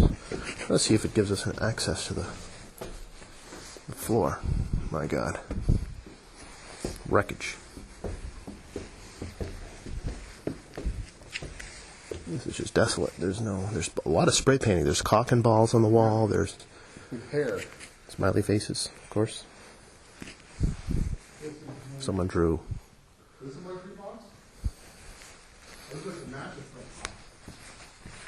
Even more spacious zone here. Yeah, we get the TVs up in the ceiling. Yeah, there are TVs looking down at this area. This must have been the rank and file. This must have been for the press that didn't have, that were kind of run-of-the-mill press that didn't have exclusive boxes. Because they've got those long tables. I can see even now, like even when you see like the owners and stuff of football games where they come sit. Yeah, we've entered a space where there's echoes. That would seem to bode well. There's a large puddle here. I don't know what to make of that. No, we're still in that press box level, though, aren't we? Yeah, there's some level too. I saw the press box in there. Heads up, careful. Just a little slip. Slippery than you think. Women bathroom, okay, all right. All right, so this is the part. This is for the public then. Ah. What do you see? Oh, is that stairs? Look at this. We have to maneuver around pipes hanging from the ceiling. Boss is rolling tape here so we can. And those are steps. We get to go down now into the lower bowl, below the press box area. And it should be pretty obvious from here how to get down further, right? Well, no, we'd have to go, yeah, from inside we can get down further. Or up. Here are the seats. Not all the seats are blue, fans. It's important to know that on that middle level, not the lower or top level, the middle level, the seats are tan, beige, which you probably can't appreciate watching WrestleMania because everyone's sitting here. We're in section 20. Well, we're adjacent to 207, 209. We're probably in 210 or 211 on the middle bowl, if you want to call it that. No, we're like 204. Unless this is 204. So they would give people those little small televisions who sat here so they could see the field better, I guess. Probably. I mean, for God's sake. Well, it's important to remember that this building, its roof, because it was air supported, did not have the strength to hold video screens. They had to build above the ring their own equipment. That's right. So, you come here for a football game, it's probably the best they could do for you because they couldn't hang screens. I mean, we're talking your standard bedroom television. Boss is taking a seat 2, row 10. And I invite you, boss, to consider, what it would be like to be here 30 years ago on this day. The funny thing about sitting here,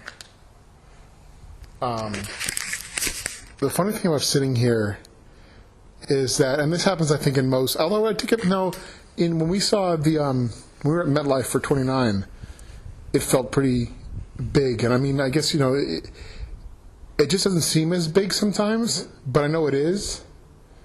If that makes any sense, but it's pretty exciting. I mean, I can picture fairly easily watching Hogan slam Andre and the excitement that would cause. Like, that's just incredible. Like, the idea, like, you can feel that energy still.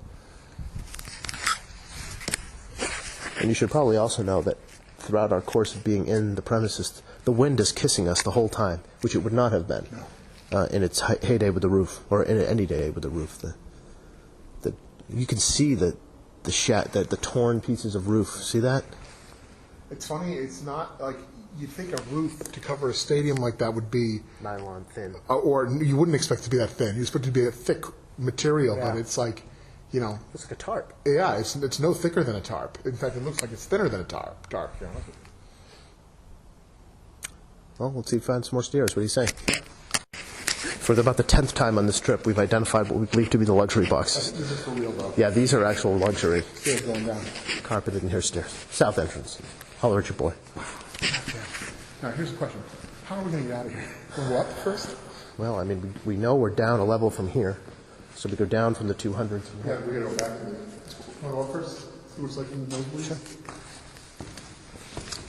Going up the stairs. We got jugs. Yeah, we got big time spray paint. Barry equals GOAT. Look at that.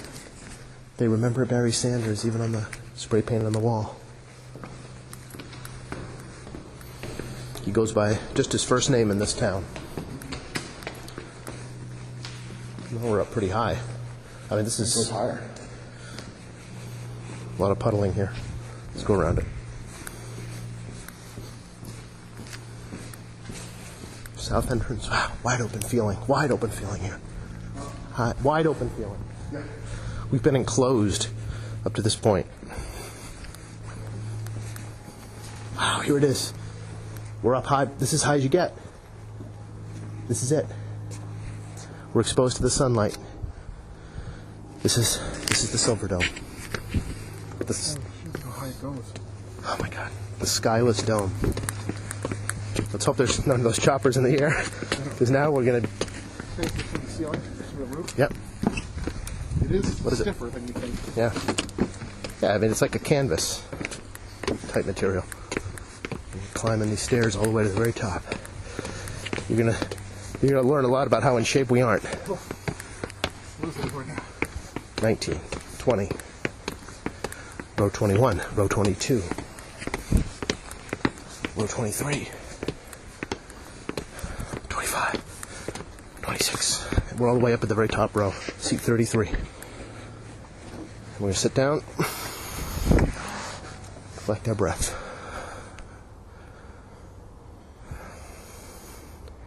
What the fuck are we doing? I don't know. This is crazy.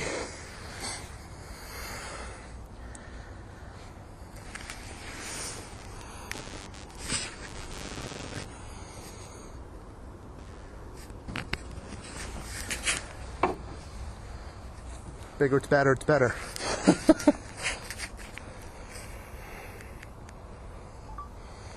That's the shot I wanted. Is it bigger, badder, better? Or is it smaller, sadder, and worse? I mean, it's bigger. That's for sure. Because there's no roof on it. And it's worse. How much of a trip is it that what a great shot, that we can see the open air and nobody else would be able to, in all the years they came here? Being so high and so narrow is horrifying to me. To the floor. You ready? Yeah, let's look at it a little bit. It's pretty intense. Like being literally the only people in this arena. Yeah, right no. now. Like watching. Man, so high up in the sky. I don't know what do you say? Like if we were 10 stories. Yeah, 10 stories up in the air. If we were 30-year-olds in 1987, we'd have been here. We'd have flown out. Absolutely This would have been our seat, We're right up to a chain link fence. Doing the last fan radio show, talking about that lost time, the lost Boston region. How times have changed. The territory, yeah. How that fucking Vince McMahon ruined everything. We'd have had the Laps fan on public radio. Of course. Right after Ira Glass. Hey, there's one of those. See right there. There's one of those. That must be one of those that held the metal wires. That black thing right there. You see that long snake? Oh yeah. Every now and then there's a very disconcerting slap of a sound, but it's the wind inevitably blowing some inanimate object. You wonder, is this building going to topple at any time? Yeah, when we're here, absolutely. All right, let's go down. My cold feet fear is that there's like a hollow underneath. Like at the Coliseum. And you're going to fall through and you're going to fall right through into water and die and drown and die. I highly doubt the floor of the stadium is hollow. Now down the stairs to what we believe to be the route to the ground level of the Pontiac Silver Dome. 30 years to the day that Hulk Hogan slammed Andre. Andre passed the torch, called for the slam, and allowed Hulk Hogan to cement himself as the most famous professional wrestler of all time. Fake sports filled this building. There's a puddle. Oh, we're gonna... Of course it isn't, because we have to do it. Take a step. Not bad. I can manage that. We got some, vendor with concession stand. Uh-huh. You hear the echo more now here. Yeah. This is it, right? This is it. All the way down? We have a clear shot to the field. Whoa, old film reels. Oh my God. What have we got here? These are old negatives. One of the films? He's pulling the reel. Whoa, what's that? Hold on to that. I'm going to take a picture. It looks like a cartoon. Oh, it looks like Muppets. Hercules? Down we go. There are film reels everywhere. They dumped all the film reels all over the ground here on the lower bowl. Man, my legs are hurting.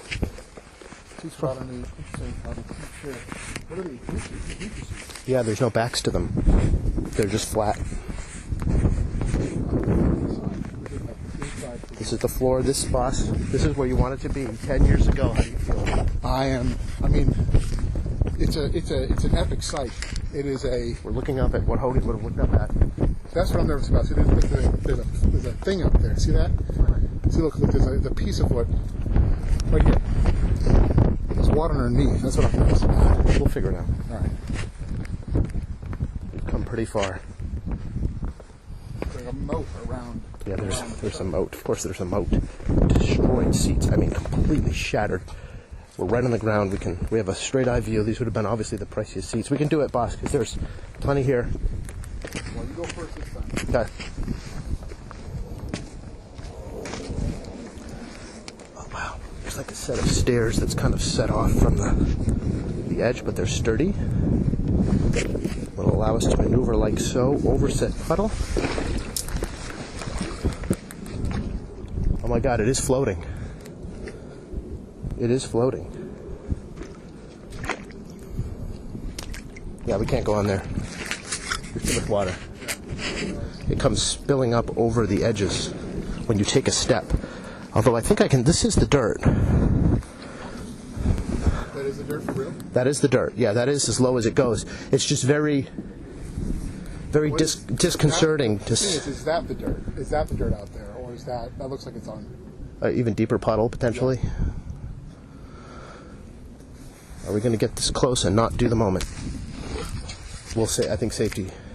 I think safety comes first. I hate to disappoint everyone, but I'm a little... By everyone, you mean yourself. But you were very prescient in your prediction. Only because that's what I read, that the turret is floating on water like a lily pad. Mm-hmm. I bet after all the snow, too, from this winter, that it's...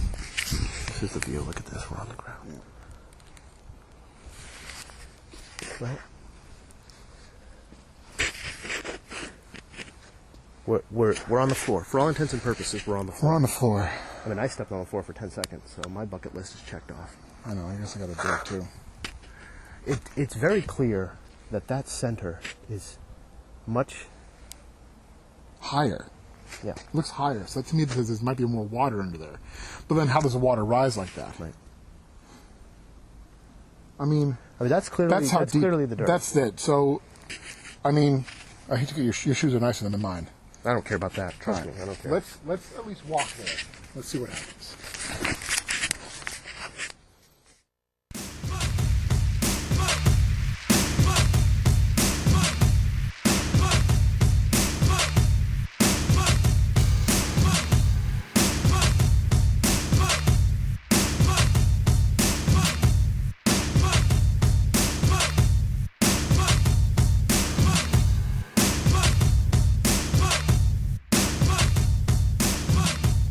Let's see what happens, boss. So I want to talk here. First of all, I want to, let's talk about, so obviously we got in, we were able to walk around, we were able to do stuff that nobody really could have done. So I want to let's talk about 2017 versus 2007. Let's talk about these we talked about when we were there how we could not have done nearly as much that we did. We talk about lap serendipity and how we could not have done nearly as much as we did this past Wednesday. Let's not remind people, folks. Folks, we were there this past Wednesday. Okay. And like how we were able to investigate the whole building and get into places that we would not have been allowed to. Yep. I mean, what it's really one of those things that I feel was meant to be.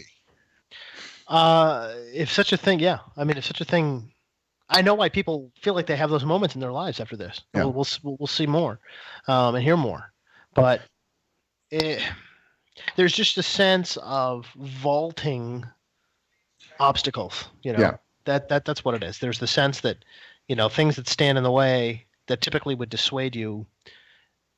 There's a way that the wind catches your back, and it's just like over that, and it's such a weird. And we're doing something so like hard to explain to people as to why it would be right more than the sum of its parts. You go to a rundown arena and you run around in there, like that's great. No, it's trying to reach through the screen, and we all can.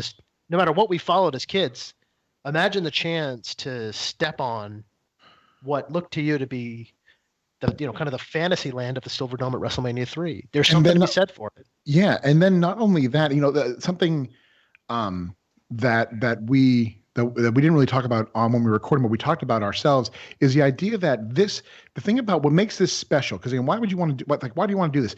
Because unlike most sporting events, how many people do you know rewatch football games from places? How many people do you know rewatch events from certain places or rewatch different, the Pope going there, the concerts, whatever. But wrestling fans rewatch shows over and over again. In my mind, I've been to the Silver Dome a dozen times because I've seen Hogan and Andre a dozen or so times in my lifetime. Goddamn, you're right.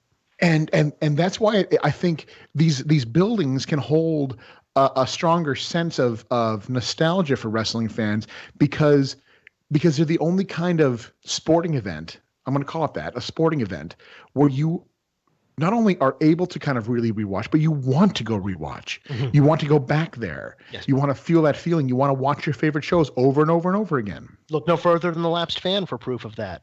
You're damn right. It's being a real thing, so it's a thrilling time, and we're all over that ass. We are going to, in our remaining time, up until 5 o'clock Eastern, which is when we go live from Orlando, Florida for the WWE WrestleMania 33 pre-show, and we leave you here for the Lapsed Fan run-up show, getting to your calls, checking off those boxes, and thanking you for being so generous in stepping up to the plate and getting the taste. You might want to know that there are, if you're listening in or you're listening in afterwards, after the fact, there are several numbers that we've called today that have gone to voicemail, which we understand happens. It kind of hamstrings us trying to get everybody done if that does happen. But apologies in advance if your call went to voicemail and we couldn't get back around to calling you. We were pretty much flooded, like you wouldn't believe, with appreciation here and folks handing us money. One last thing I want to talk about of this last Silverdome segment. Let's talk about Greg Roberts. Oh, this guy. Director of Marketing? Pontiac Silverdome, brother. Director of Marketing and Events. This guy, fascinating individual. After I took his card, I was looking him up, and this guy started working in the Silverdome in 1975. I don't know what he did, but he worked from 75 until the day. So he worked from the day it opened to the day it closed, essentially. Oh my God. So this guy was there, and imagine here's this guy, who's very proud of the Silverdome. Like if you look up Greg Roberts and Silverdome on Google, he talks about even when the Lions left, how the Silverdome may not be up to snuff with the rest of them, but Silverdome has. Well, the Silverdome has its charm, and we're gonna still on bring events here. So it makes me. I think about this guy who's obviously very, very much a hardcore Silverdome guy. Yep. What does he think when he gets word that WrestleMania 3, this fake sports, this illegitimate athletic competition, takes home the record, the indoor attendance record, not only in the world at the time, but also, work number or not, whatever you believe. Which if you believe the work number, you're a fool. But but what is Greg Roberts gets the news from somebody saying that WrestleMania 3, the fake sports, is get the record here and the record in the world.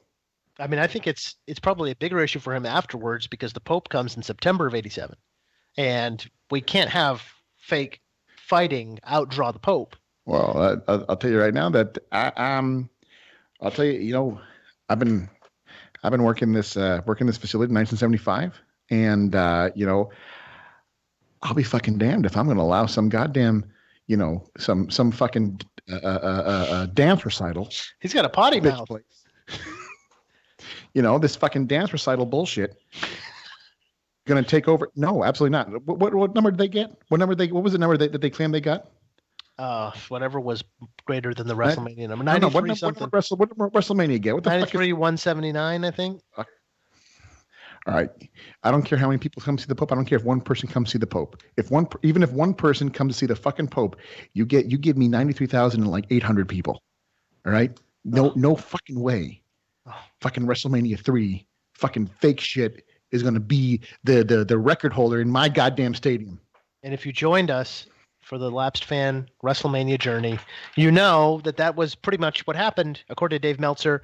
The Pope coming to the Silverdome 6 months in September of '87 after WrestleMania. Vince McMahon came up with a number, and the company came up with a number that they thought couldn't be matched because you physically couldn't put that many people in the building. And around comes the Pope, and that's not going to happen. So history books show that basically, thanks to Vince McMahon's number, the Pope has a hustled fake number as well. You're damn right. Got to sell the faithful. So we get Jordan on the line as we continue with the call-ins here on the Lapsed Fans WrestleMania 33 Run-Up Show. Jordan, what's good? Good. Thank you very much, guys, for letting me dial in. It's absolutely great to have you from across the pond. What's up? Not much. I'm actually sitting upstairs in my house because my wife is downstairs and didn't want to listen to a fake podcast with fake sports for 5 hours. So that's what I'm doing. That's fucking brilliant. So what if anything are you looking forward to at WrestleMania 33? And did it used to be better, my friend? Of course, it used to be better. I'm not going to be watching it. I'm going to have a good sleep. Because I'm not staying up to 4 a.m.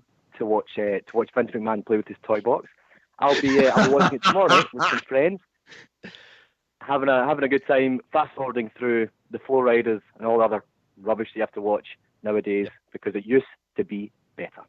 My man, and why did it used to be better? Before we let you go, my friend, why did it used to be better?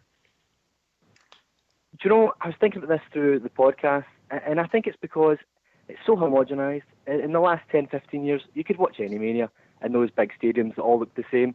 But if you think back to your journey in the Pontiac Silverdome, you'll always remember that dome, and you'll always remember all the other venues in those first few WrestleManias. But nowadays, it's just the same. It's not good.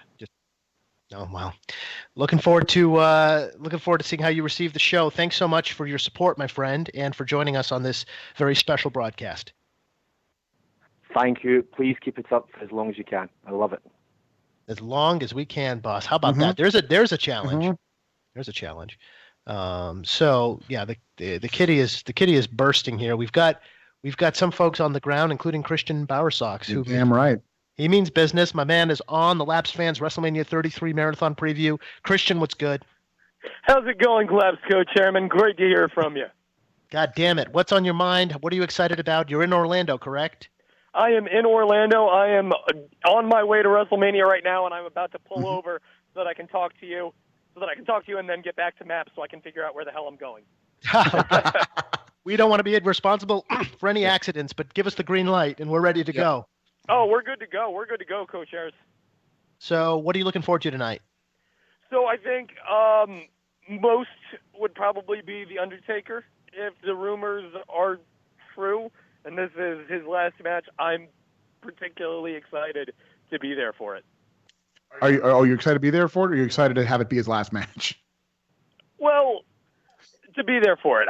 He's one of my all-time favorites. You gotta love the Taker, even though he's clearly past his prime. It's something to see. You know what I mean? It's my first WrestleMania ever. It's got to be the biggest selling point, I would say. Awesome. Well, that's exciting. I hope you enjoy yourself. And if you have the mind to maybe toggle back over to us, we're, of course, going to be live immediately following WrestleMania 33, right back up here on these channels to continue the WrestleMania journey here on The Lapsed Fan. Thanks for your support, and holler at your boy. Absolutely. Oh, love you guys. I'll catch you later, all right? Very good. Best of luck in Orlando at Citrus Bowl for WrestleMania 33. And I don't know. I think we covered about the whole card. We've got the Battle Royal. We've got Braun Strowman. How does Braun Strowman make you feel, boss? I mean, have I ever seen him work? I don't think I've ever seen him work. So I really, again, was he in last year's Battle Royal? He was. Okay, so I guess I've seen him work live, but I had no fucking idea. But what I appreciate, because I always, even though I don't watch on a week-to-week basis, I read about it. I always read about it. And I like to read reviews and kind of skim through the raw reviews and see what's going on. So I appreciate that a lot of people have been talking about how Braun Strowman has really improved over the last year and really worked hard to become a better in-ring worker. So go for it, man. If you can be a big man who can work in the ring and most importantly make people believe, go for it, and I'll root for you. Back to the phones. Chris Schirmbeck is doing the right goddamn thing. Chris, I think you're on the ground in Orlando as well. WrestleMania 33. Absolutely. What are you looking forward to? Standing in front of Camping World, getting ready to book the territory. Wish there was a Yes. Brother, make sure it gets heat. Double juice tonight. Absolutely. God damn it. Absolutely. So what do you want to see? What do you think is going to get your balls tickled? I don't know if AJ will be able to carry Shane through this, but I think Shane jumping off a roller coaster to his death might entertain me slightly. Not that we have high expectations now for Shane O'Mac. Yeah. I mean, he's got to, after going through the table a week ago, he has to do that even more. And the fact that they added no stipulations is weird. What I would like to see is Shane McMahon get dropped from the top of the building and just go right through the mat and make just a complete drop hole into the center of the earth. That to me is a way to go out. That seems like the only way to go out. Damn right. Oh my God. So is there like a festival atmosphere out there? Is there excitement in the air? I mean, no matter how jaded we get, there's something, before getting into that game. There's something magic about Mania. I mean, I am lapsed, jaded. I went to 8 Manias in a row, and I've taken 4 years off. I said I'm going to do this one last time, and here I am. But it's still, when you get here, there's that feeling, there's that excitement, there's that nobody else understands until you're around 80,000 people that understand. Have you been to the last 8 in a row? I went through 22 through 30. And then I have not gone to 31, 32, and now I'm back, and this is my last 2 Raw. This is my last go. Well, I hope you enjoy that last hurrah. Book it strong, book it hard, and enjoy yourselves. Thanks for your support, and get it done, son. Thank you for Hulkamania. Yeah, goddamn right. Thank you. Can you believe that was the first one of this whole show? That's true. That's fucking hilarious, actually. So that's an OG line, if you think about it. Right. I mean, you got to go back to the WrestleMania 7 stop on that journey. 8. Correct. That's absolutely correct. We've got Frank Meadows. We know Frank well.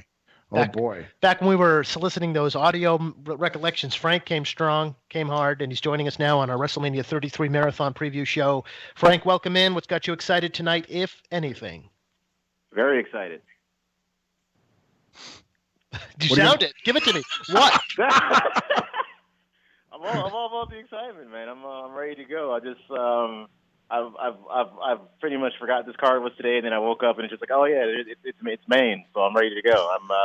We got everything going. I'm going to see the crowd bitching moaning about absolutely nothing, and I'm there. I'm there with you guys. The crowd needs to bitch and moan about everything that they don't want, which is everything that WWE provides them. So I forget that. They know what we want. We just don't know it yet.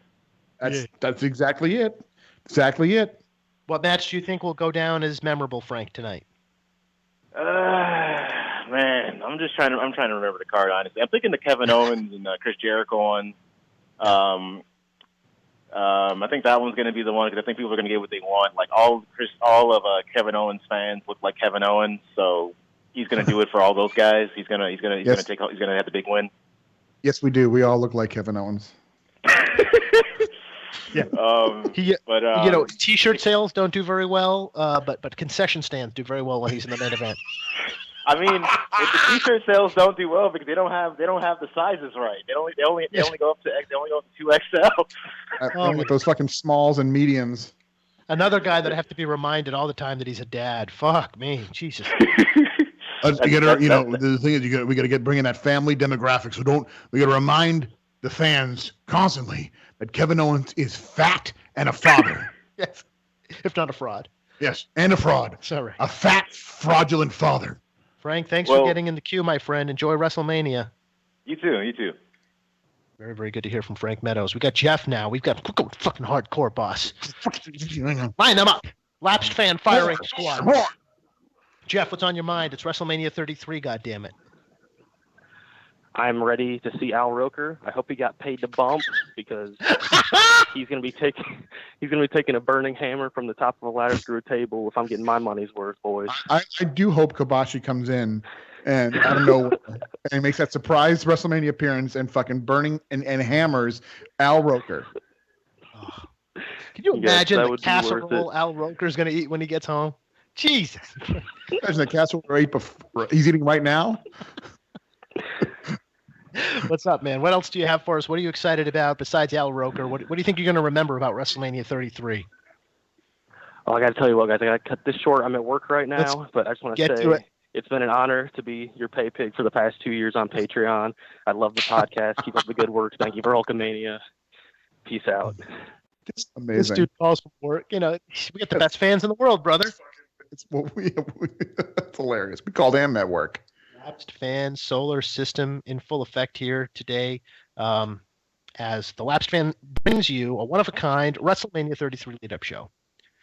And all across the globe, they're calling in. They want to be called, want to get tasted. Latest to be victimized is George Rivera. George, thank you for your support, and tell us about WrestleMania 33, my friend. Oh, man, I believe this is the Lapsed gimmick, right? Oh, you're damn right. It's a couple of guys getting ready for Mania. Eating a gimmick. Oh, man. Fucking a gimmick. Drinking a gimmick. Man, I mean, I know it's Mania 33 is right here, and I'm meeting up with my cousins in a little bit to watch it, so should be cool. Great. So what do you think you're going to remember? What's the go-home match for you? What feels like it used to feel? Yeah, I mean, the more I think about this Mania, I'll be honest, it kind of makes me a little depressed. Thinking about, what wrestling used to be. But, this Mania, I mean, it kind of makes me depressed only because I think about guys like AJ, like Owens, who unfortunately got the Punk treatment, seeing him lose the belt to a part-timer. But, I mean, either way, I'm excited to, just be in the event and see everything go down. All right. Well, we hope you enjoy it. Thanks for your patronage and for riding the wave with us, my friend. We will talk to you real soon. Sounds good, guys. Take care. God damn it, George, stepping into the spot, getting it done, putting that cheddar on the line, boss. I think that Undertaker Reigns is going to be the match of the night. What do you think? I mean, if they book it right, I think it could be. I mean, I think if anything, I don't think it'll be the best match, but I think it will be the match that has everyone talking. Yeah. And I think it's going to go on last. Yeah, I think that's a key consideration for them. I mean, I don't know. Roman Reigns almost certainly going over. And yeah. Oh, yeah. I guess Triple H doesn't think you have to turn him heel. Of course, COO in his case stands for Chief Over Officer, but so he knows all about that stuff. It really depends on the finish. I think that the positioning on the card, but I don't think there's any way you can slice it that Reigns doesn't spear the Undertaker, and maybe that's how it should be. There's something about this match that's like, there's a lot of things they've done with Roman Reigns that's just not palatable to people who don't like him. But there's almost like an inevitability to this match that people kind of accept, even if they can't stand Reigns. I mean, yeah. I mean, I don't think there's anything they can do to make people like him. I also believe that turning him heel is kind of it's too little, too late. I don't think people. The problem is, I think we've come to a point where I don't think people, for lack of a better term, people don't care about Roman Reigns. Yes. I mean, and they do care about him, but they care about him because he annoys them on television. But they don't want him on their television. They don't want to watch him. So it's a weird thing. It's like I don't know I really don't know how much good there is, except to really, I think the best thing for them to do with him, if they really want to get him over, get him off TV, get him gone for a few months, let him come back with, I don't know, maybe a new look, wow, and maybe a new outfit. But look. He's got to change the way he's dressed up. For God's sakes, he doesn't look like a star. Everything, like have him come back and all of a sudden just start beating the shit out of people. Oh my God.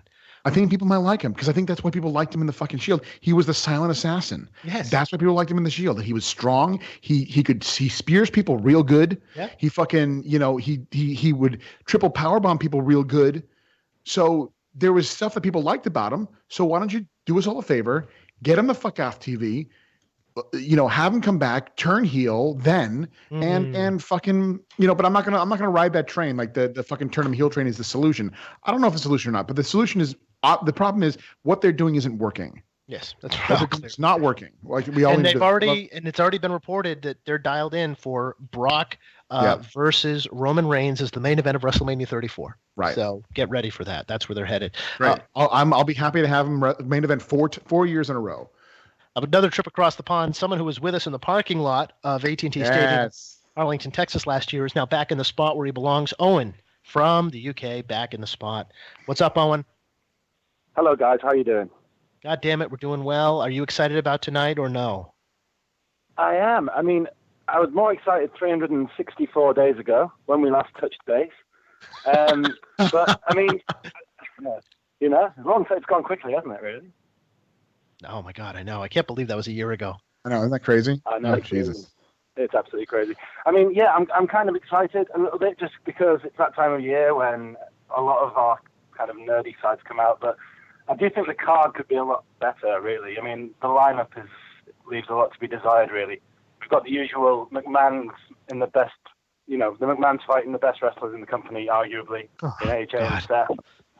And, I just feel like the card could be so much better with the amount of talent they've got that seems wasted, Neville and, Cesaro and people like that, just in nothing matches, really.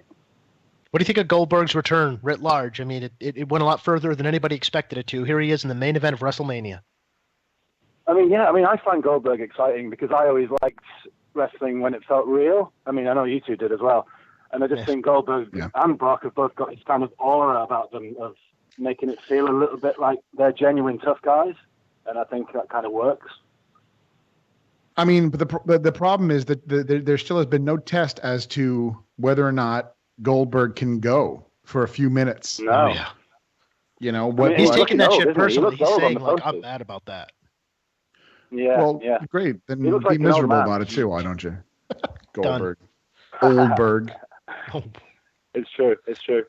I was going to ask you guys a question, actually. Am I allowed to ask you a question? No, of course. No, not at all. Well, no. I mean, I'm not sure if you've covered this earlier, but WWE often relies on, elderly talent, like we just covered. And the Monday after the mains has basically become like a night of surprise call-ups. Do you think there'll be any surprises on the card tonight or tomorrow? I expect Nakamura tomorrow. I expect, maybe Dash and Dawson on SmackDown. The problem is, for me, the time that now that it's become this, let's bring up NXT guys the day after WrestleMania. I don't care because I don't know. Right. NXT, as I've said before, NXT is non-existent wrestling.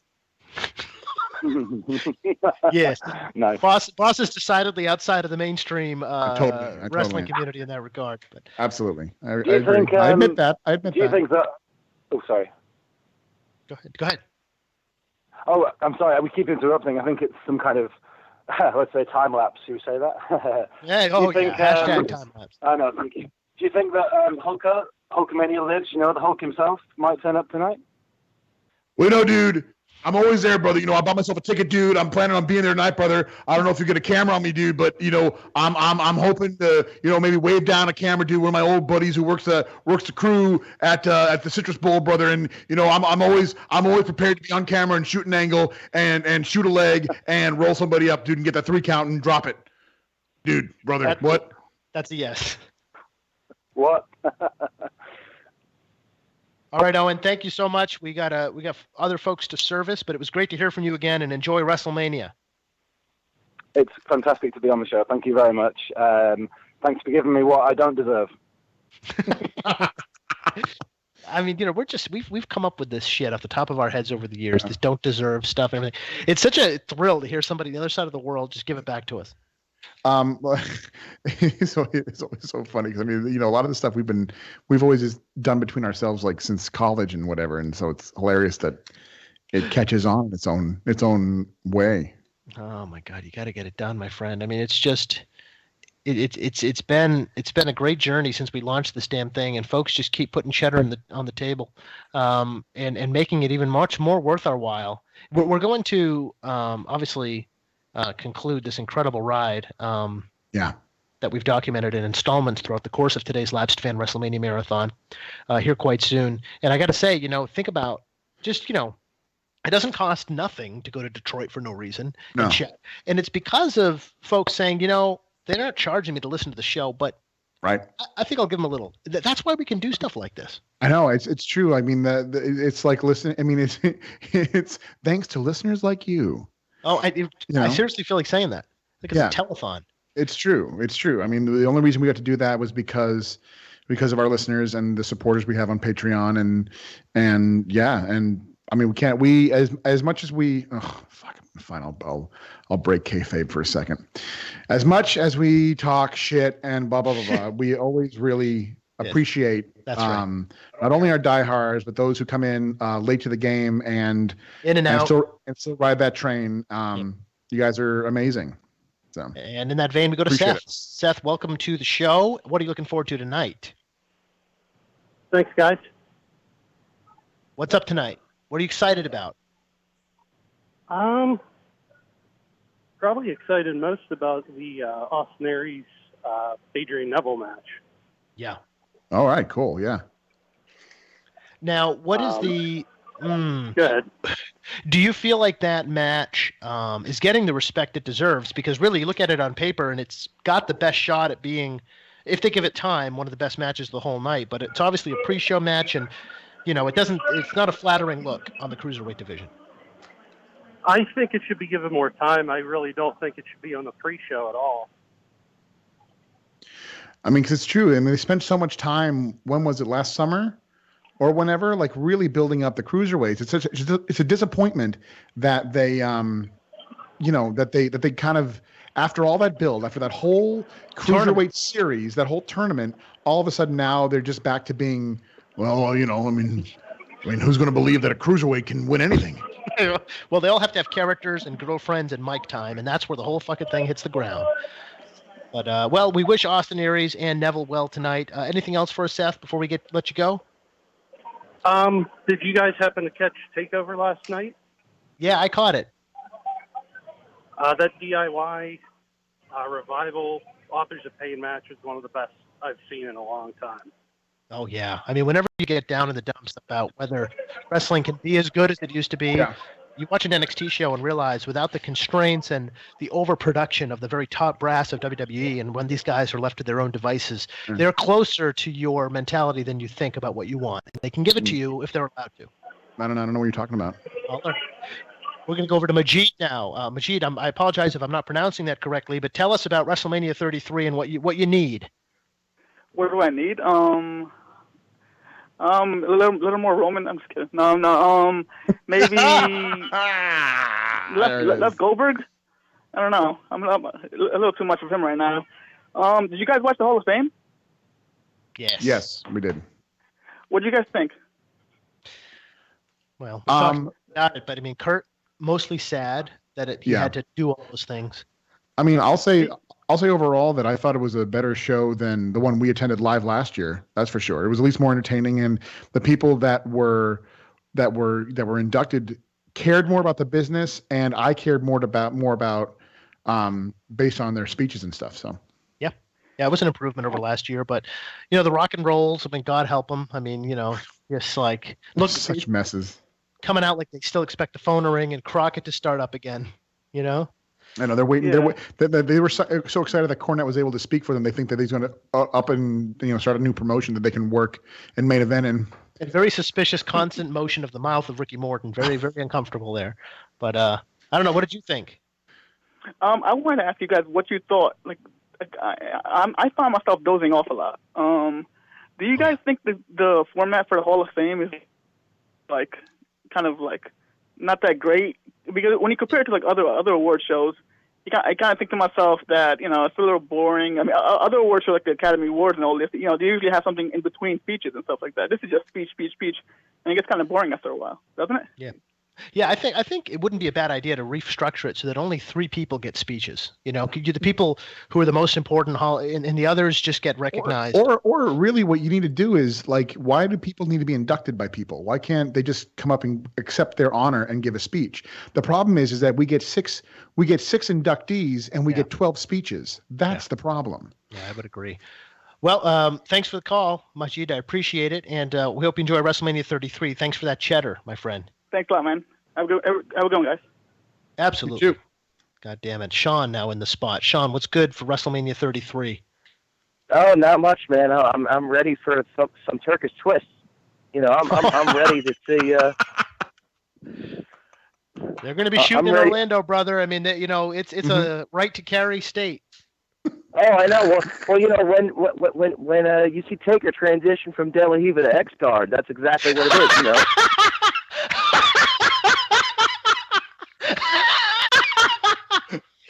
You got me. Fucking 4:30. You got me. That's how long it took for someone to. Good for you, Sean. I look forward to. But yeah, I mean, I am I just want to thank you guys, obviously, for everything. I mean, I started doing. I'm one of the guys who called in during the wrestler and started doing catch wrestling because that's amazing. Oh yeah. That's amazing. Yeah, I remember. Well, it's great to hear from you, pal. And what do you think's going to leave a mark tonight?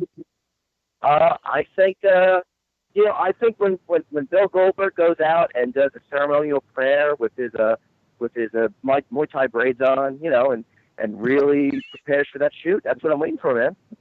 Okay, we're going to watch for this. Working shoots.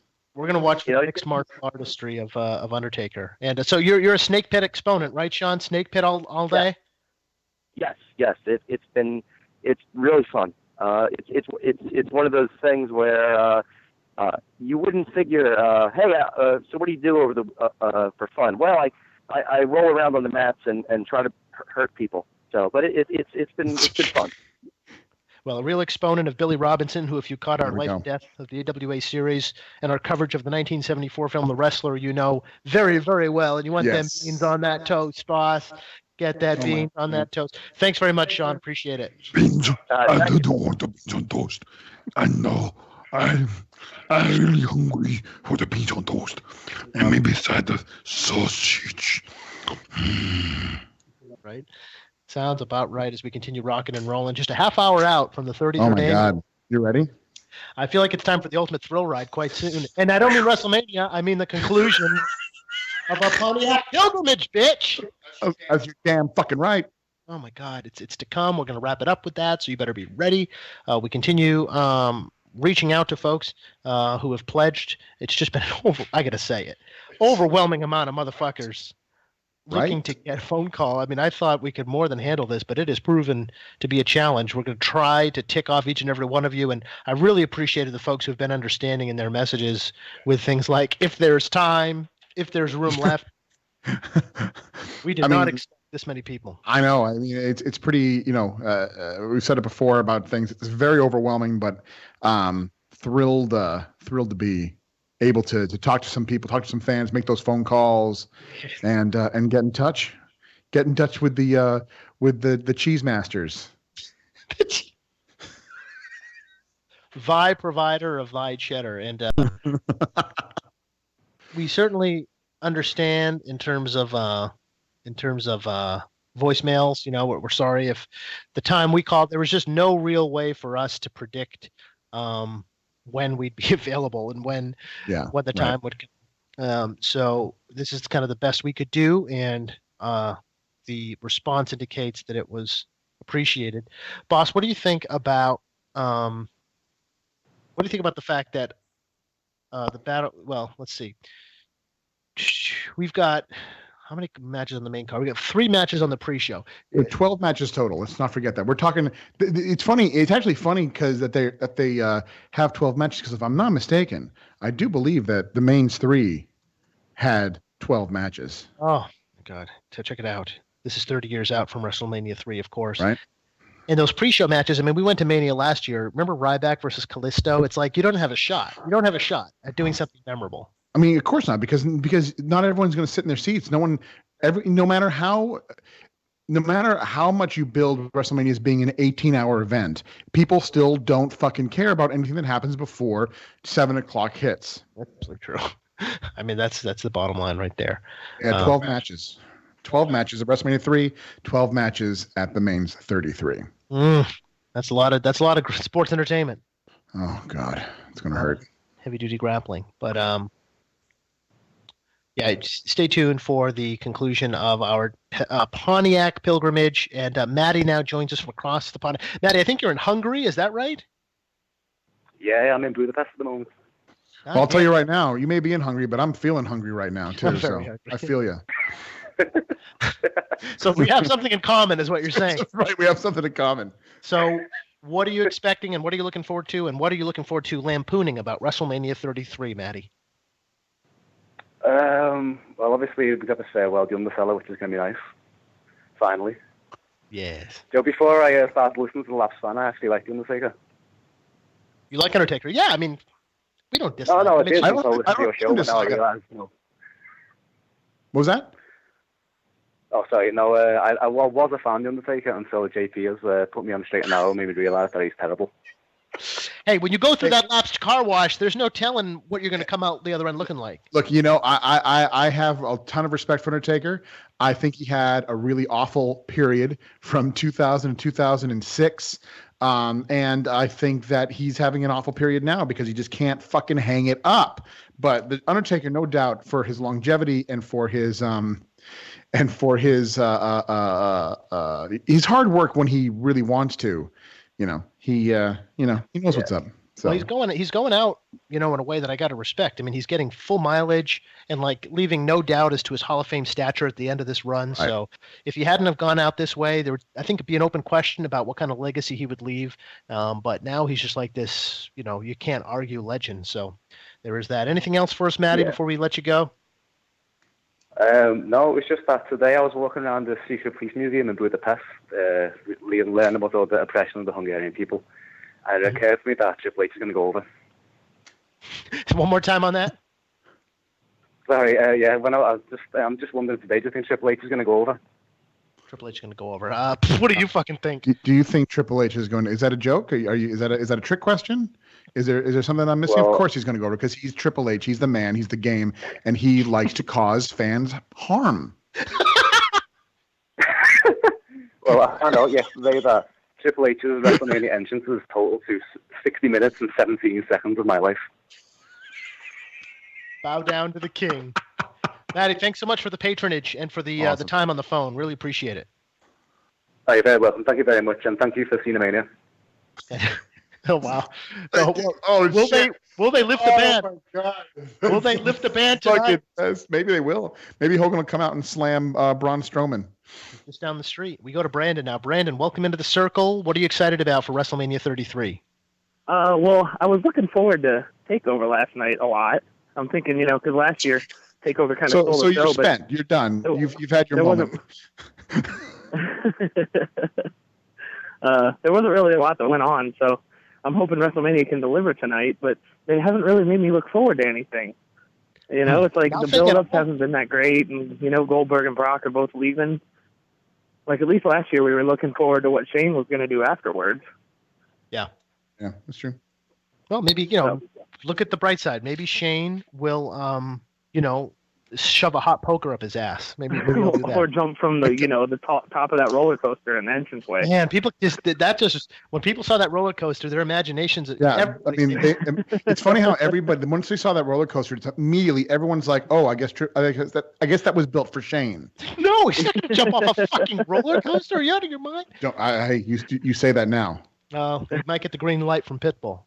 So, well, yeah, and Flow Rider. Is it still his house? Nope, not really. Well, they are in Florida this time, at least. That makes sense. It's actually his house as opposed to Dallas, which he kind of co-opted on behalf of World Wrestling Entertainment. So, all right, when you look back on 33, what do you think is going to be your lasting memory if you had to take a bet? Well, I don't know. I'm kind of deciding what I want to go on last. I know that Vince knows that Vince listened to the Laps fan last year and knows that we need Roman Reigns to be our savior. Still do. We were glad to be there to provide that critical backup. Yeah. Are we going to see 23-2 tonight? Is the question. That's a huge question, and we will report back on the other side of WrestleMania. Brandon, thanks for your patronage and your time. Enjoy the show. Thank you guys for Hulkamania also. God damn right. Thank you. Well, Victor now is in the spot. Victor, WrestleMania 33. How excited are you?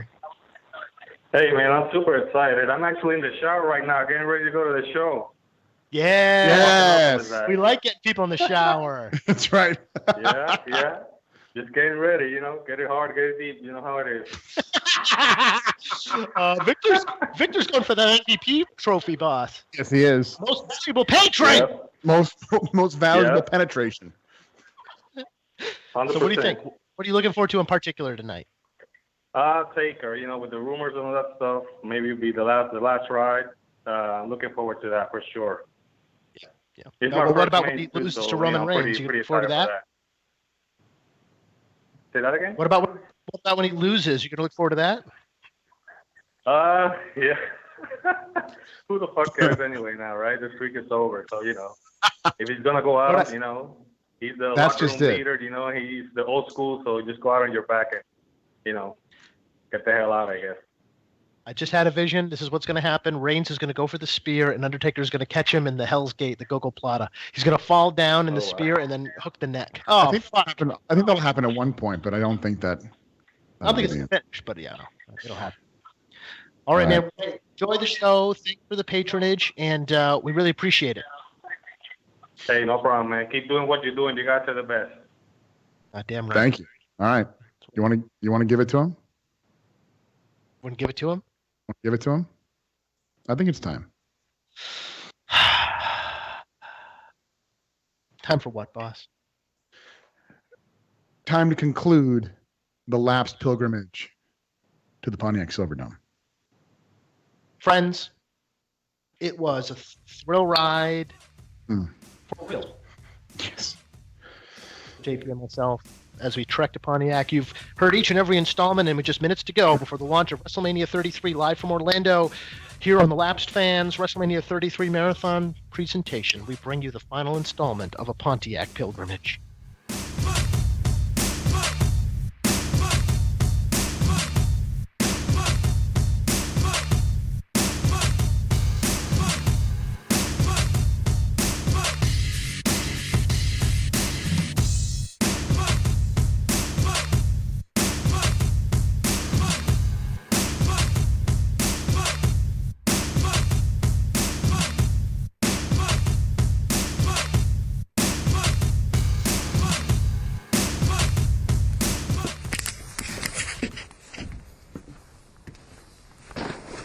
You're going to feel very nervous when you step down because you're going to feel it almost... Yep, like a waterbed. This isn't so bad. Come far out, this isn't so bad. Okay. It is like a waterbed. We're like floating. But I felt the ground. Feel the ground? Yeah, I feel the ground. You can't go any lower than that. Yeah, but... Oh, that looks a little bit deeper. Oh, it is. It follows us. It is. I know the water's following us. It's like, ooh, a new path to... It's like the water's chasing us behind us, literally. It's chasing us as we walk. But we're on the field. We're looking... in the main gate. Wow, look at that water. That is just puddles for days. But we're closer to higher ground. We're closer to a point where there's not going to be any water. Look at this. Look, this is nothing. Step over this tarp here. Look at this. This is solid ground. Wow. We're in the middle. We're in the dead center. You ready to take the slam? Yeah, I want you to take it first. Don't take your time.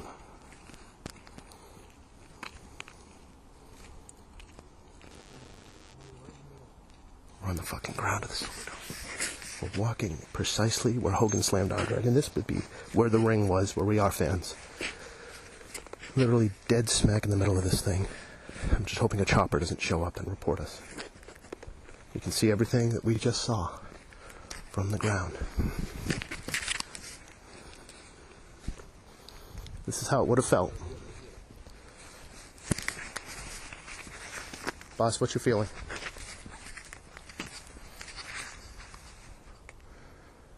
Slam me, boss. We've got 2 angles on the slam, and I'm about to lift and dump Boss Man just as Hogan did. Let's hear it. I'm going to put down audio here.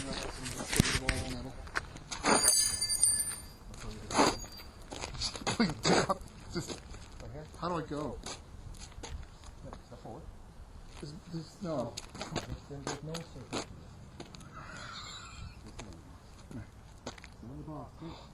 Slam the boss.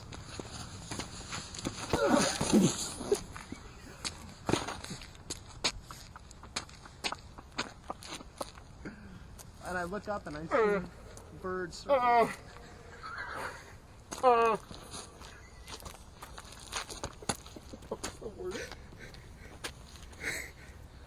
We're done, right? Just take one more look. This is the only time we're ever going to be inside this arena. We're on the floor of the Pontiac Silverdome.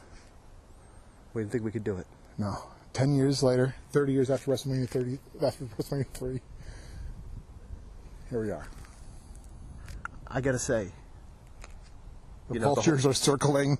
Literally, the purpose of this trip in a lot of ways was to see how it feels to go where memories were. Yeah. To penetrate that screen. And the Lapsed Fan, throughout the course of the existence of this podcast, we've tried to do that through context setting, through memory sharing, through research. But now we're interacting with the actual physical nature of a memory. Yeah, that is true. And I don't know how to feel. I feel that unfinished business has been finished. And I feel a great sense of closure. Let's go. There's something to be said for energy and spirit. Because leaving the Silverdome, I'm filled with what I can only describe as the energy and spirit of what was left behind there by the people who attended events and the people who competed in events there, whether it be football or WrestleMania or the Pope or concerts or whatever it was. There was an energy in that building that I felt, and I am invigorated with that energy right now as we leave, and feeling like if there was ever if there was ever a word to describe it, and this is a little dramatic even for me, but I am at peace with the Silverdome. This arena, miles and miles and miles away from where I grew up, that in a city that I'd never once considered visiting in my entire life, if not for professional wrestling. Yet, because of wrestling's unique ability to create lore and an aura around things that on their face are not imbued with those qualities. That little extra intangible that wrestling adds to a fake fight. That intangible carries over into the rest of your life. You become better at assigning intangible qualities to inanimate objects, to moments, to things. Wrestling fans have that going for them. And for religious folks, I'd imagine this is what they mean when they feel they have the guiding hand. There's really no reason that we should have... I'm not somebody that tries to overcome obstacles. I can very easily be talked out of things. Yet, for some reason, I felt like I was a different person doing this. And it was for us. You were along for the ride, but make no mistake, this was for us. And it doesn't make any sense, and that's why, boss, it creates even more of a starvation. Yeah. It doesn't make any sense. Because if we could define why we wanted to do this, we could probably get that fixed some other way. But the fact that we can't describe it is why we had to fly here and do this. Yeah, because the tangible reason why we would want to do this is because we want to get into a building, a broken down building where a wrestling event once took place with wrestlers who are either dead or retired. Or laughing stocks. Yet there was this sense of like it was like coming to see, almost in a way, an old friend who you know is going to die. Wow. And being Son of a bitch. and being able to say goodbye to that person and at the same time get to know them for the first time. It's hello and goodbye all at once.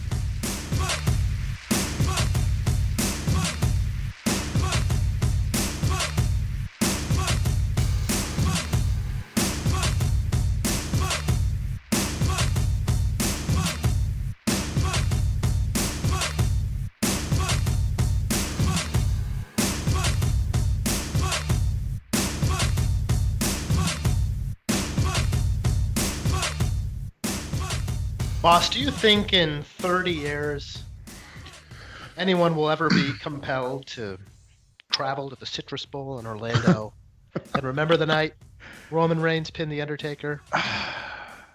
You know, being the cynic that I am, I'm actually going to say, God, I hope so. Because I want to say no, but you know what? I absolutely hope so. I hope that there's somebody who is affected by that match as much as we were affected by Hogan Andre and the Silverdome.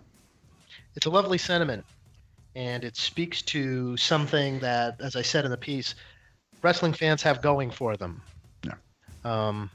I think if you're not talking to a wrestling fan, maybe if you're not talking to a sports fan, you'd be hard pressed to find something that they would ever want to do akin to this.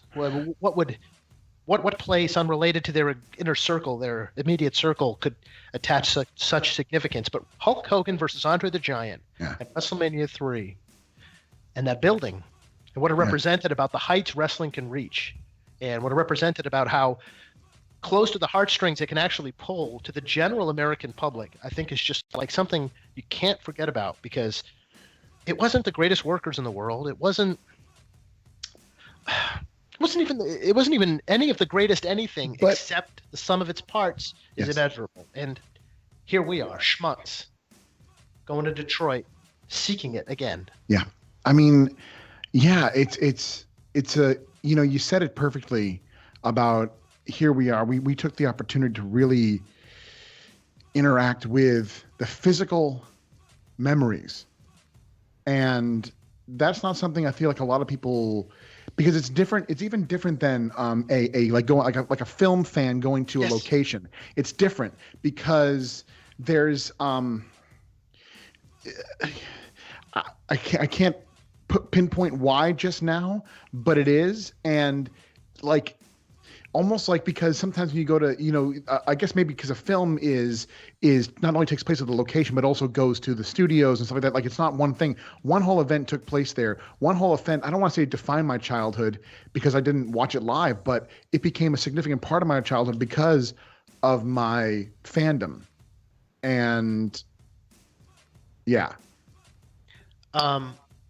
If folks follow the WrestleMania journey that we took a couple of years ago in starting this thing, they know that when we got to WrestleMania 23 in Detroit in 2007, that it left something akin to a hole in your lapsed heart. Yes. That we both hatched and failed to execute on the idea of going to the spot where Hogan slammed Andre and reliving it. Yeah. Here we are, in 2017, 10 years after that. 10 years after. Broadcasting live to rabid fans. Yeah. And they saw that happen for you and for us. And I got to wonder, as we prepare to look in on WrestleMania 33 and continue the journey, how key a part in the journey of your life that was. I mean, not to overstate it. I mean, it's certainly a moment that I guess in a way, I'm not someone who, I mean, I do and I don't, but it's funny to me how that specific place, that whole event in 2007 left such a hole, such a bizarre hole for me. And the fact that what you needed to fill the hole doesn't make any sense. Right. Makes the hole even harder to figure out. Yes. And so it was, in terms of my life as a wrestling fan, it is without a doubt my greatest memory. Look at that. We're creating memories here on The Lapsed Fan. And we, for all the shit we talk, have to raise a glass to professional wrestling here as we conclude our WrestleMania 33 live marathon special. Profuse thanks to the members of the Lapsed Fan Solar System who saw fit to join us today, and those we didn't get a chance to connect with. We called as many of you as we possibly could. We certainly hope that you understand, and let's make arrangements to talk sometime in the very near future. We will not forget each and every last one of you who stepped up to the plate and put money across the table, and we will continue giving you what it is we wanted to do when we came up with this show, right? Yep. Have a reason, a purpose, a mission in revisiting why it felt the way it used to feel. Yep. Trying our best to keep that alive in the wrestling discourse, and just have a reason to revisit these moments and share it with somebody. So thanks for coming into the circle. Thanks for coming with us to the Pontiac Silverdome, boss. It's going to be gone real soon. Yeah, that's the thing. I mean, it'll be gone supposedly by the end of the summer, and I'm again so grateful that. But the funny part is that we planned this way before that was going to happen. Yeah, before the final judgment came down for scheduling and demolition, and we'll watch from our Axe and Smash. They're coming. They're already there. And with that said, thanks to everybody out there in listener land. It is the Lapsed Fan Wrestling Podcast. It is the WrestleMania 33 Marathon. It is a Pontiac pilgrimage. And we'll be back tonight on the other side of the ultimate thrill ride, WrestleMania 33, to deep dive and add to that lapsed canon and that journey, boss. The journey continues here, April 2nd, 2017. Holler. We'll see you soon. Preceding announcement is a TJ DeSantis production. Its content is intended for private use only.